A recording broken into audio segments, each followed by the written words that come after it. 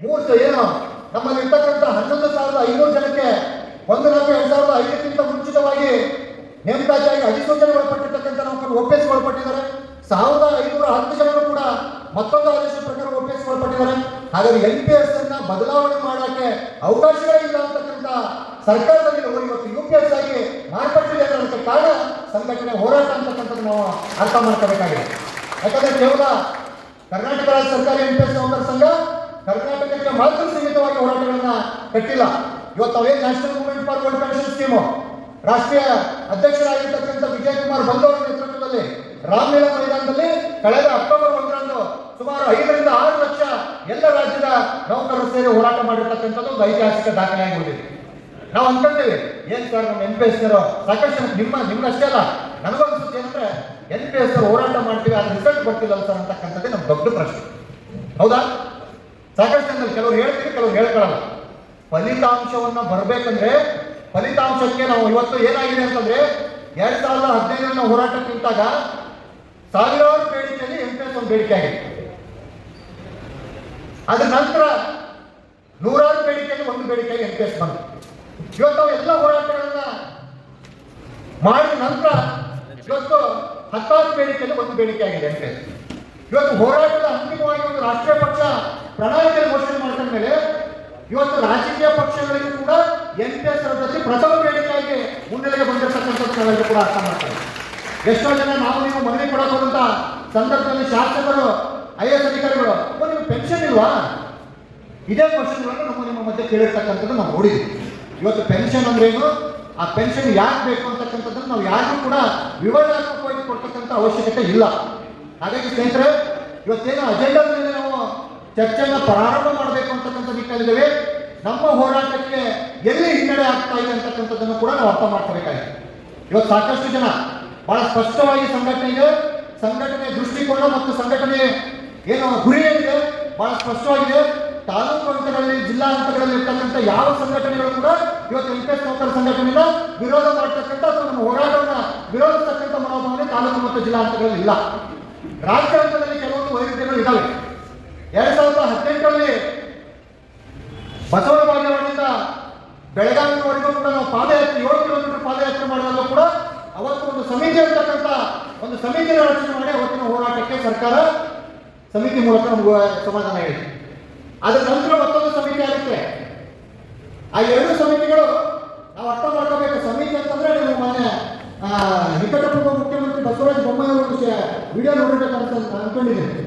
ಈ ರಾಜ್ಯದಲ್ಲಿ ಸಮಿತಿಯನ್ನು ಮಾಡುವಷ್ಟು ಸರಳವಾಗಿರ್ತಕ್ಕಂಥ ಕೆಲಸ ಬೇರೆ ಯಾವುದಿಲ್ಲ ಅಂತಕ್ಕಂಥದ್ದನ್ನು ಒಬ್ಬ ಮುಖ್ಯಮಂತ್ರಿಯಾಗಿ ಸ್ಟೇಟ್ಮೆಂಟ್ ಕೊಟ್ಟಿರ್ತಾರೆ. ಹಾಗಾಗಿ ನಾವು ಸಮಿತಿಯನ್ನ ಕರ್ನಾಟಕ ಸರ್ಕಾರಿ NPS ನೌಕರ ಸಂಘ ಸಮಿತಿಯನ್ನು ಯಾಕೆ ವಿರೋಧ ಮಾಡ್ಕೊಂಡು ಬರ್ತಾ ಇದೆ ಅಂತಕ್ಕಂಥದ್ದನ್ನ ನಾವು ಇವೆಲ್ಲ ಅರ್ಥ ಮಾಡ್ಕೋಬೇಕಾಗಿದೆ. ನಮಗೆ ಪ್ರೀತಿ, ವಿಶ್ವಾಸ, ಸಂಘಟನೆ, ನೈತಿಕತೆ, ಈ ಎಲ್ಲ ಬದ್ಧತೆ, ಪ್ರಾಮಾಣಿಕತೆ ಇವೆಲ್ಲವೂ ಕೂಡ ಸಂಘಟನೆ ಮಾಡಿದ ಪ್ರಜಾಪ್ರಭುತ್ವ ವ್ಯವಸ್ಥೆಯಲ್ಲಿ ಯಾರು ಬೇಕಾದ್ರೂ ಕೂಡ ತಮ್ಮ ಅನಿಸಿಕೆಯನ್ನ ಹೇಳಲಿಕ್ಕೆ ಅವಕಾಶ ಇರತಕ್ಕಂಥದ್ದು ಕರ್ನಾಟಕ ರಾಜ್ಯ ಸರ್ಕಾರಿ NPS ನೌಕರ ಸಂಘ. ಇಲ್ಲಿ ನಾವು ಹಿಟ್ಲರ್ ಸಂಸ್ಕೃತಿ ಇಟ್ಕೊಂಡಿಲ್ಲ. ಏನೇ ತೀರ್ಮಾನಗಳನ್ನು ತಗೋಬೇಕಾದ್ರೂ ಕೂಡ ಬಹಿರಂಗವಾಗಿ ಚರ್ಚೆ ಮಾಡಿ ತೀರ್ಮಾನಗಳನ್ನು ತಗೊಂಡಿರ್ತಕ್ಕಂಥ ತಮ್ಮೆಲ್ಲ ಗೊತ್ತಿರ್ತಕ್ಕಂಥ ವಿಷಯ. ಈಗ ಮೊನ್ನೆ 17ನೇ ತಾರೀಕು ಸರ್ಕಾರಿ ನೌಕರ ಸಂಘದ ಬೃಹತ್ ಅಭಿನಂದನೆ ನಮ್ಮ ಅಭಿಮಾನದ ಅಭಿನಂದನಾ ಕಾರ್ಯಕ್ರಮದಲ್ಲಿ ಮತ್ತೊಂದು ಸಮಿತಿ ರಚನೆ ಆಗಿದೆ. ಅದ್ರ ಹಿಂದೆ ನಮ್ಮ ತಾಲೂಕುಗಳಲ್ಲಿ ಜಿಲ್ಲೆಗಳಲ್ಲಿ ಎಲ್ಲ ವೃಂದ ಸಂಘಗಳ ಸಭೆಯನ್ನು ಕರೆದು ಅಲ್ಲಿರ್ತಕ್ಕಂಥ ತಾಲೂಕು ಅಧ್ಯಕ್ಷರು, ಜಿಲ್ಲಾಧ್ಯಕ್ಷರು, ನಮ್ಮ ಪದಾಧಿಕಾರಿಗಳ ಜೊತೆ ಮಾತಾಡ್ತಕ್ಕಂಥ ಬಹಳ ಸ್ಪಷ್ಟವಾಗಿ ಏನಪ್ಪ ಅಂದ್ರೆ ನಾವು ಪ್ರಮುಖವಾಗಿ 3 ಬೇಡಿಕೆಗಳನ್ನು ಇಟ್ಕೊಂಡು 29ನೇ ತಾರೀಕು ಹೋರಾಟ ಕರೆ ಕೊಟ್ಟಿದ್ದೇವೆ. ಮೊದಲನೇದಾಗಿ ವೇತನ ಆಯೋಗ, ಎರಡನೇದಾಗಿ NPS ರದ್ದತಿ, ಮೂರನೇದಾಗಿ ಜ್ಯೋತಿ ಸಂಜೀವಿ. ಈ 3 ಬೇಡಿಕೆಗಳು ಈಡೇರೋವರೆಗೂ ಕೂಡ ಯಾವುದೇ ಕಾರಣಕ್ಕೂ ಕೂಡ ಹೋರಾಟವನ್ನ ಹಿಂದೆತಕ್ಕಂಥ ಪ್ರಶ್ನೆನೇ ಇಲ್ಲ. ಹೌದಾ? ಪ್ರಶ್ನೆನೇ ಇಲ್ಲ ಅಂದಿರ್ತಕ್ಕಂಥವ್ರು ಒಂದೇ ಬೇಡಿಕೆಗೆ ನಾವು ಹೋರಾಟವನ್ನು ಹಿಂದೆ ತಗೊಂಡಿರ್ತಕ್ಕಂಥದ್ದು. ಅದ್ರ ಜೊತೆಗೆ ಹೋರಾಟವನ್ನು ಹಿಂದೆ ತಗೊಂಡಿರ್ತಕ್ಕಂಥದ್ದು ನಮ್ಮ ಅಬ್ಜೆಕ್ಷನ್ ಇಲ್ಲ. ಅದು ಅವ್ರ ಸಂಘಟನೆ ತೀರ್ಮಾನ, ಅವ್ರ ಕಾರ್ಯಕರ್ತರು ಏನ್ ಬೇಕಾದ್ರೂ ತೀರ್ಮಾನ ಮಾಡ್ಬೋದು, ಅದು ಸಂಘಟನೆ ಧರ್ಮ. ಆದರೆ ಸಮಿತಿಯನ್ನು ಮಾಡಿಸಿರ್ತಕ್ಕಂಥದ್ದಕ್ಕೆ ನಾವು ಕಡಾಖಂಡಿತವಾಗಿ ಕರ್ನಾಟಕ ರಾಜ್ಯ ಸರ್ಕಾರಿ NPS ನೌಕರ ಸಂಘ ಆ ಸಮಿತಿಯನ್ನು ವಿರೋಧ ಮಾಡತಕ್ಕಂಥ ನಿಟ್ಟಿನಲ್ಲಿ ನಾವು ಇವತ್ತು ನಿರ್ಣಯವನ್ನು ಕೈಗೊಳ್ಳಬೇಕಾಗಿದೆ. ನಾಳೆ ಸಮಿತಿಯನ್ನು ರಚನೆ ಮಾಡೋದ್ರ ಮೂಲಕ ಈ ಹೋರಾಟದ ಹಾದಿಯನ್ನು ದಿಕ್ಕರಿಸತಕ್ಕಂಥ ಸ್ಪಷ್ಟವಾಗಿರ್ತಕ್ಕಂಥ ನಿಲುವು ಇದೆ ಅಂತಕ್ಕಂಥದ್ದು ಗೊತ್ತಾಗ್ತಾ ಇದೆ. ಇದ್ರ ಜೊತೆಗೆ ಅತ್ಯಂತ ಪ್ರಮುಖವಾಗಿರ್ತಕ್ಕಂಥದ್ದು ಇವತ್ತು ಚುನಾವಣೆಗಳು ಬರ್ತವೆ. ನಾವೆಲ್ಲರೂ ಕೂಡ ನಮ್ಮ ತಾಲೂಕು ಜಿಲ್ಲೆಗಳಲ್ಲಿ ಸರ್ಕಾರಿ ನೌಕರ ಸಂಘ ಇರ್ಬೋದು, ಶಿಕ್ಷಕರ ಸಂಘ ಪ್ರಾಥಮಿಕ ಇರ್ಬೋದು, ಪ್ರೌಢ ಶಿಕ್ಷಕರ ಸಂಘ, ಪ್ರೌಢಶಾಲಾ ಶಿಕ್ಷಕರ ಸಂಘ ಇರ್ಬೋದು, ಇವು ಉಪನ್ಯಾಸಕರ ಸಂಘ, ಪದವಿ ಡಿಗ್ರಿ ಕಾಲೇಜ್ ಲೆಕ್ಚರ್ಸ್ ಅಸೋಸಿಯೇಷನ್, ಕಂದಾಯ ಎಲ್ಲ ಇಲಾಖೆಗಳಲ್ಲೂ ಕೂಡ ಸಂಘಟನೆಗಳಿದ್ದಾವೆ. ಈ ಎಲ್ಲ ಸಂಘಟನೆಗಳ ಹುಟ್ಟಿಗೆ ಕಾರಣ ಏನಂದ್ರೆ ನಮ್ಮ ಕೇಡಗಳಲ್ಲಿ ಇರ್ತಕ್ಕಂಥ ಬೇಡಿಕೆಗಳು ಈಡೇರದೇ ಇದ್ದಾಗ ನಮ್ಮ ನೋವಿಗಾಗಿ ನಾವೇ ಹೋರಾಟ ಮಾಡಬೇಕು ಅಂತಕ್ಕಂಥ ಉದ್ದೇಶಕ್ಕೆ ಕಂದಾಯ ಇಲಾಖೆಯಲ್ಲಿ BAO ಸಂಘ ಇದೆ, PDO ಸಂಘ ಇದೆ, ಆಡಿಟರ್ ಇಲಾಖೆ ಸಂಘ ಇದೆ. ಅಷ್ಟೇ ಅಲ್ಲ, ಎಲ್ಲ ನಾವೇನು ಕಾರ್ಮಿಕ ಸಂಘಟನೆಗಳು ಅವೆಲ್ಲ ಸಂಘಟನೆಗಳು ಕಟ್ಟಣೆ. ನಾವು ಹೇಳ್ತಕ್ಕಂಥ ಉದ್ದೇಶ ಇಷ್ಟೇ, ಮೂಲವಾಗಿರ್ತಕ್ಕಂಥ ಮಾತೃ ಸಂಘಟನೆಗಳು ತಮ್ಮ ಜವಾಬ್ದಾರಿಗಳನ್ನು ಅರಿತು ಇವತ್ತು ಸಂಘಟನೆಗಳಲ್ಲಿ ಇರ್ತಕ್ಕಂಥ ಬೇಡಿಕೆಯ ಸಮಸ್ಯೆಯನ್ನು ಈಡೇರಿಸಿದ್ರೆ ಯಾವ ಸಂಘಟನೆಗಳು ಉದ್ಭವ ಆಗ್ತಕ್ಕಂಥ ಅವಶ್ಯಕತೆ ಇರ್ತಾ ಇರಲಿಲ್ಲ. ಯಾಕೆ ಮಾತನ್ನು ಹೇಳ್ತಾ ಇದ್ದೇವೆ ಅಂತಂದ್ರೆ, ಇವತ್ತು NPS ಪದ್ಧತಿಯ ಬಗ್ಗೆ ಮಾನ್ಯ ಮುಖ್ಯಮಂತ್ರಿಗಳು ಕ್ಯಾಬಿನೆಟ್ ವಿಷಯವನ್ನು ನಾನು ಅಧ್ಯಕ್ಷರು ಮತ್ತು ನಮ್ಮ ರಾಜ್ಯ ಪದಾಧಿಕಾರಿಗಳು ಅವ್ರನ್ನ ನೇರವಾಗಿ ಭೇಟಿಯಾದಾಗ ಅವ್ರು ಹೇಳಿರ್ತಕ್ಕಂಥ ವಿಷಯ, ನೋಡಪ್ಪ ಕ್ಯಾಬಿನೆಟ್ ಅಲ್ಲಿ ಇಟ್ಕೊಬಿಟ್ಟು ಆಮೇಲೆ ನಾನು ಘೋಷಣೆ ಮಾಡ್ತೀನಿ, ಯಾಕಂದ್ರೆ ಇದು ಪಾಲಿಸಿ ಮ್ಯಾಟರ್ ಆಗಿರೋದ್ರಿಂದ ಸಚಿವ ಸಂಪುಟದ ಒಪ್ಪಿಗೆಯನ್ನು ಪಡೆದು ನಾನು ಘೋಷಣೆ ಮಾಡ್ತೀನಿ, ನನಗೆ ಕಾಲಾವಕಾಶ ಕೊಡ್ರಿ ಅಂತ ಕೇಳಿದ ಕಾರಣಕ್ಕಾಗಿ ನಾವು ಸುಮ್ಮನೆ ಇದ್ವಿ. ಹಾಗಾಗಿ ಸಮಿತಿಯನ್ನು ಮಾಡಿ 17ನೇ ತಾರೀಕು ಸಮಾವೇಶ ಆಗುತ್ತೆ, 16ನೇ ತಾರೀಕು ರಾತ್ರಿ ಸಮಿತಿಗೆ ಸೈನ್ ಆಗುತ್ತೆ. ನೀವು ನೋಡಿ ಲೆಕ್ಕ ವಾಸ್ತವತೆ ಜೊತೆ ಹೆಜ್ಜೆ ಹಾಕಬೇಕಾಗಿದೆ. ಇವತ್ತು ನಾವೆಲ್ಲರೂ ಕೂಡ ಯಾವುದೋ ವ್ಯಾಮೋಹಕ್ಕೆ ಒಳಗಾಗ ಅಂದ್ರೆ ನಮ್ಮ ಮೂಲ ಉದ್ದೇಶಕ್ಕೆ ನಾವು ಬೆಲೆ ಕೊಡದೇ ಇರಬೇಕಾಗುತ್ತೆ. ಅದಕ್ಕೆ 16ನೇ ತಾರೀಕು ಸಮಿತಿಯನ್ನು ಮಾಡ್ತಾರೆ. ಹಾಗಾಗಿ ಸಮಿತಿಯನ್ನು ನಾವು ಇವತ್ತು ವಿರೋಧ ಮಾಡ್ತಾ ಇದ್ದೀವಿ ಅಂತಕ್ಕಂಥ ಬಹಳ ಸ್ಪಷ್ಟ. ಇದ್ರ ಜೊತೆಗೆ ಇಲ್ಲಿವರೆಗೂ ಕೂಡ ನಾವು ಯಾವುದನ್ನು ಕೂಡ ಪ್ರಶ್ನೆ ಮಾಡಿದ ಬೇರೆ ಸಂಘಟನೆ, ನಮ್ಮ ಸಂಘಟನೆ ನಿಲುವನ್ನ, ನಮ್ಮ ಸಂಘಟನೆ ರಾಜ್ಯಾಧ್ಯಕ್ಷರನ್ನ ಮತ್ತು ನಮ್ಮ ಸಂಘಟನೆ ಹೋರಾಟಕ್ಕೆ 14 ದಿನದ ಫ್ರೀಡಂ ಪಾರ್ಕ್ ಹೋರಾಟದಲ್ಲಿ ಯಾವೆಲ್ಲ ಸಂಘಟನೆ ನಮ್ಮ ಜೊತೆಗೆ ಕೈ ಜೋಡಿಸಿದ್ರು ಆ ಎಲ್ಲ ಸಂಘಟನೆಗಳ ರಾಜ್ಯ ಪದಾಧಿಕಾರಿಗಳನ್ನ ಸರ್ಕಾರಿ ನೌಕರ ಸಂಘದ ಚುನಾವಣೆಯ ಮತದಾರ ಪಟ್ಟಿಯಿಂದ ಕೈ ಬಿಟ್ಟಿರ್ತಕ್ಕಂಥದ್ದು ಇದು NPS ಹೋರಾಟವನ್ನ ಹತ್ತಿಕ್ಕಲಿಕ್ಕೆ ತಂದಿರತಕ್ಕಂಥ ನಿರ್ಣಯ ಹೊರತು ಇದು ಏಕಚಕ್ರಾಧಿಪತ್ಯದ ನಿರ್ಣಯ ಆಗಿದೆ. ಶಾಂತರಾಮ್ ಅವರನ್ನು ಕೈ ಬಿಟ್ಟಿದ್ದಾರೆ, PU ಉಪನ್ಯಾಸಕರ ಸಂಘದ ರಾಜ್ಯಾಧ್ಯಕ್ಷ ನಿಂಗೇಗೌಡರನ್ನು ತಂದಿದ್ದಾರೆ, ಗುರುಸ್ವಾಮಿ ಅವರು ತಂದಿದ್ದಾರೆ, ಜೊತೆಗೆ ಗಂಗಾಧರನ್ನು ತಂದಿದ್ದಾರೆ, ನಮ್ಮ ರಾಜ್ಯ ಪದಾಧಿಕಾರಿ ಮಹೇಶ್ವರನ್ನು ತಂದಿದ್ದಾರೆ, ಭರತ್ ಉದಯ ತಂದಿದ್ದಾರೆ. ಹೀಗೆ 60 ಜನರನ್ನ ಈಗಾಗಲೇ ರಾಜ್ಯ ಪರಿಷತ್ತಿಗೆ ಸ್ಪರ್ಧೆ ಮಾಡಬೇಕಾಗಿರ್ತಕ್ಕಂಥ 60 ಜನರು ತಂದಿದ್ದಾರೆ. ಇನ್ನು ಜಿಲ್ಲಾ ಅಂತ ತಾಲೂಕು ಹಂತಕ್ಕೆ ಬಂದಾಗ ಇನ್ನು ಕರಡು ಮತದಾರ ಪಟ್ಟಿ ಜುಲೈ 10ಕ್ಕೆ ಬಿಡುಗಡೆ ಆಗಬೇಕಾಗಿತ್ತು. ಇವತ್ತು ನಾವು ಅಕ್ಟೋಬರ್ 6ನೇ ತಾರೀಕಲ್ಲಿದ್ದೀವಿ. ಇದುವರೆಗೂ ಕೂಡ ನಮ್ಮ ತಾಲೂಕಲ್ಲಿ ನಮ್ಮ ಜಿಲ್ಲೆಗಳಲ್ಲಿ ಕರಡು ಮತದಾರರ ಪಟ್ಟಿ ಘೋಷಣೆ ಆಗಿಲ್ಲ. ಯಾಕಂದ್ರೆ ಇವತ್ತು ಜಿಲ್ಲಾ ಹಂತದಲ್ಲಿ ತಾಲೂಕು ಹಂತದಲ್ಲಿ ನಿಮಗೆ ಯಾರು ಗೊತ್ತಿಲ್ಲ. ಇದು ಸ್ಪಷ್ಟವಾಗಿ ಗೊತ್ತಾಗ್ತಾ ಇದೆ. ಚುನಾವಣೆಗೆ ಸಂಬಂಧಪಟ್ಟಂಗೆ ಅವರು ಮಾಡತಕ್ಕಂಥ ತಂತ್ರಗಳಿದ್ದಾವೋ ಇವತ್ತಾಗಲೇ ನಾವು ರಾಜ್ಯಾಧ್ಯಕ್ಷರನ್ನ ಮತದಾರ ಪಟ್ಟಿಯಿಂದ ಕೈ ಬಿಟ್ಟ ತಕ್ಷಣ ಹೋರಾಟವನ್ನು ಹತ್ತಿಕ್ಲಿಕ್ಕಾಗಲ್ಲ. ರಾಜ್ಯಾಧ್ಯಕ್ಷರು ಕಳೆದ ಬಾರಿ ಸ್ಪರ್ಧೆ ಮಾಡಿರ್ತಕ್ಕಂಥದ್ದು ಕೂಡ NPS ವಿಷಯವನ್ನ ಎಲ್ಲ ಪ್ಯಾನಲ್ಗಳು ಕೂಡ ಪ್ರಥಮ ಆದ್ಯತೆಯಾಗಿ ತಗೋಬೇಕಂದ್ರೆ ಈ ಚುನಾವಣೆ ಸ್ಪರ್ಧೆ ಮಾಡಬೇಕು ಅಂತಕ್ಕಂಥ ಉದ್ದೇಶಕ್ಕೆ ಸ್ಪರ್ಧೆ ಮಾಡಿರ್ತಕ್ಕಂಥ ತಮಗೆಲ್ಲ ಗೊತ್ತಿರ್ತಕ್ಕಂಥ ವಿಷಯ. ಇವತ್ತು ನಾವು ಈ ಒಂದು ವಿಷಯವಾಗಿ ಕೂಡ ನಿರ್ಣಯವನ್ನು ತಗೋಬೇಕಾಗಿದೆ. ನೆಕ್ಸ್ಟ್ ಬರ್ತಕ್ಕಂಥ ನಾವು UPS ಅಂತ ಒಂದು ಹೊಸ ಹಳೆಯ ಸಲಹೆಯನ್ನು ಹೊಸ ಬಾಟಲಿಯಲ್ಲಿ ಸೇರಿಸಿಕೊಟ್ಟಂತೆ ಇದೆ ಅಂತಕ್ಕಂಥ ಮಾತು. ಈ UPS ಅನ್ನು ಕೂಡ ಎಷ್ಟು ಬದಲಾವಣೆಗಳಾಗಿದೆ. ನಾವು ಬಹಳ ಬದಲಾವಣೆಗಳನ್ನು ಕೇಳ್ತಿಲ್ಲ, ನಾವು ಕೇಳ್ತಾ ಇರ್ತಕ್ಕಂಥ ಬಹಳ ಸ್ಪಷ್ಟ. ನಮ್ಮ ಉದ್ದೇಶ ಬಹಳ ಸ್ಪಷ್ಟವಾಗಿದೆ. ನೀವು NPS ರದ್ದು ಮಾಡ್ತೀರೋ, UPS ರದ್ದು ಮಾಡ್ತೀರೋ, ಯಾವುದರ ಮಾಡಿ ನಮಗೆ ಬೇಕಾಗಿರ್ತಕ್ಕಂಥದ್ದು ಈ ಹಿಂದೆ ಇರ್ತಕ್ಕಂಥ ಹಳೆಯ ಪಿಂಚಣಿ ವ್ಯವಸ್ಥೆಯನ್ನೇ ಮರು ಜಾರಿ ಮಾಡಬೇಕಂತ ಯಥಾವತ್ತಾಗಿ ಮರು ಜಾರಿ ಮಾಡಬೇಕಂತಕ್ಕಂಥದ್ದಿದ್ರೆ ಅದರಲ್ಲಿ ಯಾವುದೇ ಬದಲಾವಣೆಗಳಿಗೆ, ಯಾವುದೇ ಸುಧಾರಣೆಗಳಿಗೆ ಕರ್ನಾಟಕ ರಾಜ್ಯ ಸರ್ಕಾರಿ NPS ನೌಕರ ಸಂಘ ಒಪ್ಪಲಿಕ್ಕೆ ರೆಡಿ ಇಲ್ಲ ಮತ್ತು ಒಪ್ಪಲಿಲ್ಲ ಅಂತಕ್ಕಂಥದ್ದನ್ನ ಈ ವೇದಿಕೆ ಮೂಲಕ ತಮಗೆಲ್ಲರೂ ಕೂಡ ಸ್ಪಷ್ಟಪಡಿಸಲಿಕ್ಕೆ ಇಚ್ಛೆ ಪಡ್ತೇನೆ. ಇದ್ರ ಜೊತೆಗೆ ತಮಗೆಲ್ಲರೂ ಕೂಡ ತಾಲೂಕು ಹಂತದಲ್ಲಿ, ಜಿಲ್ಲಾ ಹಂತದಲ್ಲಿ ಕೂಡ ಸಾಕಷ್ಟು ಜನ ನಮ್ಮ ಪದಾಧಿಕಾರಿಗಳು, ಅಧ್ಯಕ್ಷರು ಫೋನ್ಗಳ ಮೇಲೆ ಫೋನ್ಗಳು ಸಹ ಒಂದು ಉತ್ತರ ಕೊಡೋಕ್ಕಾಗ್ತಾ ಇಲ್ಲ. ಏನಾಗ್ತಿದೆ, ನಿರಂತರವಾಗಿ ನಮ್ಮ ರಾಜ್ಯದ AICCಯ ಪದಾಧಿಕಾರಿಗಳ ಜೊತೆ ಅಲ್ಲದೆ ಮೊನ್ನೆ ನಾನು ಅಧ್ಯಕ್ಷರು ಕೂಡ NMOPSನ ರಾಷ್ಟ್ರೀಯ ಕಾರ್ಯಕಾರಿ ಮಂಡಳಿ ಸಭೆಯಲ್ಲೂ ಕೂಡ ಭಾಗವಹಿಸಿದೆ. ರಣದೀಪ್ ಸಿಂಗ್ ಸುರ್ಜೇವಾಲಾ ಇರ್ಬೋದು, ಮಲ್ಲಿಕಾರ್ಜುನ ಖರ್ಗೆ ಅವರು 16ನೇ ತಾರೀಕು 3 ಗಂಟೆಗೆ ನಮ್ಮ ಸಮಯವನ್ನು ನಿಗದಿ ಮಾಡಿದ್ರು ಭೇಟಿಯಾಗಲಿಕ್ಕೆ. ಕಲ್ಯಾಣ ಕರ್ನಾಟಕ ಉತ್ಸವದ ಕಾರ್ಯಕ್ರಮವಾಗಿ ದಿಢೀರ್ನ ಅವ್ರದ್ದು ಕಾರ್ಯಕ್ರಮ ರದ್ದಾಗಿರೋ ಕಾರಣದಿಂದ ಅವರು ಗುಲ್ಬರ್ಗಕ್ಕೆ ಬರ್ತಕ್ಕಂಥ ಅನಿವಾರ್ಯತೆ ಇದೆ. ಇವೆಲ್ಲವನ್ನು ಕೂಡ ತಮ್ಮ ಹತ್ರ ಹಂಚಿಕೊಳ್ಳತಕ್ಕಂಥ ವಿಷಯ ಏನಂದ್ರೆ, ನಾವು ಸಂಘಟನೆಯ ಭಾಗವಾಗಿರ್ತಕ್ಕಂಥ ಎಲ್ಲ ಹಂತದ ಪ್ರಯತ್ನಗಳನ್ನ ರಾಜ್ಯ ಸಂಘ ನಿರಂತರವಾಗಿ ಮಾಡ್ತಾ ಬಂದಿರ್ತಕ್ಕಂಥದ್ದನ್ನ ತಾವೆಲ್ಲರೂ ಕೂಡ ಗಮನಿಸಬೇಕಾಗಿದೆ. ಬಹಳ ದೂರ ತಲೆದೋಗ್ತಕ್ಕಂಥ ಯೋಚನೆ ನಮಗೂ ಇಲ್ಲ. ಯಾಕಂದ್ರೆ ಕುಟುಂಬಗಳನ್ನು ಬಿಟ್ಟು 2015ರಿಂದ ಹೆಂಡತಿ ಮಕ್ಕಳು ಕುಟುಂಬಗಳನ್ನು ಬಿಟ್ಟು ನಾವು ಬಡದಾಡಿ ನೀವೇನು ತಾಲೂಕಲ್ಲಿ ಜಿಲ್ಲೆಯಲ್ಲಿ ಬಡದಾಡ್ತಾ ಇದ್ರು, ನಾವು ರಾಜ್ಯ ಹಂತದಲ್ಲಿ ಬಡದಾಡಿ ನಮಗೂ ಒಂದು ಅಂದ್ರೆ ಅಂತಿಮ ಹಂತಕ್ಕೆ ಬಂದ್ಬಿಟ್ಟಿದೆ. ಏನಾಗಿ ಈ ಟೈಮ್ ಒಳಗಡೆ ಆಗ್ಬೇಕು, ಇಲ್ಲ ಅಂದ್ರೆ ರಾಜ್ಯಾಧ್ಯಕ್ಷರಿಗೆ ಆಲ್ರೆಡಿ ನಾವು ನಿರ್ಧಾರ ಮಾಡಿದ್ವಿ. ಸರ್ಕಾರಕ್ಕೆ 90 ದಿನಗಳ ಮುಂಚಿತವಾಗಿ ಏನು ನಾವು ಲೆಟರ್ ಕೊಡಬೇಕು, ನೀವು ಈ 90 ದಿನಗಳ ಒಳಗಡೆ NPS ರದ್ದತಿ ಬಗ್ಗೆ ನಿರ್ಣಯ ಕೈಗೊಳ್ಳದೇ ಇದ್ರೆ ವೋಟ್ ಫಾರ್ ಓಪಿಎಸ್ ಮಾಡಿ ಸರ್ಕಾರ ಬರಲಿಕ್ಕೆ ಕಾರಣೀಭೂತರಾಗಿರ್ತಕ್ಕಂಥ ಸಂಘಟನೆಯವರೇ ಸರ್ಕಾರದ ವಿರುದ್ಧ ಹೋರಾಟ ಕೇಳಿದೆ ಅಂತಕ್ಕಂಥದ್ದು ಬಹಳ ಸ್ಪಷ್ಟವಾಗಿರ್ತಕ್ಕಂಥ ನಿರ್ಣಯ ಅಂತಕ್ಕಂಥ ಮುಲಾಜೆ ಇಲ್ಲ. ಯಾವ ಕಾರಣಕ್ಕೂ ಯಾವುದೇ ಹಂಗಿಗೆ ಒಳಗಾಗಿಲ್ಲ. ರಾಜ್ಯಾಧ್ಯಕ್ಷರು ಶಾಂತಾರಾಮ್ ಅವರು ಹೋಗ್ಬಿಟ್ಟು ಮುಖ್ಯಮಂತ್ರಿಗಳ ಹತ್ರ ಇದೊಂದು ಫೈಲ್ ವರ್ಗಾವಣೆ ಮಾಡಿಕೊಡ್ರಿ, ಇದೊಂದು ಫೈಲ್ ಡೆಪ್ಟೇಷನ್ ಮಾಡಿಕೊಡ್ರಿ, ಈ ಇಲಾಖೆಯಲ್ಲಿ ಇದೊಂದು ಬಡ್ಡಿ ಕೊಡ್ರಿ ಅಂತ ನಾವು ಯಾರು ಕೂಡ ಹಂಗೆ ಇಸ್ಕೊಂಡು ತಲೆ ಕೆಡ್ಕೊಂಡು ಮುಖ್ಯಮಂತ್ರಿಗಳ ಹತ್ರ ಕೆಲಸಕ್ಕೆ ಹೋಗಿಲ್ಲ. ನಾವು ಕೇಳ್ತಾ ಇರ್ತಕ್ಕಂಥದ್ದು, ನಿಮ್ಮ ಸರ್ಕಾರ ಬರಲಿಕ್ಕೆ ಪ್ರತಿ ತಾಲೂಕು ಜಿಲ್ಲಾ ಹಂತದಲ್ಲಿ ನಮ್ಮ NPS ನೌಕರರು ಕೂಡ ವೋಟ್ ಫಾರ್ ಓಪಿಎಸ್ ಕಾರ್ಯವನ್ನು ಮಾಡಿದ್ದೇವೆ.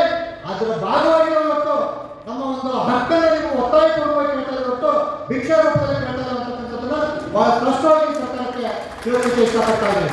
ಹಾಗಾಗಿ ಸ್ನೇಹಿತರೆ, ಇವತ್ತಿನ ಜೊತೆ ಮತ್ತೊಂದು ಪೆಡಂಬಂಧವಾಗಿ ಒಂದು ಪ್ರಯತ್ನಗಳು ನಡೀತಾ ಇದೆ. ಏನಂದ್ರೆ, ಈ ಸರ್ಕಾರಿ ನೌಕರ ಸಂಘದ ಚುನಾವಣೆ ಭಾಗವಾಗಿ ಕರ್ನಾಟಕಗಳು ಎಷ್ಟು ವಿಚಿತ್ರ ಅಂದ್ರೆ, ನಾನು ಸಂಘಟನೆ ಕಟ್ಟಲಿಕ್ಕೆ ಡಾಕ್ಟರ್ BR ಅಂಬೇಡ್ಕರ್ ಅವರು ಸಂವಿಧಾನದಲ್ಲಿ ಸಂಘಟನೆ, ಶಿಕ್ಷಣ, ಸಂಘಟನೆ ಹೋರಾಟಕ್ಕೆ ಮುಕ್ತವಾಗಿರ್ತಕ್ಕಂಥ ಅವಕಾಶ ಕೊಟ್ಟಿದೆ. ನಾವು ಸಂಘಟನೆಯನ್ನು ಕಟ್ಟಲಿಕ್ಕೆ ನಾವೆಲ್ಲರೂ ಕೂಡ ಸ್ವತಂತ್ರ. ನಾವು ಬಹಳ ವಾಸ್ತವತೆ, ನಾವು ಅದಕ್ಕೆ ಪದೇ ಹೇಳ್ತಾರೆ, ವಾಸ್ತವತೆಯ ಜೊತೆ ನಾವೆಲ್ಲರೂ ಕೂಡ ಹೆಜ್ಜೆ ಹಾಕ್ಬೇಕು. 2015 ನಾವು ಸಂಘಟನೆ ಮಾಡಿದಾಗ ಇಡೀ ರಾಜ್ಯ ಸಮಿತಿ ಸಂಘಟನೆ ಕಟ್ಟಿರ್ತಕ್ಕಂಥ ಎಲ್ಲ ಸ್ನೇಹಿತರು ಸಂಘಟನೆ ಕಟ್ಟಿರ್ತಕ್ಕಂಥ ಸಂದರ್ಭದಲ್ಲಿ ಆಗಿನ ಕಾಲದ ಸರ್ಕಾರಿ ನೌಕರ ಸಂಘದ ಅಧ್ಯಕ್ಷರಾಗಿರ್ತಕ್ಕಂಥ ಸನ್ಮಾನ್ಯ ಮಂಜೇಗೌಡರು ನೂತನ ಪಿಂಚಣಿ ಯೋಜನೆಗಳ ನೌಕರ ಸಂಘ ಅಂತ ಒಂದು ಸಂಘಟನೆ ಸ್ಥಾಪನೆ ಮಾಡ್ತಾರೆ. ನಾವು ಅದನ್ನ ವಿರೋಧ ಮಾಡ್ತೀವಿ. ಅದಾದ ನಂತರ ಈಗಿರ್ತಕ್ಕಂಥ ಸಚಿವ ನೌಕರ ಸಂಘದ ಅಧ್ಯಕ್ಷರಾಗಿರ್ತಕ್ಕಂಥ ರಮೇಶ್ ಸಂಘ ಅವರ ಅಧ್ಯಕ್ಷತೆಯಲ್ಲಿ ಮತ್ತೊಂದು NPS ಸಂಘಟನೆ ಅನಾವರಣಗೊಳ್ಳುತ್ತೆ. ಮಾನ್ಯ HK ರಾಮು ಅವರು ರಾಜ್ಯಾಧ್ಯಕ್ಷ. ಅದರ ನಂತರ ಮತ್ತೆ ಈಗಿರ್ತಕ್ಕಂಥ ರಾಜ್ಯಾಧ್ಯಕ್ಷ ಆಗಿರ್ತಕ್ಕಂಥ ಸನ್ಮಾನ್ಯ ಶಿವರಾಜ್ ಅವರ ನೇತೃತ್ವದಲ್ಲಿ ಮತ್ತೆ ವೀರಪ್ಪ ಅಂಗಡಿಯವರ ನೂತನ ಪಿಂಚಣಿ ಯೋಜನೆ ಹೊರತಕ್ಕಂಥ ನೌಕರ ಸಂಘ ಮತ್ತೆ ಅಸ್ತಿತ್ವಪಡಿಸಿದೆ. ಅಫಿಲಿಯೇಷನ್ ತಗೊಳ್ಳುತ್ತೆ. ಈಗ ಮತ್ತೊಂದು ಹೊಸ ಸಂಘಟನೆ ಹೋಗ್ತಿದೆ. ಇದರ ಸರ್ಕಾರಿ ಅಷ್ಟೇ ಕರ್ನಾಟಕ ರಾಜ್ಯ ಸರ್ಕಾರಿ NPS ನೌಕರ ಸಂಘ ಅಂತ ಇರ್ತಕ್ಕಂಥದ್ರಲ್ಲಿ ಕರ್ನಾಟಕ ರಾಜ್ಯ NPS ನೌಕರ ಸಂಘ ಅಂತಕ್ಕಂಥ ಒಂದು ಸಂಘಟನೆ ಉದ್ಭವವಾಗಿದೆ. ಅದು ಸರ್ಕಾರಿ ಅಲ್ಲ, ಬರೀ NPS ನೌಕರ ಸಂಘ. ನಮ್ದು ಸರ್ಕಾರಿ ಅಂತ ಇದೆ, ಕರ್ನಾಟಕ ರಾಜ್ಯ ಸರ್ಕಾರಿ NPS ನೌಕರ ಸಂಘ ಅಂತ ನಮ್ದಿದೆ. ಅವ್ರದ್ದು ಕರ್ನಾಟಕ ರಾಜ್ಯ NPS ನೌಕರ ಸಂಘ ಅಂತ ಉದ್ಭವವಾಗಿದೆ. ಪ್ರೈವೇಟ್ ಸಂಘ. ವಿಪರ್ಯಾಸ ಏನಂದ್ರೆ, ಆ ಸಂಘಟನೆಗೆಲ್ಲ ತಾಲೂಕಲ್ಲಿ ಅಧ್ಯಕ್ಷ ಮಾಡಕ್ಕೆ ಹೊರಟಿರ್ತಕ್ಕಂಥದ್ದು ಸರ್ಕಾರಿ ನೌಕರ ಸಂಘದ ತಾಲೂಕು ಘಟಕದ ಅಧ್ಯಕ್ಷರ. ನನ್ನ ಪ್ರಶ್ನೆ ಇಷ್ಟೇ, ನಾವೆಲ್ಲರೂ ಕೂಡ ಪ್ರತಿ ವರ್ಷ 200 ರೂಪಾಯಿ ದುಡ್ಡು ಕೊಡ್ತೀವಿ, ಸದಸ್ಯತ್ವ ಕೊಡ್ತೀವಿ. ಶಿಕ್ಷಕ ಸಂಘ ಕೊಡ್ತೀವಿ, ಸರ್ಕಾರಿ ನೌಕರ ಸಂಘ ಕೊಡ್ತೀವಿ, ಹೈಸ್ಕೂಲಿಗೆ ಕೊಡ್ತೀವಿ, ಕಾಲೇಜಿಗೆ ಕೊಡ್ತೀವಿ. ಹಾಗಾಗಿ ಇಷ್ಟೆಲ್ಲ ದೊಡ್ಡ ಸಂಘಟನೆ ಇರ್ತಕ್ಕಂಥ ಸರ್ಕಾರಿ ನೌಕರ ಸಂಘಕ್ಕೆ NPS ಅನ್ನು ರದ್ದುಪಡಿಸತಕ್ಕಂಥ ಹೋರಾಟ ಮಾಡತಕ್ಕಂಥ ಶಕ್ತಿ ಇರುವ ಅಥವಾ ಸಂಘಟನೆ ಮೇಲೆ ನಿಮಗೆ ವಿಶ್ವಾಸ ಇರುವ ಅಂತಕ್ಕಂಥದ್ದನ್ನು ನಾನು ಪ್ರಶ್ನೆ ಮಾಡಿರ್ತೇನೆ. ಯಾಕಂದ್ರೆ ನಿಮ್ಮಡಿಯಲ್ಲಿ ನೀವು ಪದೇ ಇನ್ನೊಂದು ಸಂಘಟನೆಯನ್ನ ಸೃಷ್ಟಿ ಮಾಡತಕ್ಕಂಥ ಅವಶ್ಯಕತೆ, ಅನಿವಾರ್ಯತೆ ಏನಿದೆ? ನಾವು ಸ್ವತಂತ್ರವಾಗಿ ಕಟ್ಕೊಂಡಿದ್ದೀವಿ, ನಾವು ಸಂಘಟನೆ ಸ್ವತಂತ್ರವಾಗಿ ಕಟ್ಟಿದ್ದೀವಿ. ಯಾಕೆ ಇದು ಸರ್ಕಾರಿ ನೌಕರ ಸಂಘದ ಅಡಿಯಲ್ಲಿ ಒಂದು ಸಂಘಟನೆ? ಅದರ ಅವಶ್ಯಕತೆ, ಅನಿವಾರ್ಯತೆ ಏನಿದೆ? ಬಹಳ ಸ್ಪಷ್ಟವಾಗಿ ಗೊತ್ತಿರ್ತಕ್ಕಂಥದ್ದು ಒಂದೇ, NPS ನೌಕರರು ಸರ್ಕಾರಿ ನೌಕರ ಸಂಘದ ಚುನಾವಣೆಯಲ್ಲಿ 2 ಭಾಗ ಮಾಡ್ಕೊಂಡ್ರೆ ನಾವು ಸುಲಭವಾಗಿ ಅಧಿಕಾರವನ್ನು ಹಿಡಿಬಹುದು. ಇನ್ನೊಂದು 5 ವರ್ಷ ಕೇಂದ್ರ ಮಾದರಿನೋ, ಕೇಂದ್ರ ಸಮಾನನೋ ಅಥವಾ ಇನ್ನೊಂದು ಮತ್ತೊಂದು ಹೇಳ್ಕೊಂಡು 5 ವರ್ಷ ನಾನು ಚಪ್ಪಾಳಿ ಸಿಳ್ಳೆ ಹೊಡ್ಸ್ಕೋಬಹುದು ಅನ್ನೋದು ಬಿಟ್ಟರೆ, ಯಾವುದೇ ಕಾರಣಕ್ಕೆ NPS ರದ್ದತಿ ಮಾಡ್ತಕ್ಕಂಥ ಉದ್ದೇಶ ಇದ್ದಿದ್ರೆ, ಆ NPS ನೌಕರಿಗೆ ನ್ಯಾಯ ಕೊಡಿಸಬೇಕಂತಕ್ಕಂಥ ಉದ್ದೇಶ ಇದ್ದಿದ್ರೆ, ಇನ್ನೊಂದು ಸಂಘಟನೆಯನ್ನು ಹುಟ್ಟಾಕ್ತಕ್ಕಂಥ ಅವಶ್ಯಕತೆ, ಅನಿವಾರ್ಯತೆ ಆ ಸಂಘಟನೆಗೆ ಇರಲಿಲ್ಲ ಅಂತಕ್ಕಂಥದ್ದನ್ನ ನಾವೆಲ್ಲರೂ ಕೂಡ ಅರ್ಥ ಮಾಡ್ಕೋಬೇಕಾಗಿದೆ. ನಾವೆಲ್ಲರೂ ಕೂಡ ಸಾಕಷ್ಟು ಪ್ರಜ್ಞಾವಂತರಿದ್ದೇವೆ. ಅದ್ಯಾವ ಒಂದೇ ಒಂದು ಕಥೆ ನೆನಪಾಗಿರ್ತಾನೆ. ಏನಂದ್ರೆ, 3 ಜನ ಸ್ನೇಹಿತರು ಹೋಗ್ಬೇಕಾದ್ರೆ ಅದರಲ್ಲಿ ಒಬ್ಬ ಏನ್ ಮಾಡ, ಅವ್ನು ಪಕ್ಕದ ಸ್ನೇಹಿತರಿಗೆ ಚಾಕು ತಗೊಂಡು ಚುಚ್ಚಿದ ತಕ್ಷಣ ಅವ್ನು ಚುಚ್ಚಿದ ವಿರೋಧ ಮಾಡ್ತಾ ಇಲ್ಲ, ಇನ್ನೊಬ್ಬ ಪಕ್ಕದಲ್ಲಿ ಇದ್ದಲ್ಲ, ಅವ್ನು ಚುಚ್ಚೋಗಿದ್ರೆ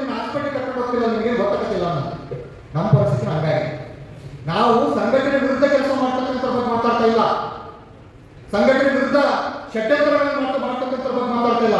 ಈ ಹೋರಾಟವನ್ನ ಹಿಂದಕ್ಕೆ ನಾವು ನೀವೆಲ್ಲರೂ ಸೇರ್ಕೊಂಡು ಹೋರಾಟದ ಈ ಒಂದು ಅಂತಿಮ ಹಂತಕ್ಕೆ ತಂದು ತಾರ್ಕಿಕವಾಗಿ ಹುಕ್ಕಾಕೊಂಡು ತಿಲಾಂಜಲಿ ಹಾಕಬೇಕಂತ ಪ್ರಯತ್ನ ಮಾಡ್ತಾ ಇದ್ರೆ ಸಮೀಕ್ಷೆಯನ್ನು ಮಾಡಿಸಿ ನಮ್ಮ ಹೋರಾಟದ ವಿಷಯವನ್ನು ಹೋರಾಟದ ತೇರನ್ನು ಹಿಂದೆ ಕೇಳ್ತಾರೆ.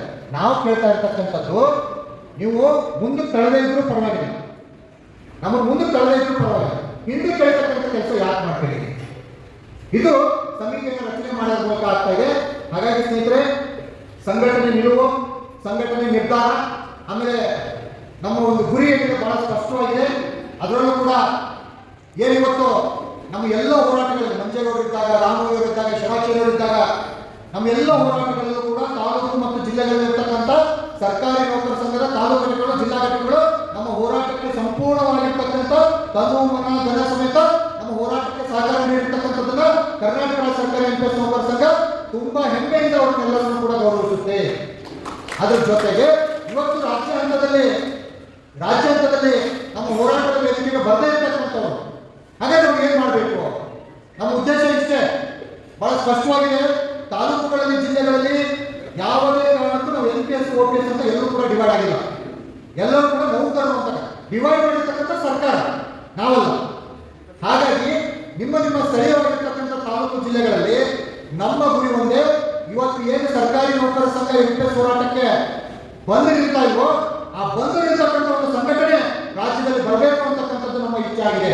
ಅದನ್ನ ನಾವೆಲ್ಲರೂ ಕೂಡ ಅರ್ಥ ಮಾಡ್ತಾ ಸರ್ಕಾರಿ ನೌಕರ ಸಂಘ 1,60,000 ಶಿಕ್ಷಕರನ್ನು ಹೊಂದಿರತಕ್ಕಂಥ ಪ್ರಾಥಮಿಕ ಶಾಲಾ ಶಿಕ್ಷಕರ ಸಂಘ ಹೋರಾಟದ ವೇದಿಕೆಯಲ್ಲಿ ಅಧ್ಯಕ್ಷರು ನಮ್ಮ ಜೊತೆಗಿದೆ, PU ಉಪನ್ಯಾಸಕರ ಸಂಘ ನಮ್ಮ ಜೊತೆಗಿದೆ, ಎಲ್ಲ ಕೇಡರ ಸಂಘಟನೆಗಳು ಕೂಡ ವೇದಿಕೆ ಬಂದು ನಮ್ಮ ಜೊತೆಗೆ ಸಂಘಟನೆ ಹೋರಾಟಕ್ಕೆ ಬೆಂಬಲ ನೀಡಿದಾಗ ಕೂಡ ನಾವು ಸದಸ್ಯತ್ವ ಕೊಡ್ತಕ್ಕಂಥ ನಮ್ಮ ಮಾತೃ ಸಂಘಟನೆ ಹೋರಾಟಕ್ಕೆ ವೇದಿಕೆಗೆ ಬರಬೇಕಂದ್ರೆ ನಮ್ಮ ಕಂಡುಬಿರ್ತಕ್ಕಂಥ ಈ ಸರ್ಕಾರಿ ನೌಕರ ಸಂಘದ ಚುನಾವಣೆಯಲ್ಲಿ ರಾಜ್ಯ ಹಂತಕ್ಕೆ ಆಯ್ಕೆಯಾಗಿ ಬರ್ತಕ್ಕಂಥ ಸಂಘಟನೆ NPS ರಾಜ್ಯಕ್ಕೆ ಪ್ರಥಮ ಆದ್ಯತೆಯಾಗಿ ತಗೊಳ್ತಕ್ಕಂಥ ಸಂಘಟನೆ ಆಗಿರ್ಬೇಕನ್ನ ಬಿಟ್ಟರೆ ಇದರ ಬೇರೆ ರೀತಿಯ ಒಂದು ಉದ್ದೇಶ ಇಲ್ಲ ಅಂತಕ್ಕಂಥ ತಾವೆಲ್ಲರೂ ಕೂಡ ಅರ್ಥ ಮಾಡ್ಕೋಬೇಕಾಗಿದೆ. ಆದ್ಮೇಲೆ ತುಂಬಾ ಹೊತ್ತು ಮಾತಾಡಿದ್ರೆ ಅಂತ ಭಾವಿಸ್ತಾ ಇದ್ದೀನಿ. ವಿಷಯಗಳನ್ನ ತಮ್ಮೊಂದಿಗೆ ಹಂಚ್ಕೊಳ್ತಕ್ಕಂಥ ಉದ್ದೇಶ ಬಿಟ್ಟರೆ ನಾವು ಯಾರು ಕೂಡ ಯಾವ ಸಂಘಟನೆಗಳನ್ನ ತೆಗೆದುತಕ್ಕಂಥದ್ದು ಉದ್ದೇಶ ನಮ್ಗೆ ಯಾರಿಗೂ ಇಲ್ಲ. ಬಹಳ ಸ್ಪಷ್ಟವಾಗಿ ಇಟ್ಕೊಳ್ರಿ. ಮೇರಿ ದೇವಾಸಿ ಅಂತಕ್ಕಂಥ ಒಬ್ಬ ಮಹಿಳೆ, ಡಿ ಗ್ರೂಪ್ ಕೆಲಸ ಮಾಡ್ತಕ್ಕಂಥ ಒಬ್ಬ ಮಹಿಳೆ ಸೈಕಲ್ ತುಳಿದು ಸಂಘಟನೆ ಕಟ್ಟಿ ಬೆಳೆಸಿರ್ತಕ್ಕಂಥ ಒಂದು ಮಾತೃ ಸಂಘಟನೆ ಕರ್ನಾಟಕ ರಾಜ್ಯ ಸರ್ಕಾರಿ ನೌಕರ ಸಂಘ, ಮಹಿಳೆ ಕಟ್ಟಿರ್ತಕ್ಕಂಥ ಸಂಘಟನೆಗಳು ಯಾವು ಕೂಡ ಕೆಟ್ಟದ್ದಲ್ಲ.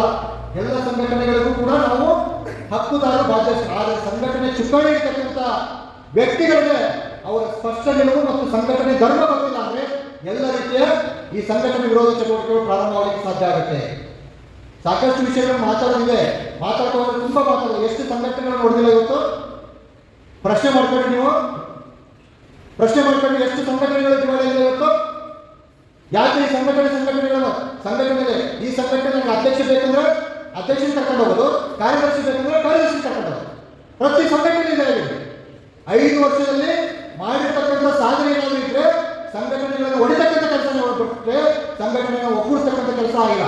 ಉದಾಹರಣೆ ಸಮೇತ ಹೇಳಬಲ್ಲೆ, ದಾಖಲೆಗಳ ಸಮೇತ ಹೇಳಬಲ್ಲೆ.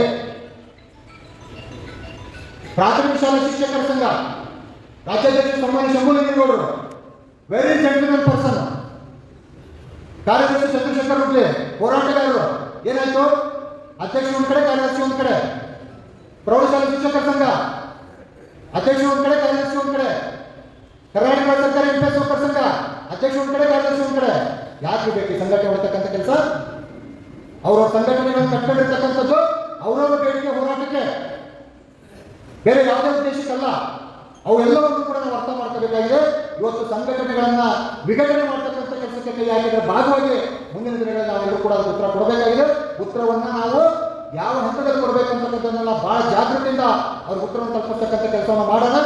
ಯಾವುದೇ ಬೆದರಿಕೆಗಳಿಗೆ, ಯಾವುದೇ ಹೆದರಿಕೆಗಳಿಗೆ ಯಾರು ಕೂಡ ಹಿಂದೆ ಸರಿತಕ್ಕಂಥ ಪ್ರಶ್ನೆ ಇಲ್ಲ. ಅದರಲ್ಲೂ ಕೂಡ ಕೆಲವರೆಲ್ಲ ಏನಾಗ್ತಿದೆ ಅಂತಂದ್ರೆ ಬಹಳ ಸ್ಪಷ್ಟವಾಗಿ ಗೊತ್ತಾಗುತ್ತೆ. ಅಂದ್ರೆ ಇವತ್ತು ಹೋಗ್ಬಿಟ್ಟು NPS ರಾಜ್ಯ ಕಾರ್ಯಕಾರಿ ಸಮಿತಿಯಲ್ಲಿ ನಾವೇನಾದ್ರು ಕಂಡುಬಿಟ್ರೆ ನಮ್ಮ ತಾಲೂಕಲ್ಲಿ ಇರ್ತಕ್ಕಂಥವ್ರು, ಜಿಲ್ಲೆಯಲ್ಲಿ ಇರ್ತಕ್ಕಂಥವ್ರು, ರಾಜ್ಯದಲ್ಲಿ ಇರ್ತಕ್ಕಂಥವ್ರು ನನಗೆ ಫೋನ್ ಮಾಡಿಬಿಡ್ತಾರೋ, ನನಗೆ ಯಾಕಪ್ಪ ನೀನು ಅಲ್ಲಿ ಹೋಗಿದ್ದೆ ಅಂತ ಕೇಳ್ತಾರೋ. ಇವೆಲ್ಲ ಆತಂಕಗಳನ್ನ ಬಿಡ್ರಿ. ನಾವು ಗೌರವ ಕೊಡಬೇಕಾಗಿರ್ತಕ್ಕಂಥದ್ದು ನಾವು ಈ ಭೂಮಿಗೆ ಬರಲಿಕ್ಕೆ ಕಾರಣೀಭೂತರಾಗಿರ್ತಕ್ಕಂಥ ನಮ್ಮ ಜನ್ಮದಾತರಾಗಿರ್ತಕ್ಕಂಥ ನಮ್ಮ ತಂದೆ ತಾಯಿಗಳಿಗೆ ಗೌರವ, ಭಯ, ಭಕ್ತಿ ಬಿಟ್ಟರೆ ನಾನು ಪ್ರಾಮಾಣಿಕವಾಗಿ ಬದ್ಧತೆ ಇದ್ದೀನಿ, ನಾನು ಹೋಗ್ತಕ್ಕಂಥ ವಿಷನ್ ಕ್ಲಿಯರ್ ಆಗಿದೆ ಅಂತಂದ್ರೆ ಯಾರಿಗೂ ಕೂಡ ಭಯ ಪಡ್ತಕ್ಕಂಥ ಅವಶ್ಯಕತೆ ಇಲ್ಲ, ಯಾರಿಗೂ ಕೂಡ ಅಂಧಾಭಿಮಾನವಾಗಿ ಗುಲಾಮಗಿರಿಯನ್ನು ತರತಕ್ಕಂಥ ಅವಶ್ಯಕತೆ ಇಲ್ಲ. ನಾವು ಸ್ವಾಭಿಮಾನದ ಹೋರಾಟಗಾರ ಅಂತಕ್ಕಂಥದ್ದು ಏನು ನಾವು ಸರ್ಕಾರ ನೌಕರ ಸಂಘದಲ್ಲಿ ಪದಾಧಿಕಾರಿ ಉದ್ದೇಶಿಕರು ಅಷ್ಟೇ ನಮ್ಮ ಜೀವನ ನಡೆಯುತ್ತಾ? ಮೂಲಭೂತವಾಗಿ ನಾವು ನಮ್ಮ ಇಲಾಖೆಗಳಲ್ಲಿ ನಮ್ಮ ಬದ್ಧತೆ ಪ್ರಾಮಾಣಿಕತೆ ಇಟ್ಕೊಳ್ಳೋಣ. ಸಂಘಟನೆ ಚುನಾವಣೆ ಸೆಕೆಂಡರಿ, ಆದರೆ ನಮ್ಮ ಬದ್ಧತೆ ಇವತ್ತು ನಾವೆಲ್ಲರೂ ಕೂಡ ಅರ್ಥ ಮಾಡ್ಕೋಬೇಕಾಗಿರ್ತಕ್ಕಂಥ ಒಂದೇ. ಅದೊಂದು ವಿಷಯ ಹೇಳ್ಬಿಡ್ತೀನಿ. 1/4/2006 ಮುಂಚಿತವಾಗಿ ನೇಮಕಾತಿಯಾಗಿರ್ತಕ್ಕಂಥ ನೌಕರರು OPS ಜಾರಿಗೆ ರಾಜ್ಯಾಧ್ಯಕ್ಷರು ಕೂಡ 1/4/2006 ಮುಂಚಿತ ಅಧಿಸೂಚನೆ ಇರ್ತಕ್ಕಂಥ ಏನು ವಿಷಯಗಳು ರೂಮರ್ಸ್ಗಳನ್ನು ಹೇಗೆ ಬೇಕಾದ್ರೂ ಹಬ್ಬಿಸ್ಬೋದು. ನಿಮಗೆಲ್ಲ ಗೊತ್ತಿದೆ, ತಾಲೂಕು ಜಿಲ್ಲೆಗಳ ರೂಮರ್ಸ್, ಅಪಪ್ರಚಾರ. ಒಬ್ಬ ವ್ಯಕ್ತಿಯನ್ನ ನೀವೇನಾದ್ರೂ ಸಂಘಟನಾತ್ಮಕವಾಗಿಯೋ ಆರ್ಥಿಕವಾಗಿಯೋ ಯಾವುದೇ ಹಂತದಲ್ಲಿ ನೀವು ಯಾವುದೇ ರೀತಿಯಲ್ಲಿ ಆರ್ಥಿಕವಾಗಿ, ಸಾಮಾಜಿಕವಾಗಿ, ರಾಜಕೀಯವಾಗಿ, ಸಂಘಟನಾತ್ಮಕವಾಗಿ ಮೇಲಂತಕ್ಕೆ ಬರ್ತಾ ಇದ್ರಿ ಅಂದರೆ ಫಸ್ಟ್ ವಿರೋಧ ಮಾಡಿದ್ರೆ ನಮ್ಮ ಸಂಬಂಧಿಕರು, ಅಣ್ತಂಗಳು. ಅವನೇನೋ ಭಾಳ ಚೆನ್ನಾಗಾಗ್ಬಿಟ್ಟಾನೆ, ಭಾಳ ಕಡಿಮೆ ಟೈಮಲ್ಲಿ ಭಾಳ ಚೆನ್ನಾಗಾಗ್ಬಿಟ್ಟ, ಯಾವಾಗ ಇವ್ನು ಕೆಳಗೆ ಬೀಳ್ತಾನ ಅಂತ ಕಾಯ್ತಿರ್ತಾನೆ. 1/4/2006 ಮುಂಚೆ ಅಧಿಸೂಚನೆಯಲ್ಲಿ ರಾಜ್ಯಾಧ್ಯಕ್ಷ ಇರೋದ್ರಿಂದ ಅದಕ್ಕೊಂದು ಪೋಸ್ಟರ್ ಮಾಡಿದ್ರು. ಏನಂತ 3 ಲಕ್ಷ 5 ಲಕ್ಷ ನೌಕರರನ್ನು ಸೇರಿಸಿ ಕೇವಲ 11,000 ಜನರಿಗೆ ನ್ಯಾಯ ಕೊಡಿಸಿದ ರಾಜ್ಯಾಧ್ಯಕ್ಷರು ತಾವು OPS ಆಗಲಿಕ್ಕೆ ಇವರು NPS ನೌಕರರನ್ನು ಬೀದಿಗಿಳಿಸಿದ್ರು ಅಂತ. ಅದಕ್ಕೆ ರಾಜ್ಯಾಧ್ಯಕ್ಷರು ತೀರ್ಮಾನ ಮಾಡಿದ್ದಾರೆ. ತೀರ್ಮಾನ ಆಗಿಬಿಟ್ಟು ಅವರು ಆಲ್ರೆಡಿ ನಿರ್ಣಯನ ತಗೊಂಡಿದ್ದಾರೆ. ಈ ರಾಜ್ಯದಲ್ಲಿ NPS ರದ್ದಾಗಿ ನಮ್ಮ ಸಂಘಟನೆಯನ್ನು ನಂಬಿರ್ತಕ್ಕಂಥ NPS, ಸರ್ಕಾರಿ NPS ನೌಕರಿಗೆ, ಅನುದಾನಿತ ನೌಕರಿಗೆ, ನಿಗಮ ಮಂಡಳಿ ನೌಕರಿಗೆ OPS ಜಾರಿಯಾಗುವವರೆಗೂ ಕೂಡ ನಾನು OPS ಒಳಪಡಲ್ಲ ಅಂತಕ್ಕಂಥ ನಿರ್ಣಯವನ್ನು ಕೈಗೊಂಡು ಅವರು ಒಪ್ಪಿಗೆ ಪತ್ರವನ್ನು ಕೂಡ ಇದುವರೆಗೂ ಕೊಟ್ಟಿಲ್ಲ ಅಂತಕ್ಕಂಥದ್ದನ್ನ ಈ ಸಭೆ ಗಮನಕ್ಕೆ ತರಬೇಕು ಬಯಸ್ತಾರೆ.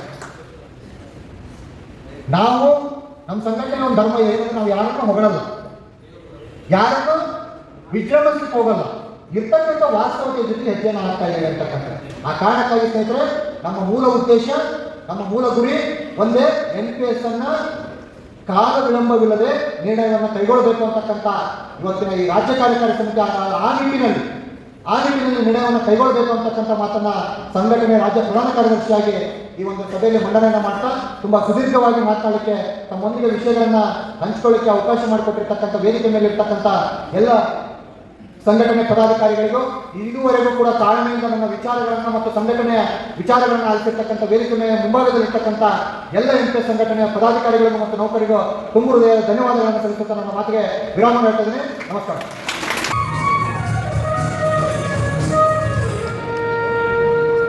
ಫೋಟೋ ತೆಗೆಯೋದ್ರಾಗೆ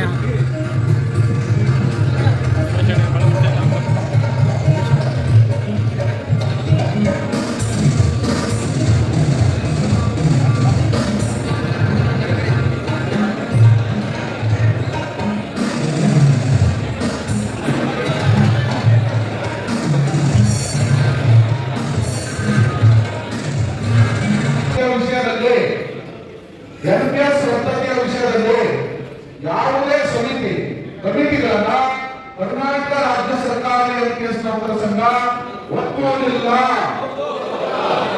ಯಾವುದೇ ಸಮಿತಿ ಮತ್ತೆ ಸಮಿತಿ ತಗೊಳ್ತಕ್ಕಂಥ ನಿರ್ಣಯವನ್ನ ನಾವು ಒಪ್ಪುವುದಿಲ್ಲ ಅನ್ಬೋದಲ್ಲ. ಯಾಕೆ ಅಂತ ಹೇಳಿದ್ರೆ ನಮ್ಮ ಚರ್ಚೆ ಮತ್ತೆ ನಮ್ಮ ಸಮಯ ಅಥವಾ ನಾವು ಮಾತಾಡಿರ್ತಕ್ಕಂಥದ್ದು ಒಂದು ರಾಷ್ಟ್ರೀಯ ಪಕ್ಷ ಮತ್ತೆ ಅದರೊಂದಿಗೆ ನಾವು ಮಾತುಕತೆ ಆಗಿ ನಾವು OPS ಸಂಕಲ್ಪ ಯಾತ್ರೆ ಇರ್ಬೋದು, OPS ಅನ್ನುವಂಥ ನಿರ್ಣಯವನ್ನ ನಾವು ತಗೊಂಡಿದ್ದೇವೆ. ಹಾಗಾಗಿ ನಮ್ಮ ನಿರ್ಣಯವನ್ನ, ನಮ್ಮ ಅಭಿಪ್ರಾಯವನ್ನ, ನಾವು ನಮ್ಮ ಮಾತುಕತೆಯನ್ನ ನಾವು ಯಾವುದೇ ಸಮಿತಿ ಜೊತೆಗಾಗಲಿ ಯಾವುದೇ ಕಮಿಟಿಯ ಜೊತೆಗಾಗಲಿ ಮಾತಾಡುವಂಥದ್ದು ಇಲ್ಲ, ಕೇಳುವಂಥದ್ದು ಇಲ್ಲ. ಅವರ ಅಭಿಪ್ರಾಯವನ್ನ ಕೇಳುವಂಥದ್ದು ಕೂಡ ನಮ್ಮ ಸಂಘದ ನಿರ್ಣಯಕ್ಕೆ ಒಳಪಡೋದಿಲ್ಲ. ಆದ್ದರಿಂದ ಕರ್ನಾಟಕ ರಾಜ್ಯ ಸರ್ಕಾರಿ NPS ನೌಕರ ಸಂಘ ಸರ್ಕಾರ ಮಾಡುವ ಯಾವುದೇ ಸಮಿತಿಗಳನ್ನ ಕಮಿಟಿಗಳನ್ನ ಒಪ್ಪುವುದಿಲ್ಲ. ಇದು ನಿರ್ಣಯ ಅನುಭವಿಸಬೇಕು. ಓಕೆ, ಒಂದನೇದು ಅಜೆಂಡಾ ಕ್ಲಿಯರ್.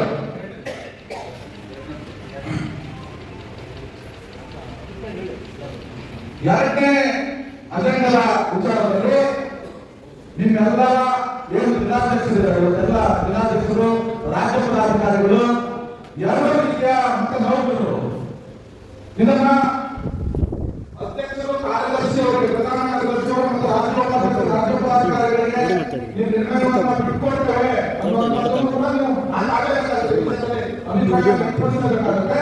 ಅದನ್ನು ಕೂಡ ತಾವು ಹೇಳ್ಬೋದು. ಕೂಡ ಈ ವಿಚಾರದಲ್ಲಿ ತಾವು ತಮ್ಮ ಪ್ರಸ್ತಾವನೆಯನ್ನ ತಮ್ಮ ಅಭಿಪ್ರಾಯವನ್ನು ದಾಖಲಿಸಬಹುದು. ಇದು ಎರಡನೇ ಅಜೆಂಡಾ. ಚರ್ಚೆಗೆ ನಾವು ಬಿಡೋಣ. ಎರಡನೇ ಕ್ಲಿಯರ್ ಆಗಬೇಕಲ್ಲ, ಒಂದು ಕ್ಲಿಯರ್ ಆಗಿದೆ, ಎರಡನೇ ಕ್ಲಿಯರ್ ಆಗಬೇಕಲ್ಲ. ಚರ್ಚೆಗೆ ಮೊದಲು ಇಲ್ಲೇನೆ ಜಿಲ್ಲಾಧ್ಯಕ್ಷರು ರಾಜ್ಯ ಪದಾಧಿಕಾರಿಗಳು ಅಲ್ಲಿಂದ ನಮ್ಮ ಇವತ್ತೇನು ಪೋಸ್ಟ್ ಅನ್ನು ಮಾಡಿದ್ದಾರೆ. ಯಾವಾಗಲೂ ಕೂಡ ದಾವಣಗೆರೆ 2014ರಲ್ಲಿ ಕೂಡ 15ರಲ್ಲಿ ಮೊದಲನೇ ಸಭೆಯನ್ನ ನಾವು ಇಲ್ಲಿ ಮಾಡ್ತೀವಿ. 2015ರಲ್ಲಿ ಹೋರಾಟದ ರಾಜ್ಯ ಕಾರ್ಯಕಾರಿಣಿಯನ್ನು ಮಾಡಿ ಹೋರಾಟದ ದಿಕ್ಕನ್ನು ನಾವು ದಾವಣಗೆರೆಯಿಂದ ನಾವು ಪ್ರಾರಂಭ ಮಾಡಿದ್ದೀವಿ. ಆ ದಾವಣಗೆರೆಯಲ್ಲಿ ಇವತ್ತು ನನ್ನ ಇದರಲ್ಲಿ ಈ ಒಂದು ಕಾರ್ಯಕಾರಿಣಿ ಅತ್ಯಂತ ವಿಶೇಷ ಕಾರ್ಯಕಾರಿಣಿ. ಈ ಕಾರ್ಯಕಾರಿಣಿಯಲ್ಲಿ ತಗೊಳ್ಳುವಂತ ನಿರ್ಧಾರ NPS ಅನ್ನಲ್ಲಿ UPS ಅನ್ನಲ್ಲಿ ಕರ್ನಾಟಕದಲ್ಲಿ ಉಳಿಸಬಾರದು, OPS ಅನ್ನು ಪಡ್ಕೊಳ್ಬೇಕು ಅನ್ನುವಂತ ನಿಟ್ಟಿನಲ್ಲಿ ನಿರ್ಣಯ ದಾವಣಗೆರೆಯಲ್ಲಿ ನಾವು ತಗೊಂಡಿದ್ದೀವಿ. ಇವತ್ತು ಏನು ನಮ್ಮ ಇನ್ನೂ ಸಂಪ್ರದಾಯದ ಪ್ರಕಾರ ನವರಾತ್ರಿಯನ್ನ ಏನು 4ನೇ ದಿವಸದ ನವರಾತ್ರಿಯನ್ನ ನಾವೆಲ್ಲರಿಗೂ ಕೂಡ ಆಚರಣೆ ಮಾಡ್ತಾ ಇದ್ದೀವಿ.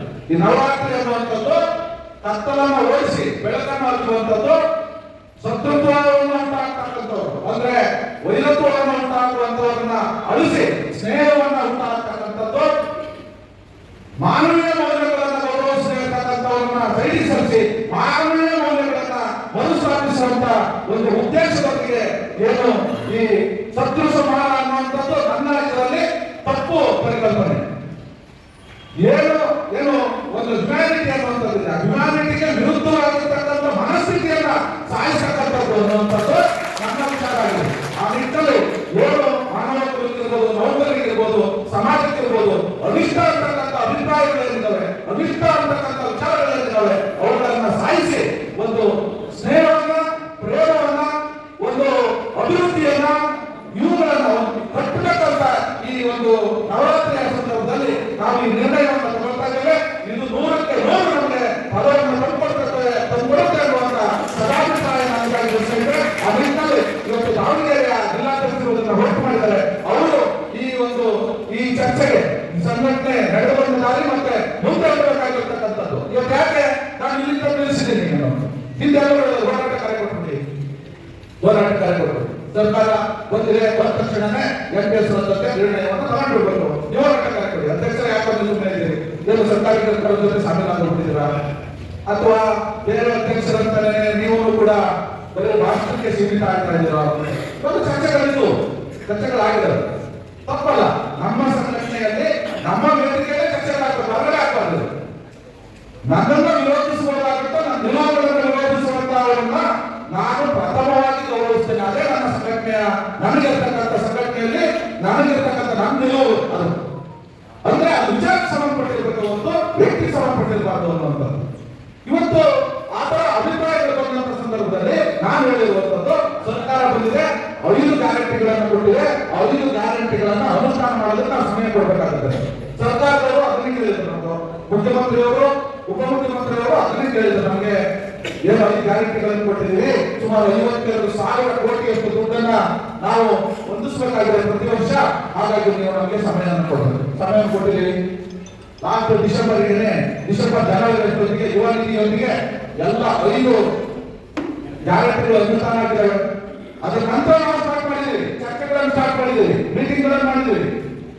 ಆ ಮೀಟಿಂಗ್ಗಳನ್ನ ಮಾಡಿ ಅದು ಫಲಶ್ರುತಿ. ಆ ಮೀಟಿಂಗ್ಗಳು ಅಥವಾ ಚರ್ಚೆಗಳು, ಆ ನಿಲುವುಗಳು ನಮ್ಮ ಸಂಘಟನೆಯ ನಿಲುವುಗಳಿಗೆ ವಿರುದ್ಧವಾದಂತಹ ನಿಲುವುಗಳನ್ನು ಪಡ್ಕೊಂಡಂತ ಸಂದರ್ಭದಲ್ಲಿ ಸಂಘಟನೆ ಮುಂದಿನ ಹಂತಕ್ಕೆ ಹೋಗಬೇಕಾಗುತ್ತೆ. ಆ ನಿಟ್ಟಿನಲ್ಲಿ ಇವತ್ತು ಸಕಾಲ. ಯಾಕೆ ಅಂತ ಹೇಳಿದ್ರೆ ಸರ್ಕಾರ ಏನು 34 ಮಿನಿಸ್ಟರ್ 34 ಕ್ಯಾಬಿನೆಟ್ ಮಿನಿಸ್ಟರ್ ಕೂಡ NPS ರದ್ದತಿಯ ಪರವಾಗಿದ್ದಂತವರು. ಮುಖ್ಯಮಂತ್ರಿ ಅವರುಗಳು ಸರ್ಕಾರ ನಿರ್ಣಯ ತಗೊಳ್ತಾ ನಾವು ಅದ್ರ ಜೊತೆ ಕೈ ಜೋಡಿಸ್ತೇವೆ ಅಂತ ಹೇಳಿರುವಂತದ್ದು. 34 ಮಿನಿಸ್ಟರ್ ಮನವೊಲಿಸುವ ನಿಟ್ಟಿನಲ್ಲಿ ಕೆಲಸಗಳನ್ನು ಮಾಡಿದ್ದೀವಿ. ಅದು ಆದ ನಂತರ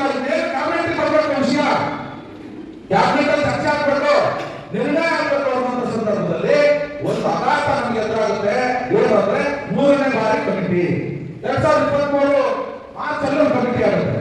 ಅವಾಗ ನಮ್ಮ ರಾಷ್ಟ್ರ ಕಾರ್ಯಕರ್ತರ ಸಂಘದ ಅಧ್ಯಕ್ಷರು ಹೇಳಿಕೆ ಕೊಡ್ತಾರೆ, 2 ತಿಂಗಳಲ್ಲಿ ವರದಿ ತರಿಸ್ಕೊಂಡು 8 ಕೆಲಸ ಬಂದ್ ಮಾಡ್ತಾರೆ, ಮುಗಿದೋಗ್ರಿ ನಡ್ರಿ, 8 ಕೆಲಸ ಇಲ್ಲ, ಯಾರು ಇಲ್ಲ ನಡ್ರಿ, ನಾನು ಮಾಡ್ಸಿದ್ರೆ ಆಗೋದು ನಡ್ರಿ ಅಂತಂದು ಹೇಳಿದ್ರೆ ಕೇಳಿದ್ರಲ್ವಾ ಮಾರ್ಚಲ್ಲಿ 2023 ಅಂತ ಅವ್ರು ಹೇಳಿದ್ರಿ.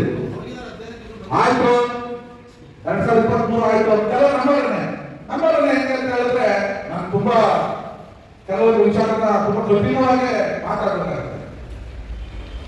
ಯಾರು ಮಾಡಿದ್ರೇನ್ರಿ ನಮಗೆ FPS ಗೊತ್ತಾಗಲ್ಲ ಬಿಡ್ರಿ, ಯಾರು ಮಾಡಿದ್ರೇನ್ರಿ ಅನ್ನೋ ಮಾತುಗಳನ್ನು ನಾವು ಕೇಳಿದ್ವಿ. ಯಾರು ಯಾವ ಕಾರಣಕ್ಕೂ ಕೂಡ ಬಂದು ಮಾಡೋದಿಲ್ಲ ಅನ್ನುವಂತ ನಿಲುವು ವಿಚಾರ ನಿಮ್ಮಲ್ಲಿ ಇರಬೇಕಾಗುತ್ತೆ. ಈ ವಿಚಾರವನ್ನ 2014ರಲ್ಲಿ ತಗೊಂಡಿರುವಂತವ್ರು ನಾವು ಇದನ್ನು ಮುಕ್ತಾಯಗೊಳಿಸುವಂತ ಬದ್ಧತೆ ಇರ್ತಕ್ಕಂಥವ್ರು ನಾವೇನೆ. ವ್ಯಾಪಾರಿಗಳು ಮಾಡೋದು ಸಾಧ್ಯ ಇಲ್ಲ. ನಾನು ಯಾವತ್ತೂ ಹೇಳ್ತಾ ಇದ್ದೀನಿ, ಎಲ್ಲಿ ಜನ ಸೇರ್ತಾರೋ ಖರ್ಚಿಗೆ ಮಾಡಿರ್ತಾರೆ ಅಂತ. ಎಲ್ಲಿ ಜನ ಸೇರ್ತಾರೋ ಅಲ್ಲಿ ಖರ್ಚಿಗೆ ಮಾಡೋರು, ಅಲ್ಲಿ ಸಂಪ್ ಮಾಡೋರು, ಅವರವರ ಅನುಕೂಲಗಳನ್ನ ಮಾಡುವಂತವ್ರು ಇರ್ತಾರೆ, ಹಾಗೆ ಮಾತನ್ನು ಮಾಡುವಂತವ್ರು ಇರ್ತಾರೆ. ಇವರು ಯಾರನ್ನೂ ಕೂಡ MPS ಅನ್ನು ರದ್ದುಗೊಳಿಸಲು ಸಾಧ್ಯ ಇಲ್ಲ. ಕರ್ನಾಟಕ ರಾಜ್ಯ ಸರ್ಕಾರ MPS ನೌಕರ ಸಂಘ ಮಾತ್ರ ಅದನ್ನು ಮಾಡಲು ಸಾಧ್ಯ ಅನ್ನೋದನ್ನ ಇವತ್ತು ಬೋಧನೆ ಕಮಿಟಿಯನ್ನ ಮಾಡಿಸುವಂತ ಹಂತಕ್ಕೆ ಬಂದು ಮತ್ತೆ ಬೇರೆ ಬೇರೆ ಸಂಘಟನೆಗಳನ್ನು ಉಂಟಾಗುವಂಥದ್ದು ಮತ್ತೆ ನಮ್ಮ ಪ್ರಧಾನ ಕಾರ್ಯದರ್ಶಿ ಪ್ರಸ್ತಾಪ ಮಾಡೋದು. ಮತ್ತೊಂದು ಸರಿ ನಾನು ಅದನ್ನು ಹೇಳಿ ಸಮಯ ವೇಸ್ಟ್ ಮಾಡೋದಕ್ಕೆ ತಯಾರಿಲ್ಲ.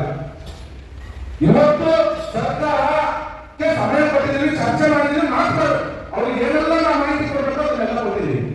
ಕೊಟ್ಟ ನಂತರ ಮಾನ್ಯ ಮುಖ್ಯಮಂತ್ರಿಯವರು ಸರ್ಕಾರದ ಅಪರಾಧ ಕಾರ್ಯದರ್ಶಿಯವರಿಗೆ ಹೇಳ್ತಾರೆ, ನೀವು ಒಂದು ರಿಪೋರ್ಟ್ ಅನ್ನ ಕೊಡಿ, ರಿಪೋರ್ಟ್ ಅನ್ನ ರೆಡಿ ಮಾಡಿಸಿ, MPS ರದ್ದತಿಗೆ ಒಂದು ರಿಪೋರ್ಟ್ ಅನ್ನು ರೆಡಿ ಮಾಡಿಸಿ. ರಿಪೋರ್ಟ್ ಕೂಡ ರೆಡಿ ಆಗುತ್ತೆ ಸ್ನೇಹಿತರೆ. ನಾನು ಮುಂದಿನ ಕ್ಯಾಬಿನೆಟ್ಗೆ ಬರುವಂತ ನಿಟ್ಟಿನಲ್ಲಿ ಕ್ಯಾಬಿನೆಟ್ ಕೆಲವು ನಿಟ್ಟಿನಲ್ಲಿ ಒತ್ತಡಗಳನ್ನು ನಾವು ಮಾಡೋದು ಸ್ಟಾರ್ಟ್ ಮಾಡ್ತೀವಿ ರಾಜ್ಯ ಸಂಘದಿಂದ. ಇನ್ ಬಿಟ್ವೀನ್ ಒಂದು ಏನು ನಮ್ಮ ಜ್ಞಾನದ ಒಂದು ಇದು ಪ್ರಾರಂಭ ಆಗುತ್ತೆ, ಅದು ಪೂರ್ವಕವಾಗಿ ಒಂದು ಕಮಿಟಿ ಹಾಕಿ ಹೊರಗಡೆ ಬರುತ್ತೆ. ಅದೇ ಮಾನ್ಯ ಮುಖ್ಯಮಂತ್ರಿಗಳು ಆ ಒಂದು ಇದರಲ್ಲಿ ಅನೌನ್ಸ್ ಮಾಡೋದಿಲ್ಲ, ಬಟ್ ಆ ಸಮಿತಿ ಹೊರಗಡೆ ಬರುತ್ತೆ. ಅದು ನಾವೇ ಮಾಡಿಸಿರೋದು ಅಂತ ಹೇಳ್ಬಿಟ್ಟು ಚೀಲ ಹೇಳ್ಬಿಟ್ಟು ಅದನ್ನ ರೂಪಾಂತರಿಸ್ತಾರೆ. ಇದನ್ನು ನೀವು ನಾವು ಅರ್ಥ ಮಾಡ್ಕೊಳ್ಬೇಕಾಗಿದೆ. ಹಾಗಾಗಿ ಇವತ್ತು ನಾವು ಎಲ್ಲ ಹಂತವನ್ನು ದಾಟಿರೋದ್ರಿಂದ ಇವತ್ತು ಹೋರಾಟಕ್ಕೆ ಹೋಗಬೇಕಾದಂತ ಒಂದು ಸನ್ನಿವೇಶದಲ್ಲಿ ನಾವಿದ್ದೀವಿ. ಹೋರಾಟಕ್ಕೆ ಈಗ ಸಕಾಲ ನಾವು ತಯಾರಾಗಬೇಕು. ಈ ತಯಾರಾಗೋದ್ರಲ್ಲಿ 2 ಕಾಲ ಇದೆ. ಒಂದು ಏನು ಅಂದ್ರೆ ಒಂದನೇದು ನಾವು ಹೋರಾಟವನ್ನು ಮಾಡ್ತೀವಿ. ನೌಕರರ ಜೊತೆಗೆ ಸಂಘಟನೆಗಳು ನಮ್ಮ ಜೊತೆಗೆ ಸಣ್ಣ ಎಲ್ಲ ಸಂಘಟನೆಗಳು, ಪ್ರಾಥಮಿಕ ಶಿಕ್ಷಕರ ಸಂಘದಿಂದ ಹಿಡಿದು ಉಪನ್ಯಾಸಕರ ಸಂಘದವರು ದೊಡ್ಡ ಸಂಘಟನೆಗಳು ನಮ್ಮ ಜೊತೆಗೆ ಈ ಹೋರಾಟದ ಜೊತೆಗೆ. ಆದರೆ ನಾವು 200 ರೂಪಾಯಿ ಕೊಡ್ತಕ್ಕಂಥ ಸಂಘಟನೆ ನಮ್ಮ ಸಂಘಟನೆ, ಆ ಸಂಘಟನೆ ಬೆಂಗಳೂರಿನ ತಾಲೂಕು ತಕ್ಷಣ ರಾಜಕಾರಣ ಮಾಡೋದು ಸ್ಟಾರ್ಟ್ ಮಾಡುತ್ತೆ. ಈ ತರ ಕಮಿಟಿಯನ್ನು ಮಾಡುವ ಮೂಲಕ ಈ ಹೋರಾಟಕ್ಕೆ ಒಂದು ರಿಸಲ್ಟ್ ಕೊಡದೇ ಇರುವ ತರ ನೋಡ್ಕೊಳ್ಳುವಂತ ಪ್ರಯತ್ನಗಳು ಪ್ರಾರಂಭ ಆಗುತ್ತೆ. ಅದಕ್ಕೋಸ್ಕರ ನಾನು ಹೇಳುವಂತದ್ದು, ಈ ಹೋರಾಟ ಏನಿದೆ ಇವತ್ತು ಹೋರಾಟ ದಿನಾಂಕ ನಿಗದಿ ಆಗುತ್ತೆ. ಈ ಹೋರಾಟ 100 ಯಶಸ್ವಿ ಆಗಬೇಕಾದ್ರೆ ಇವತ್ತು ನಾವು 200 ರೂಪಾಯಿ ಕೊಟ್ಟಿರುವಂತ ಏನು ನಮ್ಮ ರಾಷ್ಟ್ರೀಯ ನೌಕರರ ಸಂಘ ಈ ಹೋರಾಟದ ಜೊತೆಗಿರಬೇಕು. ಅದರಲ್ಲಿ ತಾಲೂಕು ಅಧ್ಯಕ್ಷರು, ಜಿಲ್ಲಾಧ್ಯಕ್ಷರು ನಮ್ಮ ಪರೋಕ್ಷವಾಗಿ ಜೊತೆಗೆ ಇರಬೇಕು. ರಾಜ್ಯ ಸಂಘ ನಮ್ಮ ಜೊತೆಗೆ ಇರಬೇಕು.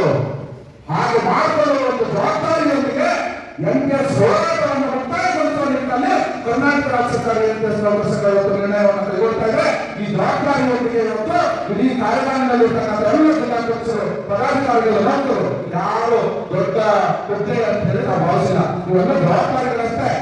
ನಾನು ರಾಜ್ಯಾಧ್ಯಕ್ಷ, ರಾಜ್ಯ ಪದಾಧಿಕಾರಿಗಳು, ಜಿಲ್ಲಾಧ್ಯಕ್ಷರು, ಜಿಲ್ಲಾ ಪದಾಧಿಕಾರಿಗಳು ಅನ್ನುವಂಥದ್ದು ಒಂದು ಸಂಘಟನೆಯನ್ನು ನಡೆಸೋದಕ್ಕೆ ಮುನ್ನಡೆಸೋದಕ್ಕೆ ಇರಬೇಕಾದಂತಹ ಒಂದು ಸಾಂಸ್ಥಿಕ ಅಥವಾ ಕಾನೂನಾತ್ಮಕ ಒಂದು ವ್ಯವಸ್ಥೆ ಹೊರತು ಜವಾಬ್ದಾರಿ ಪ್ರತಿಯೊಬ್ಬ MPS ಇದೆ. ಅದನ್ನ ಈ ಸರಿ ನಾವೆಲ್ಲರೂ ಕೂಡ ಆ ಜವಾಬ್ದಾರಿಯನ್ನು ಈ ಸರಿ ನಿಭಾಯಿಸಿ ನಮ್ಮ ಬದುಕಿಗೆ ನಾವು ಇವತ್ತು ನಮ್ಮ ನೆರವನ್ನ ಅಥವಾ ನಮ್ಮ ಬದುಕನ್ನು ನಾವು ಭದ್ರಪಡಿಸುವ ನಿಟ್ಟಿನಲ್ಲಿ ಹೋಗಬೇಕಾಗುತ್ತೆ ಸ್ನೇಹಿತರೆ. ಆ ನಿಟ್ಟಿನಲ್ಲಿ ನೀವೆಲ್ಲರನ್ನು ಕೂಡ ಇವತ್ತು ಈ ಹೋರಾಟವನ್ನು ಯಾವ ರೀತಿ ಮಾಡಬೇಕು, ಯಾವಾಗ ಮಾಡಬೇಕು ಅನ್ನುವಂಥ ನಿಟ್ಟಿನಲ್ಲಿ ನೀವು ಈ ಸಲಹೆಯನ್ನು ಕೊಡಬೇಕು. ಆ ಸಲಹೆ ಪ್ರಪ್ರಥಮವಾಗಿ ದಾವಣಗೆರೆ ಜಿಲ್ಲಾಧ್ಯಕ್ಷರಿಂದ ಪ್ರಾರಂಭ ಆಗಲಿ ಅಂತ ಹೇಳಿ ನಾನು ಹೇಳ್ತೇನೆ. ನಮಸ್ಕಾರ. ಅಂತಕ್ಕಂಥ ಕೆಲಸ ಆಗಬೇಕು ಅಂತ. ಇನ್ನೊಂದು ರಾಜ್ಯದ ಅಧ್ಯಕ್ಷರು ಮಹಾರಾಷ್ಟ್ರ ರೋಡಿಗೆ ರಾಜಕೀಯ ಮಾಡಬೇಡಿ. ಈ ನಾವೆಲ್ಲ ರೋಡಿಗಳನ್ನು ನ್ಯಾಯ ಸಿಗುತ್ತೆ ಅಂತ ಮಾತಾಡೋದಿದೆ. ಮಾತಾಡೋ ಅವಕಾಶ ಮಾಡಿಕೊಂಡು ಎಲ್ಲರಿಗೂ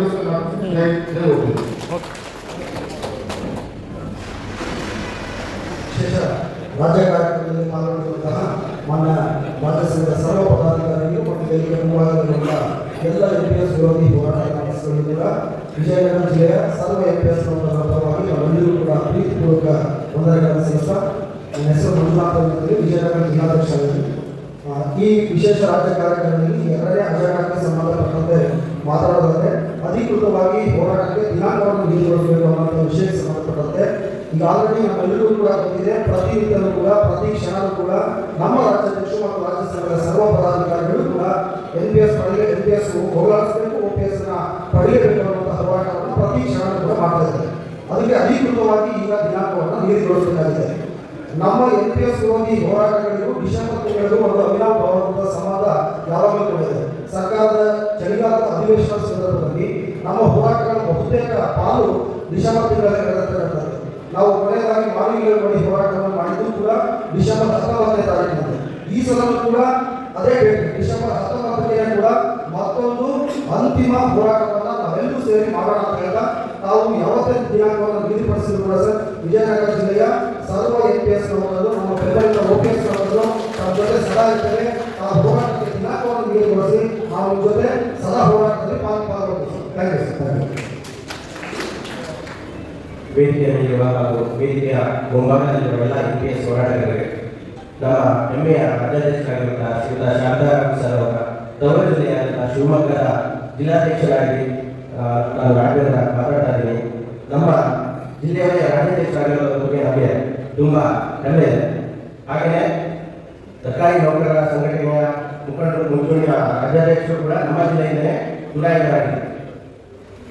ರಾಜ್ಯಾದ್ಯಂತ NPS ವಿರುದ್ಧದ ಹೋರಾಟಗಳು ನಡೆದ ತದನಂತರ ಜಿಲ್ಲಾ ಮಟ್ಟದ ಆಗಿರ್ಬೋದು, ವೋಟ್ ಫಾರ್ OPS ಆಗಿರ್ಬೋದು, ಪ್ರತಿಯೊಂದು ಕೂಡ ನಮ್ಮ ಜಿಲ್ಲೆಯಲ್ಲಿ ಅತ್ಯಂತ ಅದ್ದೂರಿಯಾಗಿ ನಾವು ಮಾಡಿದ್ದೀವಿ.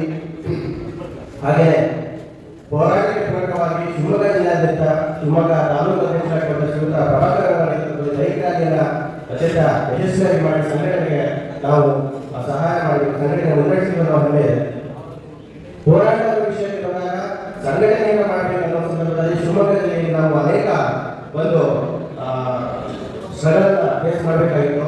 ಆದರೂ ಕೂಡ ಪ್ರತಿ ತಾಲೂಕು ಮಟ್ಟದಲ್ಲಿ ಕೂಡ ಇಡೀ ರಾಜ್ಯದಲ್ಲಿ ಎಲ್ಲಿ ಎರಡೆರಡು ಸಂಘಟನೆಗಳು NPS ಇಟ್ಕೊಂಡ್ರು ಕೂಡ ನಮ್ಮ ಶಿವಮೊಗ್ಗ ಜಿಲ್ಲೆಯಲ್ಲಿ ಪ್ರತಿ ತಾಲೂಕು ಮಟ್ಟದಲ್ಲಿ ಇರೋದು ಶ್ರೀಯುತ ಶಾಂತಾರಾಮ್ ನೇತೃತ್ವದಲ್ಲಿರುವಂತಹ ಕರ್ನಾಟಕ ರಾಜ್ಯ ಸರ್ಕಾರ NPS ನೌಕರರ ಸಂಘಟನೆ ಬಿಟ್ಟರೆ ಯಾವುದೇ NPS ಸಂಘಟನೆಯಲ್ಲಿಲ್ಲ, ಆ ಘಟನೆಯೂ ಆಗಿಲ್ಲ ಅನ್ನೋದು ನಮಗೆ ಅತ್ಯಂತ ಹೆಮ್ಮೆ ಇದೆ.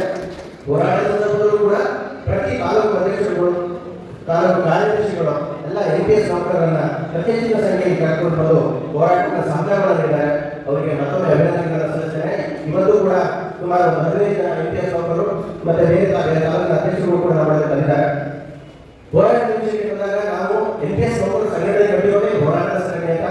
ಹೋರಾಟದಿಂದ ಮುಂದೆ ಸರಿಯುವಂತ ಯಾವುದೇ ಪ್ರಶ್ನೆ ಇಲ್ಲ. ಬಹುಶಃ ಹೋರಾಟಕ್ಕೋಸ್ಕರ ಸಂಘಟನೆ ಕಟ್ಟಿ ಹೋರಾಟದ ಮುಖಾಂತರ ಅಂತ್ಯ ಆಗಬೇಕು ಅನ್ನೋ ಒಂದು ಸಂಘಟನೆ ಇದ್ರೆ NPS ನೌಕರರ ಸಂಘಟನೆ, ಅದರಲ್ಲಿ ಯಾವುದೇ ಕೆಲಸ ಮಾಡ್ತಾರೆ. ಆದರೆ ನಾವೆಲ್ಲರೂ ಬಹುಶಃ ವೋಟ್ ಫಾರ್ OPS ಅಂತ ಒಂದು ರಾಷ್ಟ್ರೀಯ ಪಕ್ಷದ ಪ್ರಣಾಳಿಕೆಯನ್ನು ಸೇರ್ಕೊಂಡಾಗ ಬಹುಶಃ ನಮ್ಮ ಎಲ್ಲ ಒಂದು ಸಮಸ್ಯೆಗಳು ಮುಗಿದೋದು. ಇನ್ನೇನು ಸಮಾವೇಶ ಮಾಡೋದು ಬಾಕಿ ಇರುವಂತ ಸಂದರ್ಭದಲ್ಲಿ, ನೆಮ್ಮದಿಯಾಗಿ ಇರುವಂತಹ ಸಂದರ್ಭದಲ್ಲಿ ಸಮಿತಿ ರಚನೆಯಾಗಿ ಮತ್ತೊಮ್ಮೆ ಹೋರಾಟಕ್ಕೆ ಅಡಿಯಿರುವಂತಹ ಸಂದರ್ಭವನ್ನು ನಾವು ಯಾವುದೇ ಕಾರಣಕ್ಕೂ ನಿರೀಕ್ಷೆ ಮಾಡಿಲ್ಲ. ಹಾಗಾಗಿ ಇನ್ನೇನು ನಮಗೆ ಬೇರೆ ಯಾವುದೇ ಅವಕಾಶಗಳು ಇಲ್ಲ ಅನ್ನೋ ಸಂದರ್ಭದಲ್ಲಿ ಸರ್ಕಾರಕ್ಕೆ ಸಾಕಷ್ಟು ಕಾಲಾವಕಾಶ ಕೊಟ್ಟು ಇನ್ನೇನು ನಮಗೆ ಬೇರೆ ಅವಕಾಶಗಳು ಇಲ್ಲ ಅನ್ನೋ ಸಂದರ್ಭದಲ್ಲಿ ಹೋರಾಟಕ್ಕೆ ಅಡಿಯಾಗುವುದು ಸಹಜ, ಸರಿ ಇದೆ, ಸಮಯವೂ ಸರಿ ಇದೆ. ಆದರೆ ಇದೊಂದು ಹೋರಾಟ ಕೈಗೊಳ್ಳೋದು ಅಂತ ಹೇಳಿದ್ರೆ ಒಂದು ಚಿಕ್ಕ ವಿಷಯ ಅಲ್ಲ ಅಂತ ನಾವು ಮರೆಮಾಡಬೇಕಾಗಿದೆ. ಇದನ್ನ ಸುಮ್ಮನೆ ಹಾಗೆ ಹೋರಾಟ ಕೈಗೊಳ್ಳಕ್ಕೆ ಬರಲ್ಲ, ಅದನ್ನು ಯಶಸ್ವಿಯಾಗಿ ಮುಗಿಸಲೇಬೇಕಾದ ಹೋರಾಟ. ಈ ಹಿಂದಿನ ಹಲವು ಹೋರಾಟಗಳಕ್ಕೂ ಈ ಒಂದು ಅಂತಿಮ ಹೋರಾಟಕ್ಕೂ ಬಹಳನೇ ವ್ಯತ್ಯಾಸ ಇದೆ. ನಾವೆಲ್ಲರೂ ಆತ್ಮಾವಲೋಕನ ಮಾಡಿಕೊಳ್ಳಬೇಕಾಗಿದೆ, ನಾವೆಷ್ಟು ಬಲಿಷ್ಠರಾಗಿದೆ ಅಂತ. ಕಾರಣ ಈಗ ಈಗಾಗಲೇ ನಮ್ಗೆ ಗೊತ್ತಿದೆ, ರಾಜ್ಯಾದ್ಯಂತ ಕಂದಾಯ ಇಲಾಖೆ ನೌಕರರ ಹೋರಾಟ ನಿರಂತರವಾಗಿ ನಡೀತಾ ಇದೆ. ಅವರಿಗೆ ನಮ್ಮ NPS ನೌಕರರ ಸಂಘದಿಂದ ಸಂಪೂರ್ಣ ಬೆಂಬಲ ಇದೆ. ಕಂದಾಯ ಇಲಾಖೆ ಏನಾಗುತ್ತೆ, ನೀವು OPS ಹೋಗಿರ್ತಾರೆ, NPS ಹೋಗಿರ್ತಾರೆ, ಸರ್ಕಾರಕ್ಕೆ ಅದರ ಬಿಸಿ ಮುಟ್ಟಿದೆ, ಸಾರ್ವಜನಿಕ ವಲಯದಲ್ಲಿ ಅಸಮಾಧಾನ ಬಗೆಹರಿದೆ. ಅವರು ಒಂದು ನಿರ್ಣಯಕ್ಕೆ ಹಂತಕ್ಕೆ ಬರಬೇಕು.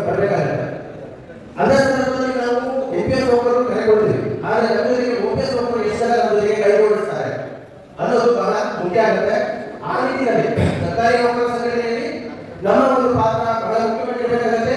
ಅತಿ ಹೆಚ್ಚಿನ ಸಂಖ್ಯೆಯಲ್ಲಿ NPS ನೌಕರರು ಸರ್ಕಾರಿ ನೌಕರರ ಸಂಘಟನೆ ಒಳಗಡೆ ಇರಲೇಬೇಕಾಗುತ್ತೆ. ಯಾಕೆಂತ ಹೇಳಿದ್ರೆ ಇದರಿಂದ ನಮಗೆ ಎಲ್ಲ ರೀತಿಯ ಒಂದು ಕಚೇರಿಯನ್ನ ಒಂದು ಬಂದ್ ಮಾಡುವ ವಿಚಾರದಿಂದ ಹಿಡಿದು ಮತ್ತೆ ಅತಿ ಹೆಚ್ಚಿನ ಸಂಖ್ಯೆಯಲ್ಲಿ ನೌಕರರನ್ನ ಕರೆಯುವವರಿಗೆ ಬಹಳ ಅನುಕೂಲ ಆಗುತ್ತೆ. ಇದರಲ್ಲಿ ಎಲ್ಲರೂ ಕಾರ್ಯಪ್ರವೃತ್ತರಾಗಬೇಕಾಗುತ್ತೆ. ಅದೇ ನಮ್ಮ ಹೋರಾಟದ ಪ್ರಥಮ ಭಾಗ ಆಗಿರುತ್ತೆ. ಅದರಿಂದ ನಮ್ಮ ಹೋರಾಟ ಪ್ರಥಮ ಭಾಗ ಆಗಿರೋದ್ರಿಂದ ಪ್ರತಿಯೊಬ್ಬರು ತರುವಾದ ದರ ಮತ್ತೆ 24/7 ಇರಲೇಬೇಕಾಗುತ್ತೆ. ಎಲ್ಲಿವರೆಗೆ ಅಂತ ಹೇಳಿದ್ರೆ ಈ ಒಂದು ಸಂದರ್ಭದಲ್ಲಿ ರಾಜ್ಯಾಧ್ಯಕ್ಷರನ್ನ ಮನವಿ ಮಾಡುವುದಿಷ್ಟೇ, ಹೋರಾಟದ ದಿನಾಂಕವನ್ನು ನಿಗದಿ ಮಾಡಲೇಬೇಕು, ಮಾಡಿ. ಯಾಕೆಂತ ಹೇಳಿದ್ರೆ ಈ ಹಿಂದೆ ತೆಗೆದುಕೊಂಡ ಎಲ್ಲ ನಿರ್ಧಾರಗಳು ಕೂಡ ಪ್ರತಿಯೊಂದು ಹೋರಾಟಗಳಾಗಿರ್ಬೋದು, OPS ಒಂದು ವಿಶೇಷವಾದ ಒಂದು ರಾಷ್ಟ್ರಾದ್ಯಂತ ಗಮನ ಸೆಳೆಯುವ ಒಂದು ನಿಖರವಾಗಿ ಪ್ರತಿಯೊಂದು ಕೂಡ ಸಕ್ಸಸ್ ಆಗಿದೆ. ಅದೇ ಇದು ಕೂಡ ಸಕ್ಸಸ್ ಆಗಿದೆ. ಆದರೆ ನಮಗೆ ಕಾಲಾವಕಾಶವನ್ನು ಕೊಡಲೇಬೇಕಾಗುತ್ತೆ. ತತ್ಕ್ಷಣ ನೀವು ಹೋರಾಟ ಬಹಳ ಸಮೀಪದಲ್ಲಿ ಚಳಿಗಾಲದಲ್ಲಿ, ಡಿಸೆಂಬರ್ನಲ್ಲಿ, ನವೆಂಬರ್ನಲ್ಲಿ ಹೋರಾಟವನ್ನು ತತ್ಕ್ಷಣ ಕರೆ ಕೊಟ್ಟರೆ ನಮಗೆ ಅಲ್ಲಿ ಒಂದು ಹೋರಾಟ ಮನಸ್ಸುಗಳ ಅಡಿಗೊಳಿಸಿಕೊಳ್ಳೋಕೆ ಬಹಳ ಕಷ್ಟ ಆಗುತ್ತೆ ಅಂತ ನನ್ನ ಭಾವನೆ. ಯಾಕೆಂತ ಹೇಳಿದ್ರೆ ಸರ್ಕಾರದವರಿಗೆ ಒಂದು ಕಾಲಾವಕಾಶ ಇನ್ನೂ ಕೊಡಲಿಕ್ಕೆ ನಮ್ಮ ಹತ್ರ ಇದೆ. ಯಾಕೆಂತ ಹೇಳಿದ್ರೆ ರಾಷ್ಟ್ರದಲ್ಲಿ ಇನ್ನೊಂದು ಕರೆ ಕೊಟ್ಟಾಗ ಮನವಿಯನ್ನ ಕೊಡುವ ಸಂದರ್ಭದಲ್ಲಿ ಸರ್ಕಾರದ ಗುಪ್ತಚರ ಇಲಾಖೆಗೆ ನಮಗೆ ಫೋನ್ ಬರುತ್ತೆ, ನೀವು ಯಾವ ಕಾಲದಲ್ಲಿ ಎಷ್ಟು ಜನ ಸೇರ್ತಿದ್ದೀರಿ, ಬರೀ ಒಂದು ಮನವಿ ಕೊಡ್ತೀರಿ ಅನ್ನೋ ಒಂದೇ ಒಂದು ವಿಷಯ ಸರ್ಕಾರದ ಗಮನಕ್ಕೆ ಬರುತ್ತೆ. ಅಂತಹ ನಿಟ್ಟಿನಲ್ಲಿ ಒಂದು 50% ಇರುವಂತಹ NPS ಯುವಕರು ಹೋರಾಟಕ್ಕೆ ಹೋಗ್ತಾರೆ ಅಂತ ಹೇಳಿದ್ರೆ ಸರ್ಕಾರ ಎಚ್ಚೆತ್ತುಕೊಂಡಿದ್ದಾರೆ.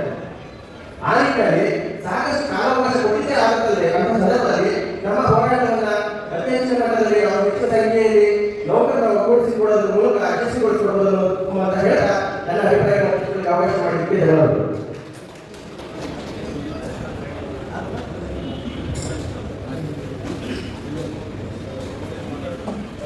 ನೌಕರರು ಯಾರಾದರೂ ಒಂದು 2 ಜನ ಅವಕಾಶ ಅವರ ಅಭಿಪ್ರಾಯ ಬೇರೆ ಬೇರೆ ಒಂದು ಎರಡು ಈ ಕಡೆ ಒಬ್ಬರು ಈ ಕಡೆ ಒಬ್ಬರು ಸಮಯ ಇರೋದ್ರಿಂದ ಇವರು ಸಭೆಯಲ್ಲಿ ಉಪಸ್ಥಿತರಾದ NPS ನವರು ನಮ್ಮ ಅಭಿಪ್ರಾಯನ ಚುರುಕಾಗಿ ನಮ್ಮ ಪರಿಚಯವನ್ನು ಹಾಗೆ ಒಂದಿಬ್ಬರಿಗೆ ಇಬ್ಬರು ಜೆಂಟ್ಸು ಒಂದಿಬ್ಬರು ಲೇಡೀಸ್ ಮಾತಾಡಬೇಕು.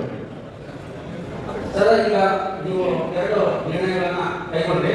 ಒಂದಂತೂ ಓಕೆ, ಎರಡನೇ ಒಂದು ನಿರ್ಣಯ ಬಹಳ ಕ್ರೂಷಿಯಲ್ ಡಿಸಿಷನ್ ಅಂತ ನಾವು ಹೇಳಬೇಕಾದ್ರೆ, ನನ್ನ ಹೆಸರು ಅಶೋಕ್ ಅಂತ ಹೇಳಿ, ನಾನು ಬೆಳಗಾವಿ ಜಿಲ್ಲೆಯ NPS ನೌಕರರ ಸಂಘದ ಜಿಲ್ಲಾ ಸಂಘಟನಾ ಕಾರ್ಯದರ್ಶಿ, ಹಾಗೆ ಮೆಡಿಕಲ್ ಎಜುಕೇಶನ್ ಡಿಪಾರ್ಟ್ಮೆಂಟ್ ಇದರಿಂದ ನಾನು ರಾಜ್ಯ ಉಪಾಧ್ಯಕ್ಷರಿದ್ದೀನಿ. ನಮ್ಮ ಅಧ್ಯಕ್ಷರು ಮೇಲಿದ್ದಾರೆ ಸಂತೋಷ್ ಕುಮಾರ್ ಹೇಳಿ, ನನ್ನ ಸಹಪಾಠಿ ಕೂಡ ಮೇಲೆ ಸಾಕಷ್ಟು ಜನ ಇಲ್ಲಿಯೂ ಇದ್ದಾರೆ.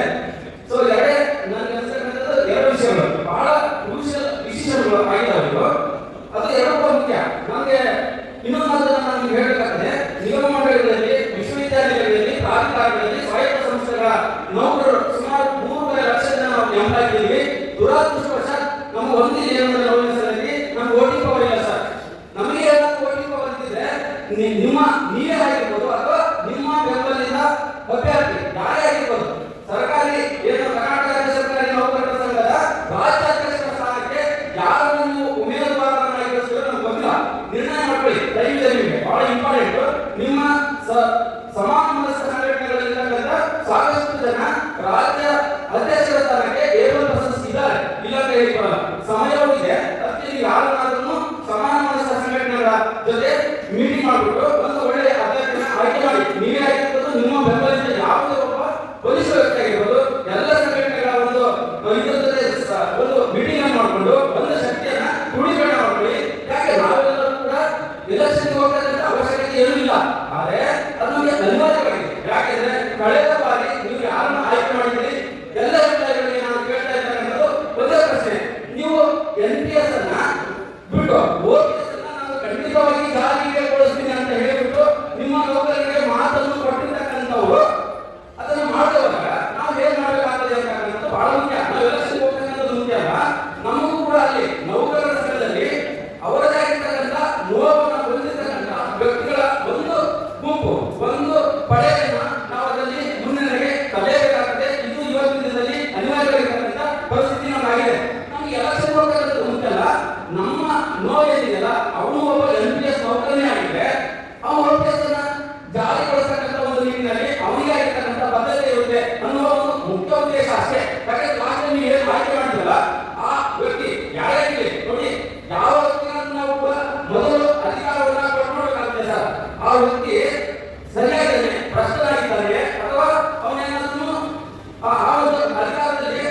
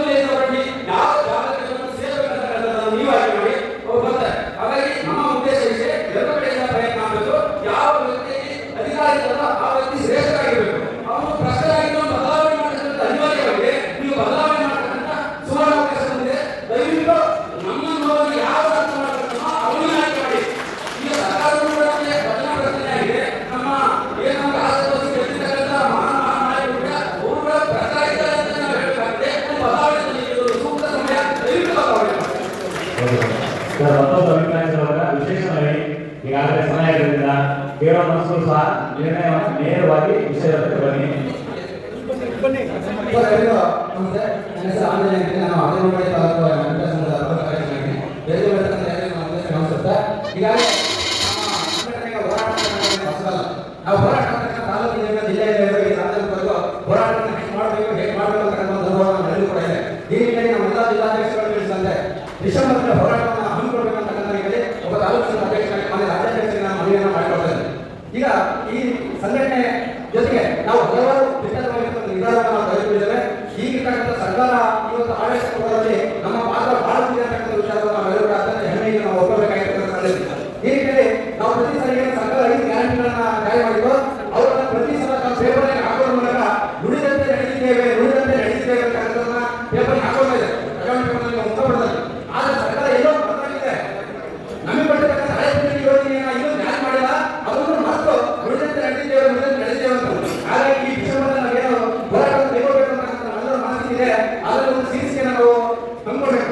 ನುಡಿದಂತೆ ನಡೆದಿ OPS ಜಾರಿ ಮಾಡಿ ಅಂತಕ್ಕಂಥ ನಿಟ್ಟಿನಲ್ಲಿ ಸರ್ಕಾರವನ್ನು ಈ ಮೂಲಕ ಒತ್ತಾಯಿಸಬೇಕು ಅಂತ ನಾನು ರಾಜ್ಯಾಧ್ಯಕ್ಷರಲ್ಲಿ ನಾನು ಈ ಮೂಲಕ ಹೇಳ್ತಾ ಹೋರಾಟಕ್ಕೆ ನೀವು ಅಂತಿಮವಾಗಿ ನಿರ್ಧಾರವನ್ನು ಕೈಗೊಳ್ಳಬೇಕು. ನಾವೆಲ್ಲರೂ ರೆಡಿ ಆಗಿದ್ದೇವೆ ಅಂತಕ್ಕಂಥ ಮಾತನ್ನು ಈ ಮೂಲಕ ಈ ಸಭೆಯಲ್ಲಿ ಇನ್ನೊಬ್ಬರು ಮಾತ್ರ ಸಾಕು. ಮಹಿಳಾ ಕಾಂಗ್ರೆಸ್ ಯಾರು ಮಾತಾಡ್ತಿದ್ರೆ ವೇದಿಕೆಯಲ್ಲಿರುವ ಎಲ್ಲ ಪದಾಧಿಕಾರಿಗಳು ಎಲ್ಲರಿಗೂ ಎಲ್ಲರಿಗೂ ಒಂದು ಸಹ ಏನಂತಂದ್ರೆ ಬುಧವಾರ ವಿಶೇಷ ಕಾರ್ಯಕಾರಿಣಿಯ ಕರೆದರೆ ಅಂತಿಮಘಟ್ಟದಲ್ಲಿ ಈಗೇನು ನಾನು ಆದಿನಾಯಕರಿಂದ ಕೆಲಸ ಮಾಡ್ತೀನಿ. ನಮ್ಮ ಒಂದು ಸಂಘಟನೆ ಹೇಗಿದೆ ಅಂತಂದ್ರೆ ನಾವು ಒಂದೇ ಒಂದು ಕರೆ ಕೊಟ್ಟರೆ ನಾವು ಇಡೀ ನಮ್ಮ ಒಂದು ಏನು ಬೇಡಿಕೆ ಈಡೇರಿಸಲು ಬರೋಲ್ಲ.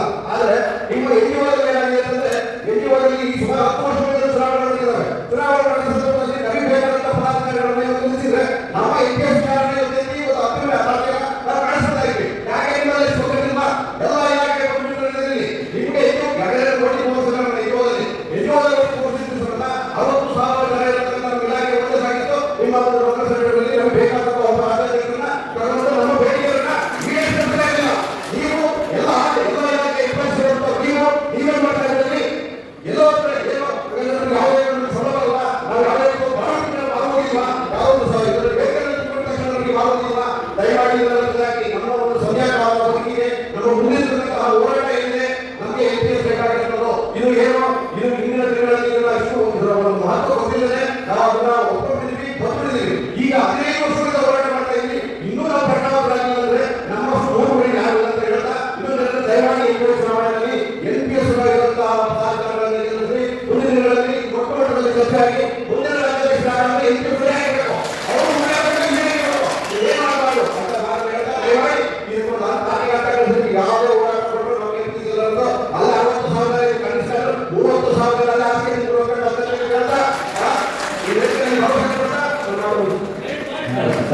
ದಯವಿಟ್ಟು ಸಮಯ ನಮಗೆ ವಿಷಯ ನಿಮ್ಮೆಲ್ಲರಿಗೂ ಅರ್ಥ ಆಗಿದೆ. ಅದು ಹೊರತಾಗಿ ಮಾತಾಡಬೇಕಂತ ಮಹಿಳಾ ಒಟ್ಟು ಮಾತಾಡ್ತಾರೆ. ಜಿಲ್ಲಾ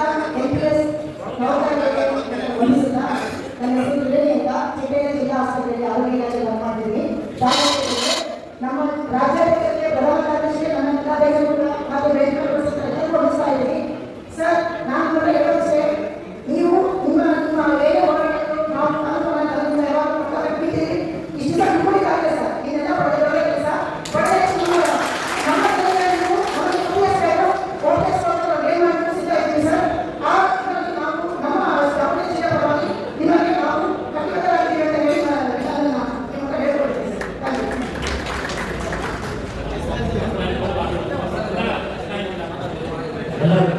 ಎಲ್ಲರಿಗೂ ನಮಸ್ಕಾರ. ನಾವು ಅಧ್ಯಕ್ಷ ಒಂದೇ ಅಧ್ಯಕ್ಷರೇ ಮತ್ತು ಎಲ್ಲ ಪದಾಧಿಕಾರಿಗಳು ಒಂದು ಸಣ್ಣ ಮನವಿ. ನಾವು ದೃಢ ಮಾತ್ರ ಮಾಡುವ ನಮ್ಮ ಜಿಲ್ಲೆ ನಮ್ಮ ತಾಲೂಕಿನ ಪಾದಯಾತ್ರೆ ಮಾಡುವ ವಿಧಿವಂತ ಮಾತ್ರ ಎಲ್ಲಿ ಮಾತ್ರ ಗೊತ್ತಿಲ್ಲ. ಆ ಡಿಸೆಂಬರ್ ಹೋರಾಟ ಪ್ರಾರಂಭ ಆದಾಗ ನಮ್ಮ ರಾಜ್ಯಾಧ್ಯಕ್ಷರು ಎಲ್ಲ ಕರ್ನಾಟಕ ರಾಜ್ಯದ NPS ಮತ್ತು OPS ಈ ಒಂದು ಏನು OPS ಜಾರಿ ಹಾಕುವಂತ ಮನಸ್ಸುಗಳಿಗೆ ಒಂದು ಕರೆ ಕೊಡಬೇಕು. ಏನು ಕರೆ ಅಂತಂದ್ರೆ ನಮ್ಮ ಹೋರಾಟ ಡಿಸೆಂಬರ್ ಯಾವಾಗ ಪ್ರಾರಂಭ ಆಗುತ್ತೆ ಅವತ್ತು ಒಂದು ಆ NPS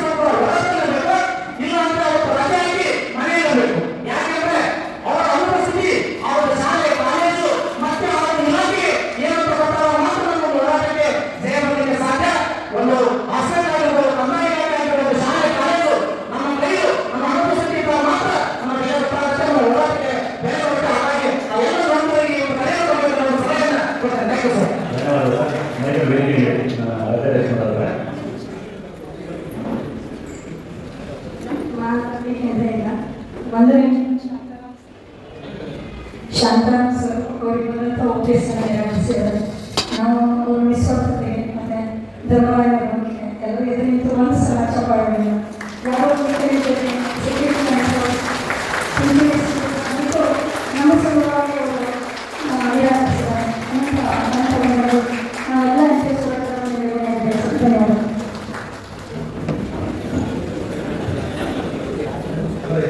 ಎರಡನೇ ನಿಮಿಷ ನಾವು ರಾಜ್ಯ ಪದಾಧಿಕಾರಿಗಳು ಕಳೆದು ಸಮಯ ಮುಗಿಸೋದಿಲ್ಲ. ಈ ರಾಜ್ಯ ಪದಾಧಿಕಾರಿಗಳು ಎಲ್ಲರೂ ಅಭಿಪ್ರಾಯ ಹೋಗ್ತಾರೆ ಇನ್ನೂ ಒಂದು ತಾಸಾಗುತ್ತೆ.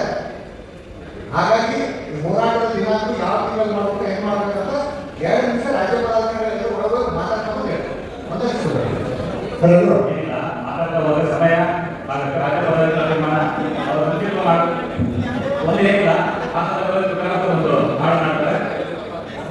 ಒಂದು ಸಣ್ಣ ನಿಮಗೆ ಒಂದು ಜಿಲ್ಲೆಯಿಂದ ಪ್ರತಿಯೊಂದು ತಾಲೂಕು ಜಿಲ್ಲೆ ಎಲ್ಲ APS ವರ್ಗಗಳಿಗೆ ಸಹಕಾರ ಕೊಡುವಂತ OPS ವರ್ಗಗಳನ್ನ ಆಯ್ಕೆ ಮಾಡಿಕೊಳ್ಳುವಂತಹ ನಿಟ್ಟಿನಲ್ಲಿ ನಾವು ಕೂಡ ಪ್ರಯತ್ನಗಳನ್ನು ಮಾಡ್ತಾ ಇದ್ದೇವೆ. ಅದಕ್ಕೆ ರಾಜ್ಯ ಸರ್ಕಾರದ ಹೋರಾಟದ ವಿಚಾರವಾಗಿ ಇರುವಂತಹ ಎಲ್ಲ ತೀರ್ಮಾನಗಳನ್ನ ನಾವು ಕೂಡ ವ್ಯಕ್ತಪಡಿಸಲಿಕ್ಕೆ ಅವಕಾಶ ನೀಡಿದ್ದೇವೆ.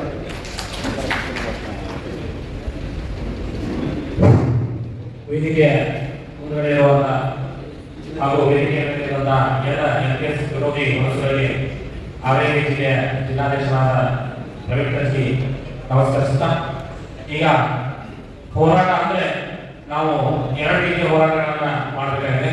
ಒಂದು NGO ಹೋರಾಟ, ಅಲ್ಲಿಯೂ ಸಹ ನಾವು ವೋಟ್ ಫಾರ್ OPS ಹೋರಾಟವನ್ನು ಮಾಡಬೇಕಾಗಿದೆ. ಅಂದ್ರೆ OPS ಅನ್ನ ಯಾರು ಜಾರಿ ಮಾಡ್ತಾರ ಅವ್ರ ಜೊತೆಗೆ ನಾವು ನಿಲ್ಲುವಂತ ಕೆಲಸವನ್ನು ಮಾಡಬೇಕು.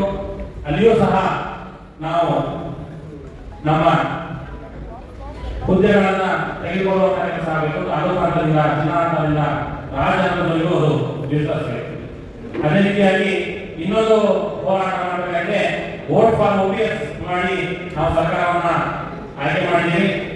ಆ ಆಯ್ಕೆಗೊಂಡಂತ ಸರ್ಕಾರ ನಮ್ಮನ್ನ ಮರೆತುಬಿಟ್ಟಿದೆ. ಆ ಮರೆತು ಬಿಟ್ಟಂತ ಸರ್ಕಾರಕ್ಕೆ ನಮ್ಮ ಶಕ್ತಿಯನ್ನ ತೋರಿಸುವಂತ ಕೆಲಸ ಮಾಡಬೇಕು. ಅದು ನಮ್ಮ ನಿರ್ಣಾಯಕ ಹೋರಾಟದ ಮೂಲಕ ಆಗಬೇಕು. ಆ ಮೂಲಕ ನಾವು ಆಡಳಿತದ ಸರ್ಕಾರಕ್ಕೆ ಒಂದು ದೊಡ್ಡ ಸಂದೇಶವನ್ನ ನೀಡಿ ನಮ್ಮ ಹಕ್ಕನ್ನು ನಾವು ಪಡೆಯಲು ಆಗಬೇಕು. ಆ ನಿಟ್ಟಿನಲ್ಲಿ ಹಾವೇರಿಗೆ ಎಲ್ಲ ಸಮಸ್ತ NPS ನೌಕರರು ಹಾಗೂ NPS ವಿರೋಧಿ ಮನಸ್ಸುಗಳು ಸಹ ಆ ಹೋರಾಟಕ್ಕೆ ರಾಜ್ಯಾಧ್ಯಕ್ಷರಿಗೆ ಜೊತೆಯಾಗುತ್ತವೆ ಅಂತ ಹೇಳ್ತಾ ಅವಕಾಶಕ್ಕಾಗಿ ಹೊಂದಿ ನನ್ನ ಮಾತುಗಳನ್ನು ಹಾಗೂ ಕರ್ನಾಟಕ ಸರ್ಕಾರಿ ನೌಕರರ ಚುನಾವಣೆ ವಿಷಯದಲ್ಲಿ ಸಂದರ್ಭದಲ್ಲಿ ಪ್ರಕಟಿಸುವಂತಕ್ಕಂಥದ್ದು.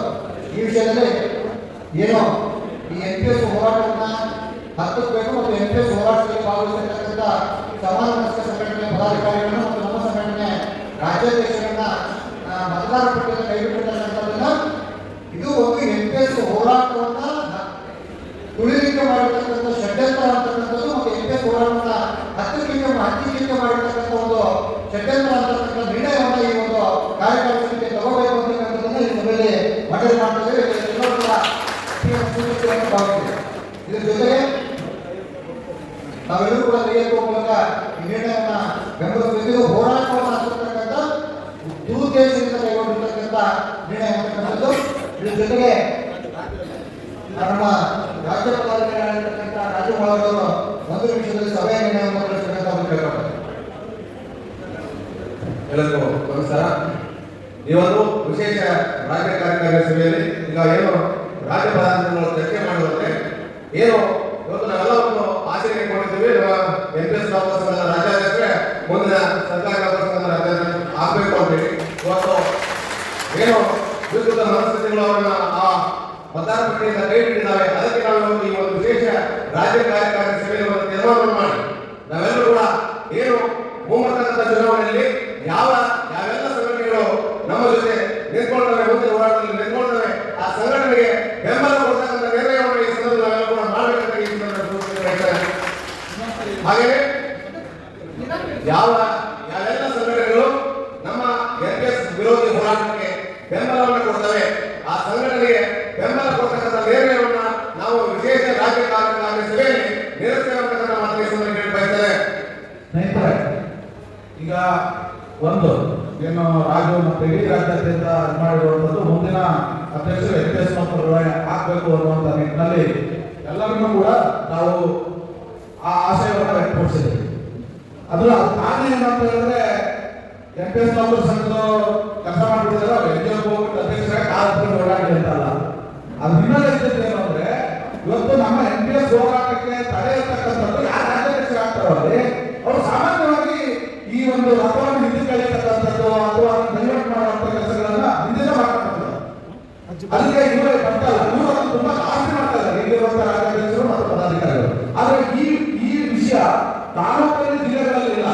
ಅಲ್ಲಿ ನಮ್ಗೆ ಯಾವಾಗಲೂ ಹೋರಾಟಕ್ಕೆ ಬೆಂಬಲ ಕೊಟ್ಟಿದ್ದಾರೆ, ಹಣಕಾಸಿನ ಬೆಂಬಲ ಕೊಟ್ಟಿದ್ದಾರೆ, ಜೊತೆ ನಿಂತಿದ್ದಾರೆ. 2019ವರೆಗೂ ಬೆಂಗಳೂರಿಗೆ ಬಸ್ ಹತ್ಕೊಂಡು ಬಂದಿರುವಂತದ್ದಿದೆ. NGO ಜಿಲ್ಲಾಧ್ಯಕ್ಷರುಗಳು ಅವರೆಲ್ಲರೂ ಬಂದು ನಮ್ಮ ಜೊತೆಗೆ ಇದ್ದಂತದ್ದಿದೆ 2018 ಹೋರಾಟದಲ್ಲಿ. ಆದ್ರೆ 2019 ನಂತರ ಅವರ ಏನಂತ ಹೇಳಿದ್ರೆ ದೊಡ್ಡ ಮುಚ್ಚಿ ಸಹಾಯ ಮಾಡುವಂತಾಗುತ್ತೆ. ಹೋರಾಟ ಮಾಡುವಂತವರಿಗೆ ತಾಲೂಕು ಅಧ್ಯಕ್ಷರು NGOದಲ್ಲಿ ಇರ್ತಕ್ಕಂಥವ್ರು, ಜಿಲ್ಲಾಧ್ಯಕ್ಷರು NGOದಲ್ಲಿ ಇರ್ತಕ್ಕಂಥವ್ರು ಇದರ ಪರವಾಗಿದ್ರೂ ಕೂಡ ದೊಡ್ಡ ಮುಚ್ಚಿ ಸಹಾಯ ಮಾಡುವಂತ ಒಂದು ಭಯದ ವಾತಾವರಣ, ಒಂದು ಸರ್ವಾಧಿಕಾರಿ ಮನಸ್ಥಿತಿಗಳು ಅಲ್ಲಿ ರಾಜ್ಯ ಸಂಘದಲ್ಲಿ ಬರುವುದಕ್ಕೆ ಸಾಧ್ಯ. ಅದಕ್ಕೆ ಕಾರಣ ಏನಂದ್ರೆ ನೀವು ತೆಗೆದಾಕ್ಬಿಡ್ತೀವಿ, ರಾತ್ರಿ ತೆಗೆದಾಕೋದು, ನೋಟಿಸ್ ಕೊಡೋದು, ರಾತ್ರಿ ವರ್ಗಾವಣೆ ಮಾಡೋದು, ಈ ತರದ ಪ್ರಕ್ರಿಯೆಗಳು ಅವರು ಅದಕ್ಕೆ ಕದ್ದು ಮುಚ್ಚಿ ಕೊಡುವಂತ ಸಹಾಯ ಮಾಡುವಂತ ಪರಿಸ್ಥಿತಿ ಉದ್ಭವ ಆಯಿತು. ಈಗ ನಾವು ಮಾಡಬೇಕಾಗಿರುವಂಥದ್ದು ಇದು ಅತ್ಯಂತ ಪ್ರಜಾಸತ್ತಾತ್ಮಕ ವಿರೋಧಿ ನಿಲುವುಗಳು ಇವುಗಳ ಆಧಾರ ಸಂಘಟನೆಯಲ್ಲಿ. ಆ ದೃಷ್ಟಿಯಿಂದ ಅಲ್ಲಿ NPS ನೌಕರ ಸಂಘದ ಅಧ್ಯಕ್ಷರಾಗಬೇಕು ಅಂತ ನಾವೇನೋ ಬಯಸಿದ್ದು, ಯಾಕೆ ಬಯಸಿದ್ವು? NPS ರದ್ದತಿಗಾಗಿ ಬಯಸಿದ್ದು. ಅದನ್ನು NGO ಮತ್ತು NPS ನೌಕರ ಸಂಘಟನೆ ಸೇರಿಬಿಟ್ರೆ, ಪ್ರಾಥಮಿಕ ಶಿಕ್ಷಕರ ಸಂಘಟನೆ ಸೇರಿಬಿಟ್ರೆ ಈ ಹೋರಾಟವನ್ನು ನೋಡಿ ಯಶಸ್ವಿಗೊಳಿಸಬಹುದು. ಈಗ ಇರ್ತಕ್ಕಂಥ ಪ್ರಾಥಮಿಕ ಶಿಕ್ಷಕರ ಸಂಘಟನೆ ಬಹಳ ದೊಡ್ಡ ಮಟ್ಟದಲ್ಲಿ NPS ಹೋರಾಟ ಜೊತೆಗಿದೆ. ಇವತ್ತು ವಿನ್ಯಾಸಕರ ಸಂಘ ಇದೆ, ಬೇರೆ ಬೇರೆ ರೆವಿನ್ಯೂ ಇಲಾಖೆ ನೌಕರ ಸಂಘ ಇದೆ, ಬೇರೆ ಬೇರೆ ಎಲ್ಲ ಸಂಘಟನೆಗಳು ಇವತ್ತು NPS ಹೋರಾಟದಲ್ಲಿದ್ದಾರೆ. ಎಕ್ಸೆಪ್ಟ್ NGO ಇವತ್ತಿರ್ತಕ್ಕಂಥ ರಾಜ್ಯ ಸಂಘ, ಅದರಲ್ಲೂ ಅರ್ಥ ಹೇಳಬೇಕಾಗುತ್ತೆ. ತಾಲೂಕು ಸಂಘ, ಜಿಲ್ಲಾ ಸಂಘಗಳಲ್ಲ, ರಾಜ್ಯ ಸಂಘದಲ್ಲಿರ್ತಕ್ಕಂಥ ಕೆಲವು ಪದಾಧಿಕಾರಿಗಳು, ಅಧ್ಯಕ್ಷರಾಗಿ ಕೆಲವು ಪದಾಧಿಕಾರಿಗಳು ಇದು ವಿರುದ್ಧವಾಗಿದ್ದಾರೆ. ಅವರು ಬದಲಾವಣೆ ಆಗಬೇಕು. ಅವರು ಬದಲಾವಣೆ ಆದರೂ ಕೂಡ ಅಲ್ಲಿ ಯಾರು ಬರಬೇಕಾಗುತ್ತೆ? ಈಗ ರಾಜ್ಯದ ವಿಚಾರ ಏನು ಅಂದ್ರೆ ಅಲ್ಲಿ ಬರಬೇಕಾಗಿರುವಂತವರು NPS ಹೋರಾಟದ ಜೊತೆಗೆ ನಾವು NPS ಹೋರಾಟ ಮಾಡ್ತೀವಿ ಅಂತಂದ್ರಲ್ಲ, ನಾವು ಕೇಳ್ತಾ ಇರೋದು NPS ಹೋರಾಟ ನಾವು ಮಾಡ್ತೀವಿ ಅಂತ ಹೇಳಿ 2019 ನಮ್ಮ ಸದಸ್ಯರವರನ್ನು ಪ್ರಸ್ತಾಪ ಮಾಡಿದ್ರು. ಹೋರಾಟ ಮಾಡಿಲ್ಲ. ಅವರನ್ನು ಆಟದವರೆಲ್ಲ ಬೇಕಾಗಿರೋದು NPS ಸಂಘದ ಹೋರಾಟದ ಜೊತೆಗೆ ಬಂದು ನಿಲ್ತೀವಿ, ನಿಮ್ಮ ನೇತೃತ್ವದಲ್ಲಿ ನಾವು ಸಂಘಟನೆ ಹೋರಾಟಕ್ಕೆ ಬೆಂಬಲ ಕೊಡ್ತೀವಿ, ನಿಮ್ ಜೊತೆ ನಿಲ್ತೀವಿ ಅನ್ನುವಂತ ಒಂದು ತಂಡವನ್ನ, ಆ ತಂಡವನ್ನ ನಾವು ಬೆಂಬಲಿಸಬೇಕು ಅಂತ ವಿಚಾರ. ಅದರ ಜೊತೆಗೆ NPS ನೌಕರ ಸಂಘಟನೆ ಇವತ್ತು ರಾಜ್ಯಾದ್ಯಂತ ಬೃಹತ್ ಸಂಘಟನೆ, ಒಂದು ಪ್ರಾಮಾಣಿಕ ಸಂಘಟನೆ. ಅದಕ್ಕೆ ಗೌರವ ಬೇಕಲ್ಲ, ರಾಜ್ಯ ಸಂಘದಲ್ಲಿ ಅದಕ್ಕೊಂದು ಗೌರವ ಬೇಕಲ್ಲ. ಇಂಡಿಯಾದಲ್ಲಿ ರಾಜ್ಯ ಸಂಘದಲ್ಲಿ ಆ ಗೌರವವನ್ನ ನೀವು ಯಾವ ತರ ಕೊಡ್ತೀರಿ ಅನ್ನುವಂಥದ್ದನ್ನ ಮಾತಾಡೋದಕ್ಕೆ ಈ ತಂಡಕ್ಕೆ ಬೆಂಬಲ ಕೊಡುವಂಥದ್ದು, ಮತ್ತೆ ಆ ಹುದ್ದೆಗಳು ಏನೆಲ್ಲ ನೀವು ನಮ್ಮ ಜೊತೆಗಿಟ್ಟುಕೊಳ್ಳೋ ನಿಟ್ಟಿನಲ್ಲಿ ನೀವು ಏನೆಲ್ಲ ಕೊಡ್ಬಂದ್ರಿ, ನಮ್ಮ ಜೊತೆ ಹೆಂಗ್ ನಿಲ್ಬಂದ್ರಿ ಅನ್ನುವಂಥದ್ದನ್ನ ಮಾತಾಡೋದಕ್ಕೆ ಅಧ್ಯಕ್ಷರಾಗಿ ನನ್ನನ್ನ ಮತ್ತೆ ಪ್ರಧಾನ ಕಾರ್ಯದರ್ಶಿಯಾಗಿ ಸಿದ್ದು ಸಂಘಟನೆ ಅವರಿಗೆ ಈ ಸಭೆ ನಮಗೆ ಅದರ ಒಂದು ಆ ತರದ ಮಾತುಕತೆ ನಡೆಸೋದಕ್ಕೆ ಈ ಸಭೆ ನಮಗೆ ಒಂದು ಅಧಿಕಾರವನ್ನು ಕೊಡಬೇಕು ಅನ್ನುವಂಥದ್ದು, ಕೊಡಬೇಕು ಅನ್ನುವಂಥದ್ದನ್ನ ರಾಜ್ಯವರು ಪ್ರಸ್ತಾಪ ಮಾಡ್ತಾ ಇದ್ದಾರೆ. ಇನ್ನೊಂದ್ಸಲ ಹೇಳಿ. ಆದ್ಮೇಲೆ ಎಲ್ಲ ಅಧ್ಯಕ್ಷರು ಕೂಡ ಹೇಳಿದ್ರು, ಒಳಗಡೆ ಕೆಲಸ ಕೂಡ ಅದೇ ಆಯ್ತು. ಏನು ಸಮಾನ ಮನಸ್ಸಾದ್ರೆ ನಾವು ಯಾರನ್ನ ಬೆಂಬಲಿಸಬೇಕಂತ ತೀರ್ಮಾನ ಮಾಡತಕ್ಕಂಥ ಅಧಿಕಾರವನ್ನ ನಮ್ಮ ಹೆಮ್ಮೆಯ ರಾಜ್ಯಾಧ್ಯಕ್ಷರಾಗಿರ್ತಕ್ಕಂಥ ಶಾಂತಾನವರಿಗೆ ಹಾಗೂ ಶ್ರೀ ಸಿದ್ದಪ್ಪ ಸಂಗಣ್ಣವರಿಗೆ ಹೇಳ್ಬೇಕಂದ್ರೆ ಸಭೆ ಎಲ್ಲರೂ ಕೇಂದ್ರ ಮೂಲಕ ಅವರು ಅನುಮೋದನೆ ನೀಡಬೇಕಂದ್ರೆ ನಾನು ಕೇಳ್ಕೊಳ್ತೇನೆ. ಹಾಗೆ ಇವತ್ತು ರಾಜ್ಯಾಧ್ಯಕ್ಷರಾಗಿ ನೋಡಲಿಕ್ಕೆ ಸಾಧ್ಯ ಇಲ್ಲರೂ ಕೂಡ ಮುಂಬರ್ತಕ್ಕಂಥ ಇನ್ನೂ ಕೂಡ ರಾಜ್ಯ ಸರ್ಕಾರ ನೌಕರ ಸಂಘದಲ್ಲಿ ಇನ್ನೂ ಪ್ರಮುಖವಾಗಿರ್ತಕ್ಕಂಥ ಹುದ್ದೆಗಳನ್ನ ನಮ್ಮ ಪಡೀಲಿಕ್ಕೆ ಸಂಬಂಧ ಇರತಕ್ಕಂಥ ಅಧ್ಯಕ್ಷರಿಗೆ ಯಾವೆಲ್ಲ ಹುದ್ದೆಗಳು ಪಡೆಯುವುದು, ಯಾವೆಲ್ಲ ಮಾತುಕತೆಗಳನ್ನು ಮಾಡುವುದು ಅಂತಕ್ಕಂಥದ್ದನ್ನ ಈ ಸಭೆಯ ಮೂಲಕ ಆ ಮಾತುಕತೆಯ ಅಧಿಕಾರವನ್ನ ನಮ್ಮ ರಾಜ್ಯಾಧ್ಯಕ್ಷರಾಗಿರ್ತಕ್ಕಂಥ ಶಾಂತಾನವರಿಗೆ ಹಾಗೂ ಸಿದ್ದಪ್ಪ ಸಂಘದವರಿಗೆ ನೀಡ್ತೀವಿ ಅಂತಕ್ಕಂಥ ಮಾತನ್ನ ಈ ಸಂದರ್ಭದಲ್ಲಿ ತಾವು ಕೂಡ ಕೇಳುವ ಮೂಲಕ ಸೂಚಿಸಬೇಕಂತ ಕೇಳ್ತೇವೆ.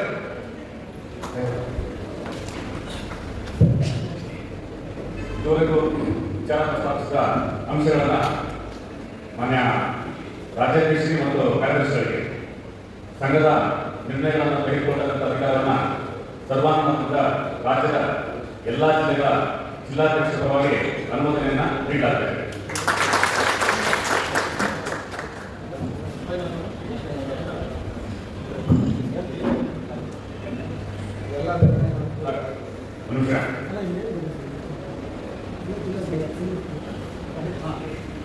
ದಿನಾಂಕವನ್ನ ಏನು ನಿಗದಿಪಡಿಸಿರೋ ಹೋರಾಟದ ರೂಪರೇಷೆಗೆ ಸಾಧ್ಯವಾದರೆ ಪ್ರಸ್ತಾಪ ಮಾಡಿ ಅಥವಾ ನಂತರ ಪ್ರಸ್ತಾಪ ಮಾಡ್ತಾರೆ ಅಂತ ಸ್ಪಷ್ಟಪಡಿಸಿದೆ.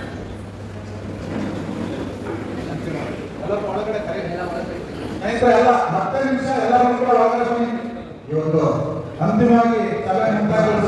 ಅಂತಿಮ ಹಂತಕ್ಕೆ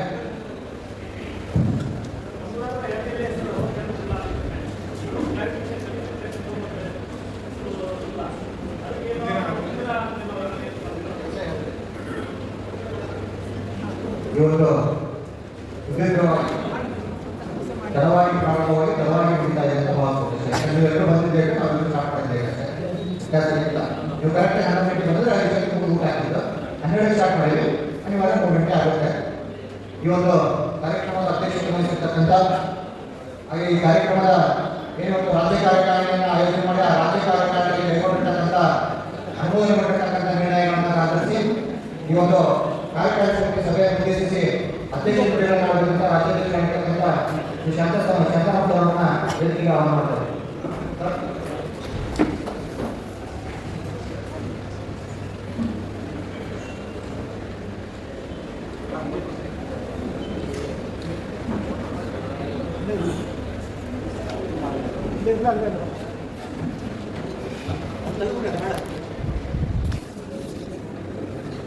ಕಾರ್ಯಕ್ರಮ ಸಂದರ್ಭದಲ್ಲಿ ವೇದಿಕೆ ಮೇಲೆ ಆಗಿರತಕ್ಕಂಥ ನಮ್ಮೆಲ್ಲರ ರೀತಿಯ ಪ್ರಧಾನ ಕಾರ್ಯದರ್ಶಿಯಾದಂಥ ಸಿದ್ದು ಸಂಘಟನೆ ರಾಜ್ಯ ಉಪಾಧ್ಯಕ್ಷರಾಗಿ ಇರ್ತಕ್ಕಂಥ ಮತ್ತೆ ನಮ್ಮೆಲ್ಲರ ಆತ್ಮೀಯರಾಗಿರ್ತಕ್ಕಂಥ ಚಂದ್ರಕಾಂತ್ ಅವರೇ, ಈ ಸಂಘಟನೆಯ ಖಜಾಂಚಿಗಳು ಮತ್ತು ಸ್ನೇಹಿತರಾಗಿರ್ತಕ್ಕಂಥ ವಿಜಯ್ ಅವರೇ, ಸಮಯದ ಅಭಾವ ಇರೋದರಿಂದ ಎಲ್ಲ ನಮ್ಮ ರಾಜ್ಯ ಸಂಘದ ಎಲ್ಲ ಪದಾಧಿಕಾರಿಗಳೇ, ಗೌರವಾನ್ವಿತ ಎಲ್ಲ ಜಿಲ್ಲಾಧ್ಯಕ್ಷರೇ, ರಾಜ್ಯ ಸಮಿತಿ ಸದಸ್ಯರೇ, ಜಿಲ್ಲಾ ಕಾರ್ಯದರ್ಶಿಗಳೇ, ತಾಲೂಕು ಅಧ್ಯಕ್ಷರೇ, ತಾಲೂಕು ಕಾರ್ಯದರ್ಶಿಗಳೇ, ಪ್ರೀತಿಯಿಂದ ಮೊದಲಿಂದಲೂ 2014ರಿಂದಲೂ ಯಾವುದೇ ಹುದ್ದೆಯನ್ನ ಅಪೇಕ್ಷಿಸದೆ ಯಾವುದೇ ಸಂಘಟನೆಯ ಯಾವುದೇ ಕಾರ್ಯಗಳಲ್ಲಿ ಸಕ್ರಿಯವಾಗಿ ಭಾಗವಹಿಸ್ತಾ ಬಂದಿರತಕ್ಕಂಥ ಎಲ್ಲ ಸದ್ರೋಹಿ FPS ನೌಕರ ಬಾಂಧವರೇ, ಹೋರಾಟಗಾರರೇ ಮತ್ತು ಸದಾ ನಿವೃತ್ತಿಯವರೆಗೆ 60 ವರ್ಷದವರೆಗೆ ದುಡಿಮೆಯಲ್ಲೇ ಕಾಲ ಕಳೆದು ರಿಟೈರ್ಡ್ ಆದ ದಿವಸ ಕೈಯಲ್ಲಿ ಏನು ಇಲ್ಲದಿದ್ದಾಗೇನೆ ಹೊರಗೆ ಬಂದಿರತಕ್ಕಂಥ ನನ್ನ RDPR ಇಲಾಖೆಯ ಪಂಚಾಯತ್ ರಾಜ್ ಇಲಾಖೆಯಲ್ಲಿ 30-35-40 ವರ್ಷಗಳ ಕಾಲ ಸೇವೆ ಮಾಡಿ ನಿವೃತ್ತಿಯಾಗಿ 1,500 ರೂಪಾಯಿ ಪಿಂಚಣಿಯನ್ನು ಪಡಿತಾ ಇರತಕ್ಕಂಥ FPS ನೌಕರ ಸಂಘದ ಮೇಲೆ ತಮ್ಮ ಬದುಕನ್ನ ಆಶ್ರಯಿಸಿ ನಮ್ಮ ಮೇಲೆ ನಂಬಿಕೆ ಇಟ್ಟು ನಮಗೊಂದು ನ್ಯಾಯ ಕೊಡ್ತಾರೆ ಅಂತೇಳಿ ಪರಿಭಾವಿಸಿ ಈ ಇಳಿ ವಯಸ್ಸಿನಲ್ಲೂ ಕೂಡ ದೂರದ ಊರುಗಳಿಂದ ಬಂದಿರತಕ್ಕಂಥ ನನ್ನ ಪಂಚಾಯತ್ ಇಲಾಖೆಯ ಎಲ್ಲ ಸಹ ಹೃದಯ ಸ್ನೇಹಿತರೆ, ಹಿರಿಯ ಚೇತನಗಳೇ, ವಿಶೇಷವಾಗಿ ಅವರು, ಆಮೇಲೆ ನಮ್ಮ ಗಂಗಾವತಿಯ ಅಂದಾಪ್ಪ ಮತ್ತೆಲ್ಲ ಸ್ನೇಹಿತರು ಹಿರಿಯರು ಬಂದಿದ್ದಾರೆ. ಎಲ್ಲರಿಗೂ ಕೂಡ ಸಾಮಾನ್ಯವಾಗಿ ಭಾನುವಾರ ಅಂದರೆ ಮಹಿಳೆಯರು ಎಲ್ಲೂ ಹೊರಗಡೆ ಹೊರಡೋದಿಲ್ಲ. ಅದರಲ್ಲೂ ಕೂಡ ಇಲ್ಲ, ಈ ಸಂಘಟನೆಯ ನಾವು ಕೂಡ ಭಾಗವಹಿಸಬೇಕು ಅಂತ ಕಡಿಮೆ ಸಂಖ್ಯೆಯಲ್ಲಿ ಬಂದರೂ ಕೂಡ ಅತ್ಯಂತ ಒಂದು ಉತ್ತಮ ಗುರಿಯನ್ನ, ಉತ್ತಮ ವಿಶ್ವಾಸವನ್ನು ಇಟ್ಕೊಂಡು ಬಂದಿರತಕ್ಕಂಥ ಎಲ್ಲ ಮಹಿಳಾ ಸ್ನೇಹಿತರೆ, ಕರ್ನಾಟಕ ರಾಜ್ಯ ಸರ್ಕಾರ FPS ನೌಕರ ಸಂಘ ಬಹಳ ದೂರ ಹೋರಾಟದಲ್ಲಿ ಸಾಕು ಬಂದಿದೆ. ಈ ಸಂಘಟನೆ ಹೋರಾಟದ ಸಂಘಟನೆಯಾಗಿ ಉಳಿದು ಬಂದಿದೆ. ಹೋರಾಟಕ್ಕೆ ಯಾವತ್ತೂ ಕೂಡ ಅಳಿತಿಲ್ಲ. ಆದರೆ ಸಾಂದರ್ಭಿಕವಾಗಿ ಒಂದೊಂದು ಹೆಜ್ಜೆಯನ್ನ ಏರುವ ನಿಟ್ಟಿನಲ್ಲಿ ಏನೆಲ್ಲ ಪ್ರಯತ್ನಗಳನ್ನ, ಏನೆಲ್ಲ ಸ್ಟ್ರಾಟಜಿಗಳನ್ನ ಮಾಡಿಕೊಂಡು ನಾವು ಮುಂದಕ್ಕೆ ಬರಬೇಕು ಅನ್ನುವಂಥ ನಿಟ್ಟಿನಲ್ಲಿ ಕರ್ನಾಟಕ ರಾಜ್ಯ ಸರ್ಕಾರ FPS ನೌಕರ ಸಂಘ ಒಂದು ಪ್ರಜಾಸತ್ತಾತ್ಮಕ ಸಂಘಟನೆಯಾಗಿ ಚರ್ಚೆ ಮಾಡಿ ಆ ನಿಲುವುಗಳನ್ನು ಎಲ್ಲರೂ ಅನುಷ್ಠಾನ ಮಾಡುವ ಮೂಲಕ ಇವತ್ತು ಒಂದು ಬೃಹತ್ ಸಂಘಟನೆಯಾಗಿ, ಒಂದು ಸ್ನೇಹಕೂಟವಾಗಿ, ಒಂದು ಹೋರಾಟದ ಸಂಘಟನೆಯಾಗಿ ಇವತ್ತು ಬೆಳೆದು ಬಂದಿದೆ. ಇವತ್ತು ನನಗೆ ಬಹಳ ದೊಡ್ಡ ಗೌರವ ಈ ರಾಜ್ಯದಲ್ಲಿ ನೌಕರ ವರ್ಗದಲ್ಲಿ ಸಿಕ್ಕಿರೋದು ಅಂತಂದ್ರೆ ನನ್ನನ್ನ ಎಲ್ಲರನ್ನು ಗೌರವಿಸುವಂಥದ್ದು ಯಾವುದೋ ಸಚಿವಾಲಯದಲ್ಲಿ ಅಂಡರ್ ಸೆಕ್ರೆಟರಿ ಆಗಿದ್ದಾರೆ ಶಾಂತರಾಮ್ ಅಂತೇಳಿ ಅಲ್ಲ, ಇನ್ಯಾವುದೋ ಕಾರಣಕ್ಕಾಗಿ ಬೆಂಗಳೂರಿನಲ್ಲಿದ್ದಾರೆ ಅನ್ನುವಂಥ ಕಾರಣಕ್ಕಾಗಿ ಅಲ್ಲ, ವಿಧಾನಸೌಧದಲ್ಲಿದ್ದಾರೆ ಅನ್ನೋ ಕಾರಣಕ್ಕಾಗಿ ಅಲ್ಲ, ನನ್ನನ್ನು NPS ಶಾಂತರಾಮ್ ಅಂತೇಳಿ ಗೌರವಿಸ್ತಾರೆ. ಅಂದ್ರೆ NPS ಹೋರಾಟಕ್ಕೆ ಮೀಸಲಿರ್ತಕ್ಕಂಥ ಒಬ್ಬ ವ್ಯಕ್ತಿ, ಒಬ್ಬ ನಾಯಕ, ಒಬ್ಬ ಸಹೋದರ, ಒಬ್ಬ ಸ್ನೇಹಿತ ಅಂತ ನನ್ನನ್ನು ಗುರುತಿಸ್ತಾರೆ. ಹಾಗಾಗಿ ಅದಕ್ಕೆ ನಾನು ಋಣಿಯಾಗಿದ್ದೀನಿ, ಮತ್ತೆ ಅದರಲ್ಲೇ ನಾನು ಮುಂದುವರಿತಾ ಇದ್ದೀನಿ. ಅದು ನನಗೆ ಹೆಚ್ಚು ಹೆಮ್ಮೆಯನ್ನ ತಂದುಕೊಟ್ಟಿದೆ. ಕಾಲಾಂತರದಲ್ಲಿ ನಮಗೆ ಇರ್ತಕ್ಕಂಥ ತಡೆಗಳನ್ನ, NPS ವಿಚಾರದಲ್ಲಿರ್ತಕ್ಕಂಥ ತಡೆಗಳನ್ನ ನಿವಾರಿಸುವ ದೃಷ್ಟಿಯಿಂದ ಅನೇಕ ನಿರ್ಧಾರಗಳನ್ನ ಕರ್ನಾಟಕ ರಾಜ್ಯ ಸರ್ಕಾರ NPS ನೌಕರ ಸಂಘದ ಅಧ್ಯಕ್ಷನಾಗಿ ನಾನು ತಗೊಂಡಿದ್ದೀನಿ. ಅದು ಸಂಘಟನೆ ಹಿತ ದೃಷ್ಟಿಯಿಂದ ಅದಕ್ಕೆ ನಾನಂತ ತೀರ್ಮಾನಗಳನ್ನು ತಗೊಂಡಾಗ ಏನು ನನ್ನ ತಂಡ, ನನ್ನ ಸ್ನೇಹಿತರು, ನನ್ನ ಜೊತೆಗಿರ್ತಕ್ಕಂಥ ಸಂಘಟನೆಯಲ್ಲಿರ್ತಕ್ಕಂಥ ವಿವಿಧ ಹುದ್ದೆಯಲ್ಲಿರ್ತಕ್ಕಂಥ ಸ್ನೇಹಿತರು ನನಗೆ ಬೆನ್ನೆಲುಬಾಗಿ ನಿಂತಿದ್ದಾರೆ. ಅವರಿಗೆ ನಾನು ಯಾವಾಗಲೂ ಕೂಡ ಈ ಒಂದು ಸಂಘಟನಾ ಜೀವನದಲ್ಲಿ ಮತ್ತೆ ನನ್ನ ಬದುಕಿರುವವರೆಗೂ ಕೂಡ ನಾನು ಅವರೆಲ್ಲರಿಗೂ ಸಹಕಾರ ಕೊಟ್ಟಿರ್ತಕ್ಕಂಥ ಎಲ್ಲರಿಗೂ ಕೂಡ ನಾನು ಋಣಿಯಾಗಿದ್ದೀನಿ. ಈ ಹೋರಾಟದ ಸಾಮಾಜಿಕ ಜೀವನದಲ್ಲಿ ಅಥವಾ ಸಾರ್ವಜನಿಕ ಜೀವನದಲ್ಲಿ ನನ್ನ ಮೇಲೂ ಕೂಡ ಟೀಕೆಗಳು ಇಲ್ಲ ಅಂತ ಹೇಳಿ ಇಲ್ಲ. ಟೀಕೆಗಳು ನಾನು ಯಾಕೆ ಅಂತ ಹೇಳಿದ್ರೆ, ಯಾವ ಸಾರ್ವಜನಿಕದಲ್ಲಿ ಚಾಲ್ತಿಯಲ್ಲಿರ್ತಾರೋ ಅವ್ರ ಮೇಲೆ ಟೀಕೆಗಳು ಇರಬೇಕು. ಟೀಕೆಗಳು ಇಲ್ಲ ಅಂತ ಹೇಳಿದ್ರೆ ಸಾರ್ವಜನಿಕ ಜೀವನದಲ್ಲಿ ಚಾಲನೆ ಇಲ್ಲ ಅಂತ. ನಾವು ಚಾಲನೆ ಇದ್ದೀವಿ, ನಾವು ನಮ್ಮ ನಿರ್ಣಯಗಳನ್ನ ಪ್ರಜಾಸತ್ತಾತ್ಮಕವಾಗಿ ನಿರ್ಣಯಗಳನ್ನ ತಗೊಳ್ತೀವಿ, ಹೋರಾಟಗಳನ್ನ ಮಾಡ್ತೀವಿ ಅನ್ನುವಂಥ ದೃಷ್ಟಿಯಿಂದನೇ ನಮಗೆ ನಮ್ಮನ್ನ ಟೀಕೆ ಮಾಡುವಂಥವ್ರು ಇದ್ದಾರೆ. ಆ ಟೀಕೆಗಾರರನ್ನ ನಾನು ಸಹಿಸಿಕೊಳ್ಳತಕ್ಕಂಥ ಒಂದು ವ್ಯವಸ್ಥೆಯಲ್ಲಿ, ಪ್ರಜಾಸತ್ತಾತ್ಮಕ ವ್ಯವಸ್ಥೆಯಲ್ಲಿ ನಾನು ಇದ್ದೀನಿ. ಅವರ ಟೀಕೆಗಳನ್ನ ಅಥವಾ ಅವರ ವಿರೋಧಗಳನ್ನ ನಾನು ಅಕ್ಸೆಪ್ಟ್ ಮಾಡ್ಕೊಳ್ಳದೆ ಇದ್ರು ಕೂಡ ಅದನ್ನ ಸಹಿಸಿಕೊಳ್ಳುವ ಒಂದು ಸಾಮಾಜಿಕ ಸ್ಥಿತಿ ನನಗಿದೆ. ಅವರಿಗೆಲ್ಲ ನಾನು ಒಂದೇ ಮಾತಲ್ಲಿ ಈ ಸಂಘಟನಾ ಜೀವನದಲ್ಲಿ ನಾನು ಕೊಡುವಂತ ಉತ್ತರ ಏನು ಅಂತ ಹೇಳಿದ್ರೆ, ಕುವೆಂಪು ಅವರು ಒಂದು ಮಾತನ್ನ ತಮ್ಮ ಬರವಣಿಗೆಯ ಸುಮಾರು 70-80 ವರ್ಷಗಳ ಅವಧಿಯಲ್ಲಿ ಅನೇಕ ವಿಮರ್ಶಕರು ಅವರನ್ನ ಟೀಕೆ ಮಾಡ್ತಾರೆ. ಅವ್ರ ಬರವಣಿಗೆ ಸರಿ ಇಲ್ಲ, ಅವ್ರ ಬರವಣಿಗೆಗೆ ಸೀಮಿತತೆ ಇದೆ, ಅವರು ಏನೋ ರಾಮಾಯಣ ದರ್ಶನ ಬರೆದಿರೋದೇ ಸೂಕ್ತ ಅಲ್ಲ, ಅದನ್ನು ಬರೆಯೋರ್ಗತೆ ಇಲ್ಲ, ಅವ್ರ ಕವನ ಹೀಗೆ, ಅವ್ರ ಕವನದಲ್ಲಿ ಬಹಳ ಏನು ದೊಡ್ಡ ದೊಡ್ಡ ಪದಗಳಿದಾವೆ, ಅವರು ಸಾಮಾನ್ಯ ಜನರನ್ನು ತಲುಪೋದಿಲ್ಲ. ಅನೇಕ ಟೀಕೆಗಳು ಒಬ್ಬ ರಾಷ್ಟ್ರ ಕವಿ ಆಗಿರ್ತಕ್ಕಂಥ, ಒಂದು ಶತಮಾನದ ಕವಿ ಆಗಿರ್ತಕ್ಕಂಥ ಕುವೆಂಪು ಅವರನ್ನು ಕೂಡ ಈ ನಾಡು ಅಥವಾ ಒಂದು ಜ್ಞಾನ ಲೋಕ, ಅಕ್ಷರ ಲೋಕ ಅವರನ್ನು ಬಿಟ್ಟಿಲ್ಲ. ಅದಕ್ಕೆ ಅವರು ಒಂದೇ ಮಾತಲ್ಲಿ ಉತ್ತರವನ್ನು ಹೇಳ್ತಾರೆ. ಏನು ಅಂತ ಹೇಳಿದ್ರೆ, ನಾ ಏರುವ ಮಟ್ಟಕ್ಕೆ ನೀ ಏರವಲ್ಲಯ್ಯ ಅನ್ನುವಂತ ಮಾತನ್ನು ಹೇಳ್ತಾರೆ. ಇದನ್ನೆಲ್ಲ ಕೇಳಿರ್ತಾರೆ. ನಾ ಏರುವ ಮಟ್ಟಕ್ಕೆ ನೀ ಏರವಲ್ಲಯ್ಯ ಅನ್ನುವಂತ ಮಾತನ್ನ ಅವ್ರು ಹೇಳ್ತಾರೆ. ನೀವೇನು ಆಲೋಚನೆ ಮಾಡ್ತಾ ಇದ್ದೀರೋ ಅದು ತುಂಬಾ ಕೆಳಗಡೆ ಇದೆ, ನನ್ನ ಮಟ್ಟ ಬೇರೆ ಇದೆ ಅನ್ನುವಂಥದ್ದನ್ನು ಹೇಳ್ತಾರೆ. ನಾನು ಇವತ್ತು ನನ್ನನ್ನು ವಿರೋಧಿಸುವಂತವರಿಗೆ, ನನ್ನನ್ನು ಟೀಕೆ ಮಾಡುವಂತವರಿಗೆ, ನನ್ನ ವೈಯಕ್ತಿಕ ಜೀವನವನ್ನು ಟೀಕೆ ಮಾಡುವಂತವರಿಗೆ, ನನ್ನ ಸಂಘಟನಾ ಜೀವನವನ್ನು ಟೀಕೆ ಮಾಡತಕ್ಕಂಥವರಿಗೆ, ನನ್ನ ನಿಲುವುಗಳನ್ನು ಟೀಕೆ ಮಾಡುವಂತವರಿಗೆ ನಾನು ಹೇಳ್ತಕ್ಕಂಥದ್ದು, ನಾನು ಇವತ್ತು NPS ರದ್ದತಿಯ ವಿಚಾರದಲ್ಲಿ ಕಣತೊಟ್ಟು ನಿಂತಿದ್ದೀನಿ. ಆ ಕಾರಣಕ್ಕೋಸ್ಕರ ನಾನೇನು ಯಾವುದೋ ಟೀಕೆಗಾಗಿ ನಾನು NPS ಅನ್ನು OPS ಅನ್ನು ಬಿಟ್ಟುಕೊಟ್ಟಿಲ್ಲ ಸ್ನೇಹಿತರೆ. ನನ್ನ ಬದ್ಧತೆ, ನಾನು ಸಂಘಟನೆಯಲ್ಲಿ 2014ರಲ್ಲಿ ಏನು ಜನವರಿಯಲ್ಲಿ ನಾವು ಒಂದು ಮೀಟಿಂಗ್ ಅನ್ನು ಮಾಡಿ, ಏನು ನಮ್ಮ ಸಚಿವಾಲಯ ಕ್ಲಬ್ನಲ್ಲಿ ಒಂದು ಮೀಟಿಂಗ್ ಅನ್ನು ಮಾಡಿ, ಅಲ್ಲಿ ನಾನು ಒಂದು ಮಾತನ್ನು ನಿಮಗೆ ಕೊಟ್ಟಿದ್ದೆ. ಏನು ಅಂದ್ರೆ, ಈ ರಾಜ್ಯದಲ್ಲಿರ್ತಕ್ಕಂಥ ಎಲ್ಲ NPS ನೌಕರರಿಗೆ OPS ಕೊಡುವವರಿಗೆ ನಾನು ವಿರಮಿಸುವುದಿಲ್ಲ ಅನ್ನುವಂಥ ಮಾತನ್ನು ನಾನು ಹೇಳಿದ್ದೆ. ಆ ಕಾರಣಕ್ಕೋಸ್ಕರ ನನಗೆ OPS ಬೇರೆ ಬೇರೆ ಕಾರಣಗಳಿಗೋಸ್ಕರ, ಹೋರಾಟದ ಕಾರಣಗಳಿಗೋಸ್ಕರ ನೋಟಿಫಿಕೇಶನ್ ಹಿನ್ನೆಲೆಯಲ್ಲಿ ನನಗೆ OPS ಬಂದರೂ ಕೂಡ ಅದನ್ನು ನಾನು ಅಕ್ಸೆಪ್ಟ್ ಮಾಡೋದಿಲ್ಲ ಅನ್ನುವಂಥ ಮಾತನ್ನು ನಾನು ಹೇಳ್ದ. ನಾನು ನಿಮ್ಮೊಂದಿಗಿದ್ದೀನಿ. NPS ನ ಕೊನೆಯ ವ್ಯಕ್ತಿಗೆ ನ್ಯಾಯ ಕೊಡಿಸುವವರೆಗೂ ಕೂಡ ಈ ಹೋರಾಟವನ್ನು ನಾನು ಮುನ್ನಡೆಸ್ತೀನಿ ಅನ್ನುವ ಮಾತನ್ನು ಹೇಳ್ದ. ಏನು ಕುವೆಂಪು ಅವರು ಹೇಳಿದ್ದಾರೆ, ಆ ಮಾತನ್ನು ಮತ್ತೊಮ್ಮೆ ನನ್ನ ವ್ಯಕ್ತಿಗತವಾಗಿ ಟೀಕೆ ಮಾಡತಕ್ಕಂಥವರಿಗೆ, ದ್ವೇಷದಿಂದ ಟೀಕೆ ಮಾಡುವಂತೆ ಸಕಾರಾತ್ಮಕ ಟೀಕೆಗಳನ್ನು ನಾನು ವೇದಿಕೆಯಲ್ಲೇ ಸ್ವೀಕರಿಸ್ತೀನಿ. ಸಕಾರಾತ್ಮಕ ಟೀಕೆಯನ್ನ ನಾನು ಯಾವತ್ತೂ ಕೂಡ ವಿರೋಧಿಸೋದಿಲ್ಲ. ಬರೀ ದ್ವೇಷದಿಂದ ಮಾಡತಕ್ಕಂಥ ಟೀಕೆಗೆ ನಾನು ಕೊಡುವ ಉತ್ತರ ಕುವೆಂಪು ಅವರ ಮಾತನ್ನೇ. ನಾ ಏರುವ ಮಟ್ಟಕ್ಕೆ ಸಂಘಟನೆಯಲ್ಲಿ ನೀ ಏರವಲ್ಲಯ್ಯ ಅನ್ನುವಂಥ ಮಾತನ್ನು ಮಾತ್ರ ನಾನು ಹೇಳೋದಕ್ಕೆ ಇಷ್ಟಪಡ್ತೇನೆ ಸ್ನೇಹಿತರೆ. ಆ ದೃಷ್ಟಿಯಿಂದ ನಾವು ಈ ಹೋರಾಟವನ್ನ ಮುನ್ನಡೆಸೋಣ ಅನ್ನುವಂಥ ಮಾತನ್ನ ಈ ಸಂದರ್ಭದಲ್ಲಿ ನಾನು ನಿಮ್ಮೊಂದಿಗೆ ಹಂಚ್ಕೊಳ್ತೀನಿ. ಇನ್ನು ಎರಡನೇ ಅಜೆಂಡಾ, ಮೊದಲನೇ ಅಜೆಂಡಾವನ್ನ ಈಗಾಗಲೇ ಪ್ರಸ್ತಾಪ ಮಾಡಿ ಆಗಿದೆ. ನಾವು ಯಾವುದೇ ಕಾರಣಕ್ಕೂ ಕೂಡ ಕಮಿಟಿ ಅನ್ನುವಂಥದ್ದನ್ನ ನಾವು ಯಾವುದೇ ಕಾರಣಕ್ಕೂ ಒಪ್ಪಲಿಲ್ಲ ಅನ್ನುವಂಥ ಮಾತನ್ನ ನಾವು ಹಿಂದೂ ಅದನ್ನ ಆ ನಿರ್ಣಯವನ್ನು ಕೈಗೊಂಡಿದ್ದೀವಿ. ಇವತ್ತು ಕೂಡ ಆ ನಿರ್ಣಯವನ್ನು ನಾವು ಕೈಗೊಂಡಿದ್ದೀವಿ ಸ್ನೇಹಿತರೆ. ಆ ಕಾರಣಕ್ಕೋಸ್ಕರ ಕಮಿಟಿ ಅನ್ನುವಂಥದ್ದು ಒಂದು ಹೋರಾಟವನ್ನು ಹತ್ತಿಕ್ಕೋಗಿ ಮಾಡ್ತಕ್ಕಂಥದ್ದು ಅಥವಾ ಹೋರಾಟವನ್ನು ದಿಕ್ಕು ತಪ್ಪಿಸೋಕೆ ಮಾಡ್ತಕ್ಕಂಥದ್ದು ಅನ್ನುವಂಥದ್ದು ಈಗಾಗಲೇ ಸಾಬೀತಾಗಿದೆ. ಸುಮಾರು 4 ರಾಜ್ಯಗಳಲ್ಲಿ ಕಮಿಟಿ ಮಾಡಿರುವಂತಹ ರಾಜ್ಯಗಳಲ್ಲಿ NPS ರದ್ದಾಗಿಲ್ಲ.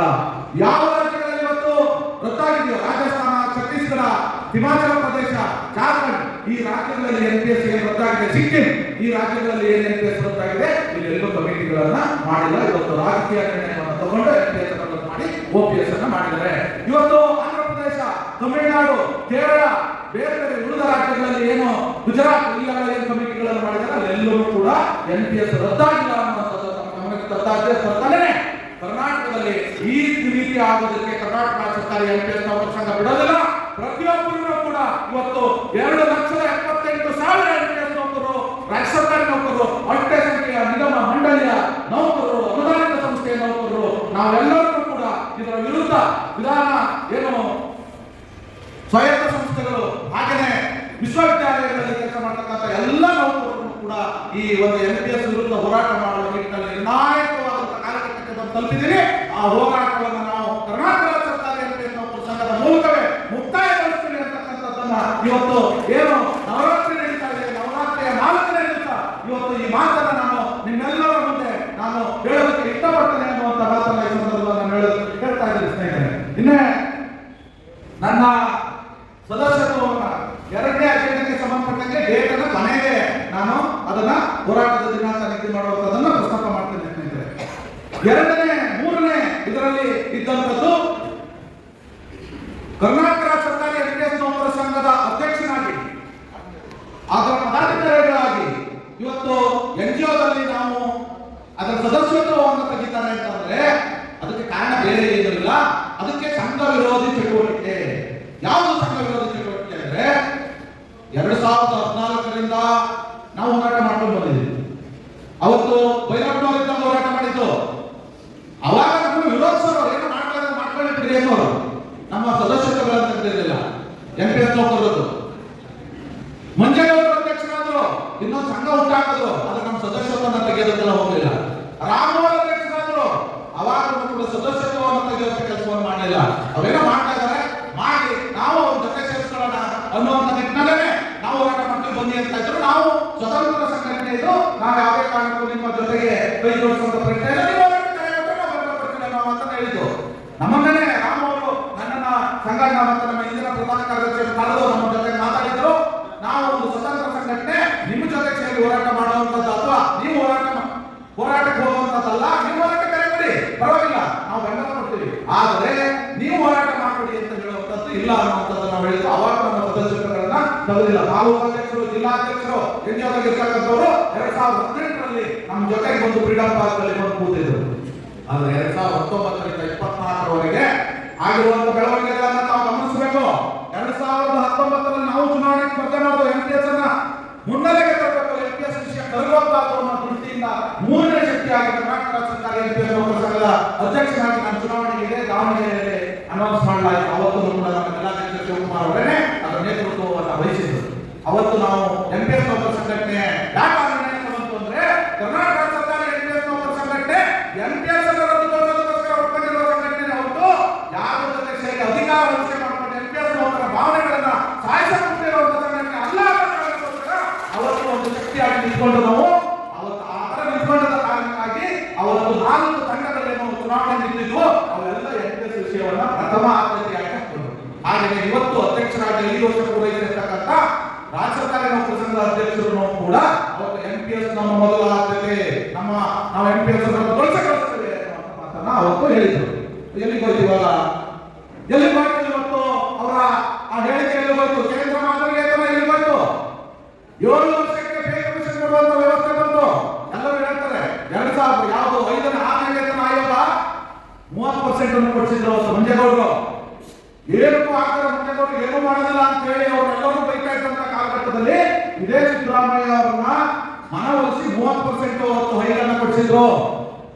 ಅದು ಜಾಸ್ತಿ ಆಗ್ಬೇಕು ಕಡಿಮೆ ಆಗ್ಬೇಕು? ನೆಕ್ಸ್ಟ್ ಹೇಳಿ, ಜಾಸ್ತಿ ಆಗ್ಬೇಕು ಕಡಿಮೆ ಆಗ್ಬೇಕು? 30 ದಿವಸನ ಇನ್ಫ್ಲೇಷನ್ ಕಡಿಮೆ ಆಗುತ್ತೋ ಜಾಸ್ತಿ ಆಗುತ್ತೋ? ಅಲ್ವಾ? ಅದು ಇನ್ನೂ ಜಾಸ್ತಿ ಆಗಬೇಕಿತ್ತು. ನಮ್ಮ ರಾಜ್ಯಾಧ್ಯಕ್ಷರು 44% ಕೊಡ್ತೀವಿ ಅಂತ, ಸರಿ 27% ಎಷ್ಟು ವರ್ಷಕ್ಕೆ ಬಂತು? 7 ವರ್ಷಕ್ಕೆ ಬಂದಿರತಕ್ಕಂಥದ್ದು. 7ನೇ ತಿಂಗಳು 2022ಕ್ಕೆ ಪೇ ಕಮಿಷನ್ ರಿವಿಷನ್ ಆಗಬೇಕಾಗಿತ್ತು. 1/4/2024ಕ್ಕೆ ಪೇ ಕಮಿಷನ್ ರಿವಿಷನ್ ಆಯಿತು. ಮೋಷನಲ್ ಎಫೆಕ್ಟ್ 1/7/2022ರಿಂದ ಬಂತು. 20,000 ನೌಕರರು ಇವತ್ತು ಬೀದಿಗೆ ಬಿದ್ದರು. ₹1 ಬೆನಿಫಿಟ್ ಇಲ್ಲದೆ ರಿಟೈರ್ಡ್ ಆದರು. 1/7/2024ರಿಂದ 22ರಿಂದ 1/4/2024ವರೆಗೆ ಯಾರು ಉತ್ತರ ಹೇಳಬೇಕು? ಯಾರು ಉತ್ತರ ಕೊಡಬೇಕು? ಕೇಂದ್ರವಾಗಿ ಹೇಳಿಕೆ ಕೊಡ್ತೀವಿ ಅಂತ ಹೇಳಿ ಪತ್ರಿಕಾ ಹೇಳಿಕೆ ಕೊಟ್ಟಿರುವಂತದ್ದು, ಪತ್ರಿಕಾ ಪ್ರಕಟಣೆಯನ್ನ ಕೊಟ್ಟಿರ್ತಕ್ಕಂಥದ್ದು ಎಲ್ಲಿಗೋಯ್ತು? NPS ರದ್ದತಿ ಎಲ್ಲಿಗೋಯ್ತು?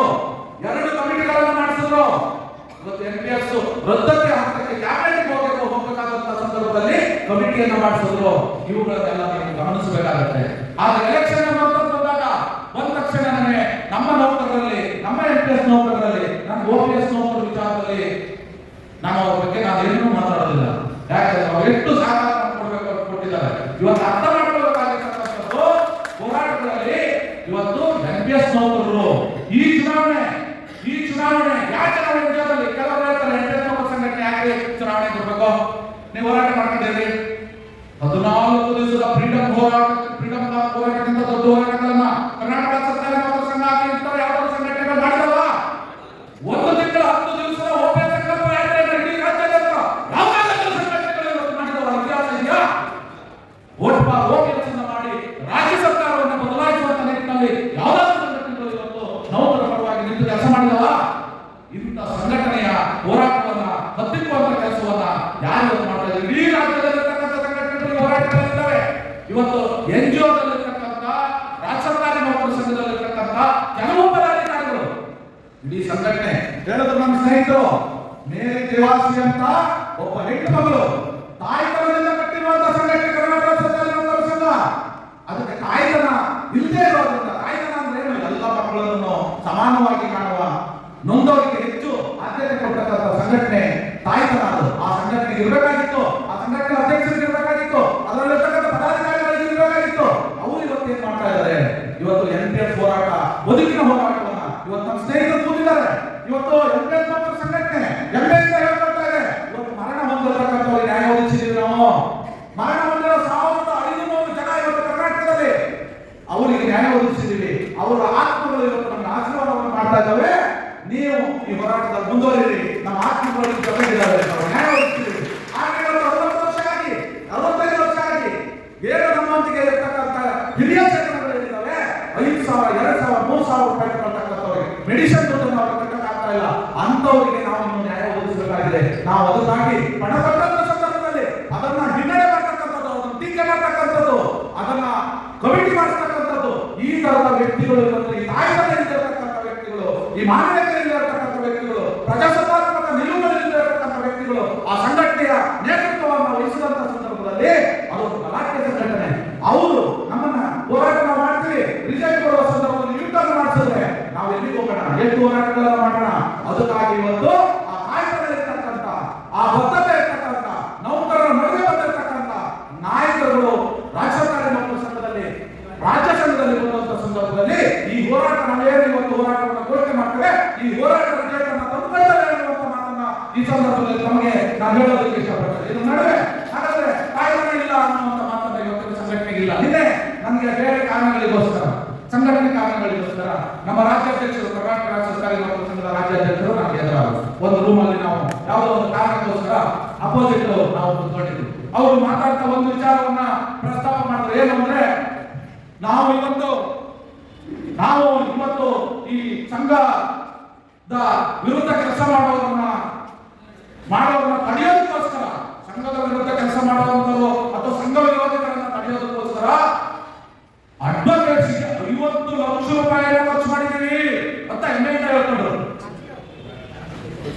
ಸಂಘ ವಿರೋಧಿಗಳನ್ನ, ಸಂಘದ ವಿರುದ್ಧ ಕೆಲಸ ಮಾಡುವಂತವ್ರನ್ನ, ಅವ್ರು ಹಾಕಿರೋ ಕೇಸ್ಗಳನ್ನು ಗೆಲ್ಲೋದಕ್ಕೆ, ಅವ್ರನ್ನ ಕೇಸ್ ಹಾಕೋದಕ್ಕೆ 50 ಲಕ್ಷಗಳನ್ನ ಖರ್ಚು ಮಾಡಿದ್ದೀವಿ ಅನ್ನೋ ಮಾತನ್ನ ಅವರೇ ಹೇಳಿದ್ರು ನಮ್ಮ ಎದುರುಗಡೆ ಇನ್ನೊಬ್ರು ಹಿರಿಯ ಅಧಿಕಾರಿಗೆ. ನಾನು ಒಂದೇ ಪ್ರಶ್ನೆ ಕೇಳಿದೆ, ನೌಕರರೆಲ್ಲ 200 ರೂಪಾಯಿಯನ್ನು ಕೊಡ್ತಾ ಇರ್ತಕ್ಕಂಥದ್ದು, ವಂತಿಗೆಯನ್ನು ಕೊಡ್ತಾ ಇರ್ತಕ್ಕಂಥದ್ದು, ಸಂಘ ವಿರೋಧಿಗಳು ಅಂತ ಯಾರು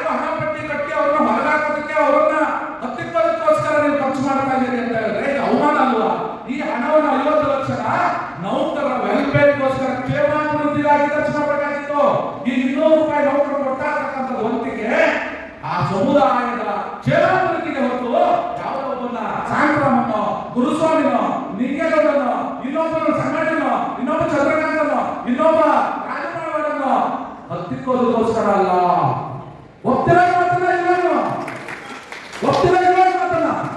ಹಾಗಾಗಿ ಯಾಕೆ ಇವತ್ತು ಕರ್ನಾಟಕ ಸರ್ಕಾರ ನೌಕರ ಸಂಘದಲ್ಲಿ ಬದಲಾವಣೆ ಆಗ್ಬೇಕು ಅನ್ನೋಂಥದ್ದನ್ನ ಈ ಕಾರಣಕ್ಕೋಸ್ಕರ ನಾನು ಪ್ರಸ್ತಾಪ ಮಾಡ್ತಾ ಇರೋದು ಸ್ನೇಹಿತರೆ. ಬೇರೆ ಯಾವ ಕಾರಣಕ್ಕೆಲ್ಲ ನೌಕರಿಗೆ 3,60,000 ಹುದ್ದೆಗಳು ಕಾಯ್ತಿದ್ದಾವೆ. 5 ವರ್ಷದಿಂದ ಒಂದೇ ಒಂದು ಹೋರಾಟಗಳು.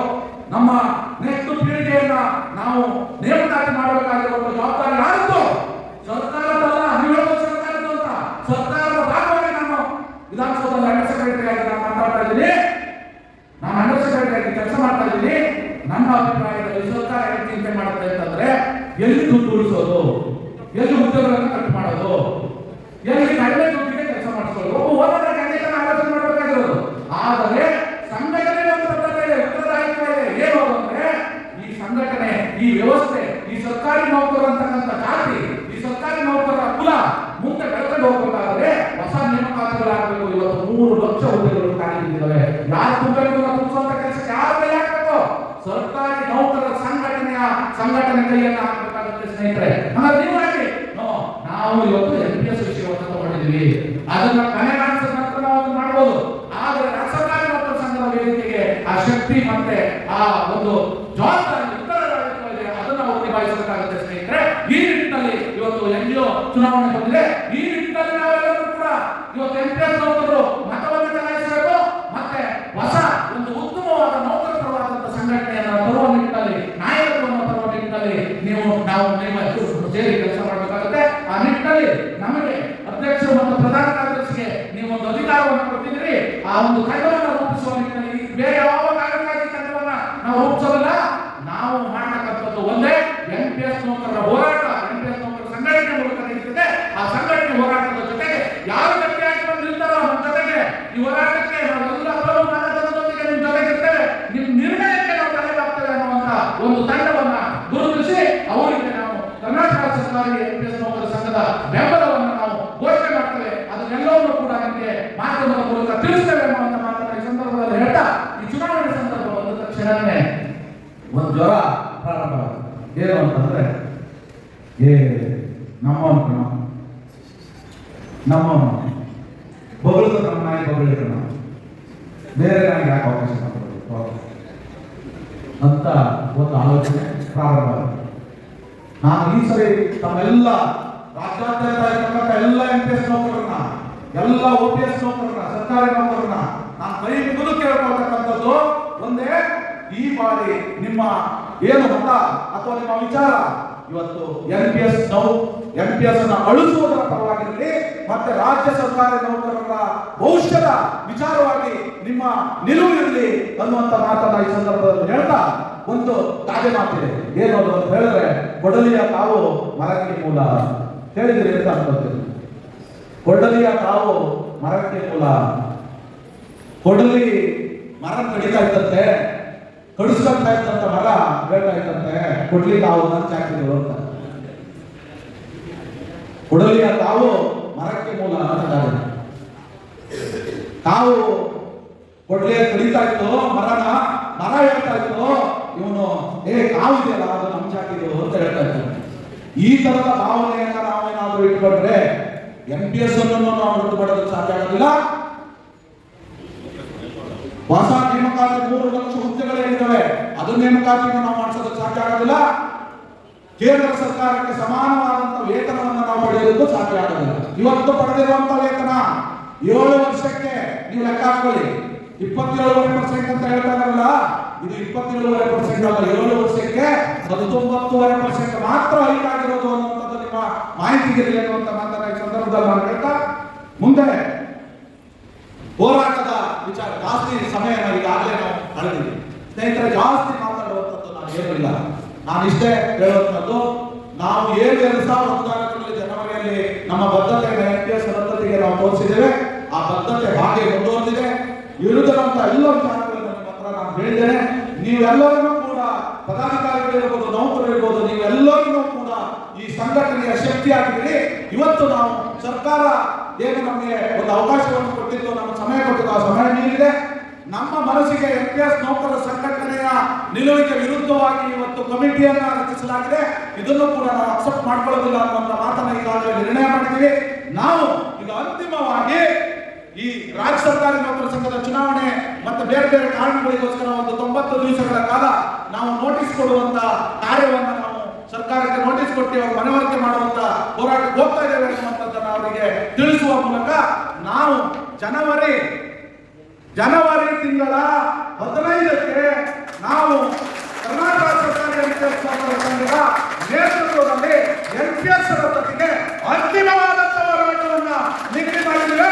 ಈ ಹೋರಾಟದ ನೇತೃತ್ವ ಕರ್ನಾಟಕ ರಾಜ್ಯ ಸರ್ಕಾರಿ ಎನ್ಪಿಎಸ್ ನೌಕರರ ಸಂಘದ್ದು, ಅದರ ಪದಾಧಿಕಾರಿಗಳದ್ದು ಮತ್ತೆ ಎನ್ಪಿಎಸ್ ನೌಕರರದ್ದು ಮತ್ತೆ ಜೊತೆಗೆ ವಿವಿಧ ಎಲ್ಲ ಸಂಘಟನೆಗಳನ್ನ ರಾಜ್ಯ ಸರ್ಕಾರಿ ನೌಕರರ ಸಂಘವು ಸೇರಿದಂತೆ ನಮ್ಮ ಬೆಂಬಲಿತ ತಂಡವನ್ನ ಅಲ್ಲಿ ಗೆಲ್ಲಿಸಿಕೊಳ್ಳುವ ಮೂಲಕ ಈ ಹೋರಾಟಕ್ಕೆ ದೊಡ್ಡ ಮಟ್ಟದಲ್ಲಿ ನಮ್ಮ ಕುಟುಂಬ ನಮ್ಮೆಲ್ಲ ಸ್ನೇಹಿತರೊಂದಿಗೆ ನಾವು ಸೇರಿ ಆ ಹೋರಾಟವನ್ನ ಗೆಲ್ಲಿಸಿಕೊಳ್ಳುವ ಮೂಲಕ ನಾವು ಮುಂದಿನ ಬಜೆಟ್ ಅವಧಿಯ ಒಳಗಡೆ ಎನ್ಪಿಎಸ್ ಇಂದ ಓಪಿಎಸ್ ಹೋಗುವ ನಿಟ್ಟಿನಲ್ಲಿ ನಾವು ನೀವೆಲ್ಲರೂ ಇವತ್ತಿನ ನನ್ನ ಕಾರ್ಯಪ್ರವೃತ್ತರಾಗೋಣ ಅಂತ ಮಾತನ್ನ ಈ ಸಂದರ್ಭದಲ್ಲಿ ಹೇಳ್ತಾ ನಾವೆಲ್ಲರೂ ಕೂಡ ಈ ವಿಚಾರವನ್ನ ರಾಜ್ಯಾದ್ಯಂತ ಇರತಕ್ಕಂಥ ಎಲ್ಲ ಎನ್ಪಿಎಸ್ ನೌಕರರಿಗೆ ತಲುಪಿಸುವ ಕೆಲಸವನ್ನು ಮಾಡಬೇಕು. ಯಾರೆಲ್ಲ ಟೀಕೆ ಮಾಡುವಂತವರು ಇದ್ದಾರೋ ಆ ಟೀಕೆಗಳಿಗೆ ತಾವೇ ಉತ್ತರವನ್ನು ಕೊಡಬೇಕು ಅನ್ನುವಂಥ ಮಾತನ್ನು ಹೇಳ್ತಾ ಎನ್ಪಿಎಸ್ ಹೋರಾಟ ಅಂತಿಮ ಹೋರಾಟವನ್ನ ಜನವರಿ 2025ರ 15ನೇ ತಾರೀಕನ್ನ ನಾವು ಮಾಸ್ ಮೂವ್ಮೆಂಟ್ಗೆ ನಿಗದಿ ಮಾಡಿದ್ರೆ ಹೋರಾಟದ ಸ್ವರೂಪ ಆಗಿರುತ್ತೆ ಅನ್ನುವಂಥದ್ದನ್ನ ನಂತರದ ದಿನಗಳಲ್ಲಿ ನಾವು ನಿಮಗೆ ತಿಳಿಸೋರಿದ್ದೇವೆ. ನಾವು ಸಂಕ್ರಾಂತಿಯನ್ನು ಮುಗಿಸಿ ಏನೋ ಒಂದು ಉತ್ತರಾಯಣಕ್ಕೆ ನಾವು ಕಾಲಿಡ್ತೀವಿ. ಆ ಸಂದರ್ಭದಲ್ಲಿ ನಾವು ಈ ಹೋರಾಟವನ್ನು ಕೈಗೆತ್ತಿಕೊಂಡಿದ್ದೀವಿ. ಈ ಹೋರಾಟವನ್ನು ಗೆಲ್ಲಿಸಿಕೊಡ್ತಕ್ಕಂಥ ಜವಾಬ್ದಾರಿಯನ್ನ ನಾವೆಲ್ಲರೂ ಕೂಡ ತಗೋಬೇಕು ಅನ್ನುವಂಥ ಮಾತನ್ನ ಈ ಸಂದರ್ಭದಲ್ಲಿ ಹೇಳಿ ಅಂತಿಮವಾಗಿ ಈ ಹೋರಾಟ ಈ ಡೇಟನ್ನ ಜನವರಿ 15ನ್ನ ತಾವೆಲ್ಲರೂ ಕೂಡ ಈ ಕಾರ್ಯಕಾರಿ ಸಮಿತಿಯಲ್ಲಿ ಭಾಗವಹಿಸಿರುವಂತವರು ನೀವು ಸಾಕ್ಷಿಗಳಿದ್ದೀರಿ. ಇದನ್ನ ಎಲ್ಲರೂ ಕೈ ಎತ್ತುವ ಮೂಲಕ ಇದನ್ನ ಎಲ್ಲರೂ ಕೂಡ ಅನುಮೋದಿಸಬೇಕು ಅಂತ ಹೇಳಿ ನಾನು ಈ ಸಭೆಯನ್ನು ನೋಡ್ತಾ ಇದ್ದೀನಿ. ಅನುಮೋದನೆ ಆಗಿದೆಯಾ? ಅನುಮೋದನೆ ಮಾಡಿದೆ.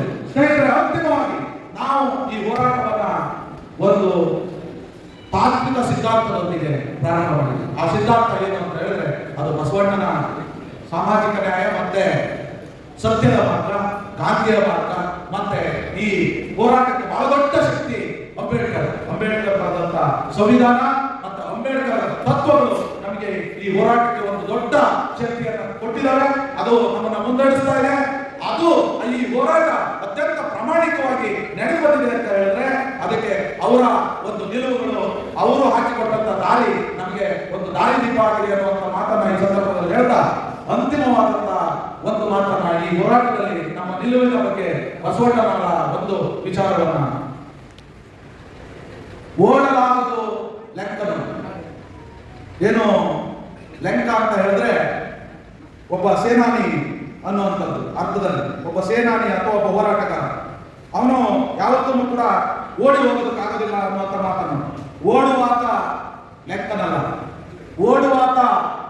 ಲೆಕ್ಕನಲ್ಲ ಅಂತ ಮಾತಾಡ್ತಾರೆ ಬಸವಣ್ಣ. ಅಂದ್ರೆ ಯಾರು ಓಡೋಗ್ತಾನೋ, ಒಂದು ಉದ್ದೇಶವನ್ನ ಇಟ್ಟು ನಾವು ಒಂದು ಗುರಿಯನ್ನ ಇಟ್ಟು ಮುನ್ನಡೆಯುವಂತ ಸಂದರ್ಭದಲ್ಲಿ ಸೈಟಿಗೆ ಓಡೋಗ್ತಾನೋ, ಟೀಕೆಗಳಿಂದನೋ ಬೇರೆ ನೋವುಗಳಿಂದನೋ ಓಡೋಗ್ತಾನೋ, ಅವನು ಲೆಕ್ಕನಲ್ಲ, ಅವನು ಶೂರನಲ್ಲ, ಅವನು ಹೋರಾಟಗಾರನಲ್ಲ. ಓಡುವಾತ ಲೆಕ್ಕನಲ್ಲ, ಬೇಡುವಾತ ಭಕ್ತನಲ್ಲ. ನಾನು ಯಾರನ್ನು ಬಿಡೋದಿಲ್ಲ ವಿಚಾರದಲ್ಲಿ. ಎನ್ಪಿಎಸ್ ರದ್ದತಿಯ ವಿಚಾರದಲ್ಲಿ ನೀವು ಹೋರಾಟ ಮಾಡ್ಕೊಡಿ. ಕರ್ನಾಟಕ ರಾಜ್ಯ ಸರ್ಕಾರಿ ಎನ್ಪಿಎಸ್ ನೌಕರರ ಸಂಘಕ್ಕೆ ಒಂದು ತಾತ್ವಿಕವಾದಂತ ಶಕ್ತಿ ಇದೆ. ಆ ಶಕ್ತಿಯ ಭಾಗವಾಗಿ ಕೂಡ ಇದ್ದೀರಿ. ನಾವು ಆ ಹೋರಾಟವನ್ನು ಗೆಲ್ತೇವೆ. ಹಾಗಾಗಿ ಬೇಡುವವನು ಭಕ್ತನಲ್ಲ ಅನ್ನುವಂತ ಮಾತನ್ನ ಬಸವಣ್ಣ ಹೇಳ್ತಾನೆ. ಓಡುವಾತನು ಏನು? ಓಡುವಾತ ಲೆಂಕನಲ್ಲ, ಬೇಡುವಾತ ಭಕ್ತನಲ್ಲ. ಓಡಲಾಗಲು ಲೆಂಕನು. ಯಾರು ಹೋರಾಟಗಾರ ಇರ್ತಾನೋ, ಯಾರು ಸೇನಾನಿ ಇರ್ತಾನೋ ಅವನಿಗೆ ಎರಡೇ ಮಾತ್ರ ಇರ್ತಕ್ಕಂಥದ್ದು. ಒಂದು ಹೋರಾಟವನ್ನು ಗೆಲ್ಲಬೇಕು, ಇಲ್ಲ ವೀರಮರಣವನ್ನು ಅನುಭವಿಸಬೇಕು. ಅದೇ ನಿಟ್ಟಿನಲ್ಲಿ ಕರ್ನಾಟಕ ರಾಜ್ಯ ಸರ್ಕಾರಿ ಎನ್ಪಿಎಸ್ ನೌಕರರ ಸಂಘ ಯಾವುದೇ ಬೆದರಿಕೆಗಳಿಗೆ, ಯಾವುದೇ ಅಂಜಿಕೆಗಳಿಗೆ, ಯಾವುದೇ ಹೆಸರು ತಗ್ಗಾಕೋದ್ರಲ್ಲ ಆನಂದ ಅಂತೇಳಿ ನಾವು ಏನಾದರೂ ಬಯಸಿದ್ರೆ ತಾನೇ ನಮ್ಮ ತಗ್ಗಾಕೆ ನೋವಾಗುವಂಥದ್ದು. ನಾವು ಬಯಸಿರುವಂಥದ್ದೇ ಹೋರಾಟ, ನಾವು ಬಯಸಿರುವಂಥದ್ದೇ ನ್ಯಾಯ, ನಾವು ಬಯಸಿರ್ತಕ್ಕಂಥದ್ದೇ ಓಪಿಎಸ್. ಆ ಕಾರಣಕ್ಕೋಸ್ಕರ ಆ ಹೋರಾಟ ಯಾವುದೇ ಕಾರಣಕ್ಕೂ ನಿಲ್ಲೋದಿಲ್ಲ. ಆದ್ದರಿಂದ ಓಡಲಾಗದು ಲೆಕ್ಕನೋ, ಬೇಡಲಾಗದು ಭಕ್ತನೋ, ಓಡನೆಯ ಬೇಡನೆಯ ಕೂಡಲ ಸಂಗಮವಾದ ಮಾತನ್ನ ಬಸವಣ್ಣ ಹೇಳ್ತಾನೆ. ಅದೇ ರೀತಿಯಲ್ಲಿ ಇವತ್ತು ನಮ್ಮೊಂದಿಗೆ ಅಂಬೇಡ್ಕರ್ ಹೇಳುವಂತೆ ಇವತ್ತು ಸಂಘಟನೆ ಇದೆ, ಶಿಕ್ಷಣ ಇದೆ, ಹೋರಾಟ ನಮ್ಮ ಜೊತೆಗಿದೆ. ಆ ಕಾರಣಕ್ಕೋಸ್ಕರ ಅವೆರಡು ಛಾಯೆಗಳ ಜೊತೆಗೆ ಅವರು ಕೊಟ್ಟಂತ ದಾರಿಯಲ್ಲಿ ಕರ್ನಾಟಕ ರಾಜ್ಯ ಸರ್ಕಾರಿ ಎಂಪಿಎಸ್ ನೌಕರ ಸಂಘ ಇವತ್ತು ನಡೀತಾ ಇದೆ. ನಾವು ಒಂದು ಕರ್ನಾಟಕ ರಾಜ್ಯ ಸರ್ಕಾರಿ ಎಂಪಿಎಸ್ ನೌಕರ ಸಂಘ ಅನ್ನುವಂಥದ್ದು ಒಂದು ಸ್ನೇಹ ಕೂಟವೇ ಹೊತ್ತು ಅದು ಯಾರನ್ನು ಹತ್ತಿಕ್ಕೋಸ್ಕರ ಬೇರೆ ಕಾರಣಕ್ಕೋಸ್ಕರ ಪಿತೂರಿ ಮಾಡೋದಕ್ಕೋಸ್ಕರ ಹುಟ್ಟಿರುವಂತಹ ಸಂಘಟನೆ ಅಲ್ಲ. ಆ ಕಾರಣಕ್ಕೋಸ್ಕರ ಯಾವುದೇ ವಂತಿಕೆಗಳು, ಯಾವುದೇ ಹಣಕಾಸು ಯಾವುದು ಇಲ್ಲದೆ ಇದ್ರು 2014ರಿಂದಲೂ ಇವತ್ತಿನವರೆಗೂ ಕೂಡ ಹೋರಾಟಗಳು ಸರಾಗವಾಗಿ ನಡೆದಿದೆ.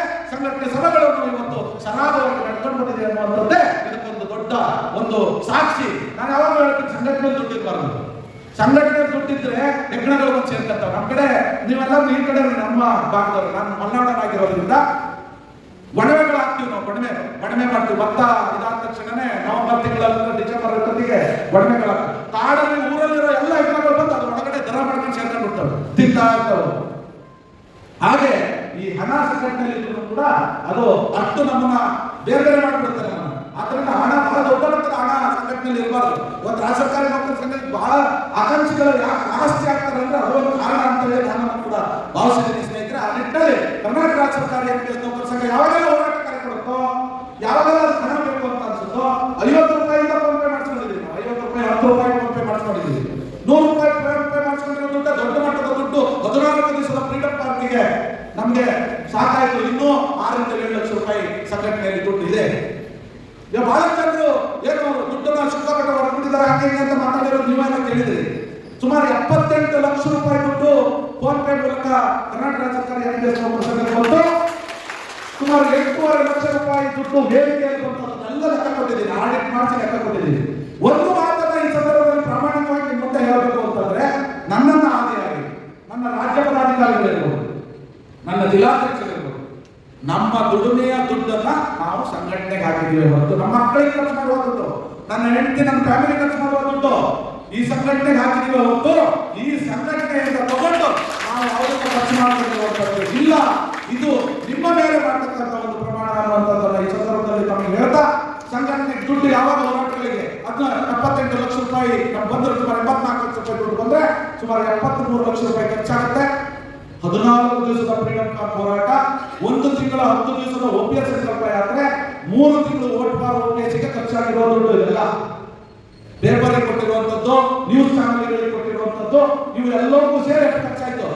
ನಮ್ಮ ರಾಜ್ಯ ಸರ್ಕಾರಿ ನೌಕರ ಸಂಘ 2022ರಲ್ಲಿ ಬೆಂಗಳೂರಿನ ಭವನವನ್ನ ರಿನ್ಯೂ ಮಾಡುತ್ತೆ. 13 ಕೋಟಿ ದುಡ್ಡಲ್ಲಿ, 13 ಕೋಟಿ ದುಡ್ಡಲ್ಲಿ ರಿನ್ಯೂ ಮಾಡುತ್ತೆ. ಆ ರಿನ್ಯೂ ಮಾಡಿರೋದ್ರ ಬಗ್ಗೆ ನಾನೇನು ಮಾತಾಡೋದಿಲ್ಲ, ನಂಗೆ ಮಾಹಿತಿ ಇಲ್ಲ. ಏನು ಖರ್ಚಾಯ್ತು, ಏನ್ ಮಾಡಿದ್ರು, ಏನೇನಾಗೋದು ಗೊತ್ತಿಲ್ಲದೆ ಇರೋದನ್ನ ನಾನು ಮಾತಾಡೋಕ್ಕಾಗೋದಿಲ್ಲ. ನಾವು ಒಂದು ಮಾಹಿತಿಯಿಂದ ನಿಮ್ಗೆ ಹೇಳೋದಕ್ಕೆ ಇಷ್ಟಪಡ್ತೀನಿ. ಒಂದು ದಿವಸ ಇನಾಗ್ರೇಷನ್ಗೆ ಎಷ್ಟು ಖರ್ಚು ಮಾಡ್ಬೋದು? ಇದು ಅವ್ರಿಗೆ ಲೆಕ್ಕ ಪತ್ರದಲ್ಲಿ ಬಂದಿರೋದು ನಮಗೆ ಸುಮ್ಮನೆ ಮಾಹಿತಿಗಾಗಿ ಹೇಳ್ತಾ ಇದ್ದೀವಿ, ಆರೋಪ ಅಲ್ಲ. 8 ದಿವಸ ಎಷ್ಟು ಖರ್ಚು ಮಾಡ್ಬೋದು? 56 ಲಕ್ಷ ರೂಪಾಯಿನ 1 ದಿವಸದ ಇನಾಗ್ರೇಷನ್ ಕಾರ್ಯಕ್ರಮಕ್ಕೆ ಖರ್ಚು ಮಾಡಿರೋದು. ಇದನ್ನ ನೀವು 22-23ರ ಲೆಕ್ಕ ಪತ್ರಿಕೆಯಲ್ಲಿ ನೀವು ನೋಡಬಹುದು. ಇರುವಂತ ಮಾಹಿತಿ 56 ಲಕ್ಷ ರೂಪಾಯಿ ಖರ್ಚು ಮಾಡ್ತಾರೆ 1 ದಿವಸದ ಇನಾಗ್ರೇಷನ್. ನಾನು 14 ದಿವಸದ ಹೋರಾಟ, 1 ತಿಂಗಳ 10 ದಿವಸದ OPS ಸಂಕಲ್ಪ ಯಾತ್ರೆ, 3 ತಿಂಗಳ ವೋಟ್ ಫಾರ್ OPSಗೆ ನಾವು ಒಂದು ಸಂಘಟನೆಯಿಂದ ಖರ್ಚು ಮಾಡಿರುವ ಎಲ್ಲ ದುಡ್ಡನ್ನು ಕೂಡ ಚೆಕ್ ಮೂಲಕ ಮಾಡಿದ್ವಿ.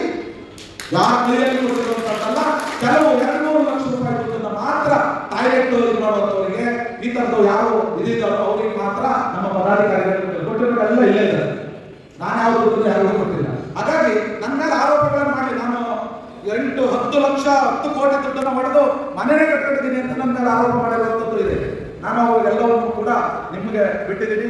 ಹಾಗಾಗಿ ಅವ್ರ ಬಗ್ಗೆ ನಾನೇನು ಮಾತಾಡೋದಿಲ್ಲ. ಆದ್ದರಿಂದ ಅಂತಿಮವಾಗಿ ಈ ಸಂಘಟನಾ ಜೀವನದಲ್ಲಿ ನನ್ನದೇ ಆದಂತಹ ಒಂದು ಆದರ್ಶವನ್ನು ನಾನು ರೂಪಿಸಿಕೊಂಡು ಮುಂದಕ್ಕೆ ಹೊರಟಿದ್ದೀನಿ. ಅದ್ರ ಜೊತೆಗೆ ನನ್ನೆಲ್ಲ ತಂಡ, ನನ್ನೆಲ್ಲ ಸ್ನೇಹಿತರು, ನೀವು ಎಲ್ಲರೂ ಕೂಡ ಇದ್ದೀರಿ. ಅದೇ ನಾವು ಅವರಿಗೆ ಹೇಳ್ತಕ್ಕಂಥ ಮಾತು, ಕರ್ನಾಟಕ ರಾಜ್ಯ ಸರ್ಕಾರಿ ಎಂಪಿಎಸ್ ನೌಕರ ಸಂಘದ ಪರವಾಗಿ ನಾವು ನಮ್ಮನ್ನು ವಿರೋಧಿಸುವವರಿಗೆ ಹೇಳುವಂತ ಮಾತು, ನಮ್ಮನ್ನು ದ್ವೇಷದಿಂದ ವಿರೋಧಿಸುವವರಿಗೆ ನಾವು ಹೇಳುವ ಮಾತು, ಅಂತಿಮವಾಗಿ ನಾ ಏರುವ ಮಟ್ಟಕ್ಕೆ ನೀ ಏರಬಲ್ಲೆಯ ಅನ್ನುವಂಥ ಮಾತನ್ನ ಈ ಸಂದರ್ಭದಲ್ಲಿ ಹೇಳಿ, ಈ ವಿಜಯದಶಮಿಯ ದಿವಸ ನಮ್ಮ ಜಿಲ್ಲಾಧ್ಯಕ್ಷರಾದಂತಹ ದಾವಣಗೆರೆ ಜಿಲ್ಲಾಧ್ಯಕ್ಷರು ಮತ್ತು ಅವರೆಲ್ಲ ಪದಾಧಿಕಾರಿಗಳು, ನಮ್ಮ ಬಸವರಾಜ್ ಅವರು, ಮೋಹನ್ ಅವರು, ಮತ್ತೆಲ್ಲ ಪದಾಧಿಕಾರಿಗಳು, ನಮ್ಮ ಮಂಜುನಾಥ್ ಅವರು ಎಲ್ಲರೂ ಸೇರಿ ಒಂದು ಉತ್ತಮವಾದಂತಹ ಕಾರ್ಯಕಾರಿ ಸಭೆಯನ್ನ ನಡೆಸೋದಕ್ಕೆ ಅವಕಾಶ ಮಾಡಿಕೊಟ್ಟಿದ್ದೀರಿ. ನಿಮಗೆ ಕರ್ನಾಟಕ ರಾಜ್ಯ ಸರ್ಕಾರಿ NPS ನೌಕರರ ಸಂಘದ ರಾಜ್ಯಾಧ್ಯಕ್ಷನಾಗಿ ನಾನು ನಿಮಗೆ ಋಣಿಯಾಗಿದ್ದೀನಿ.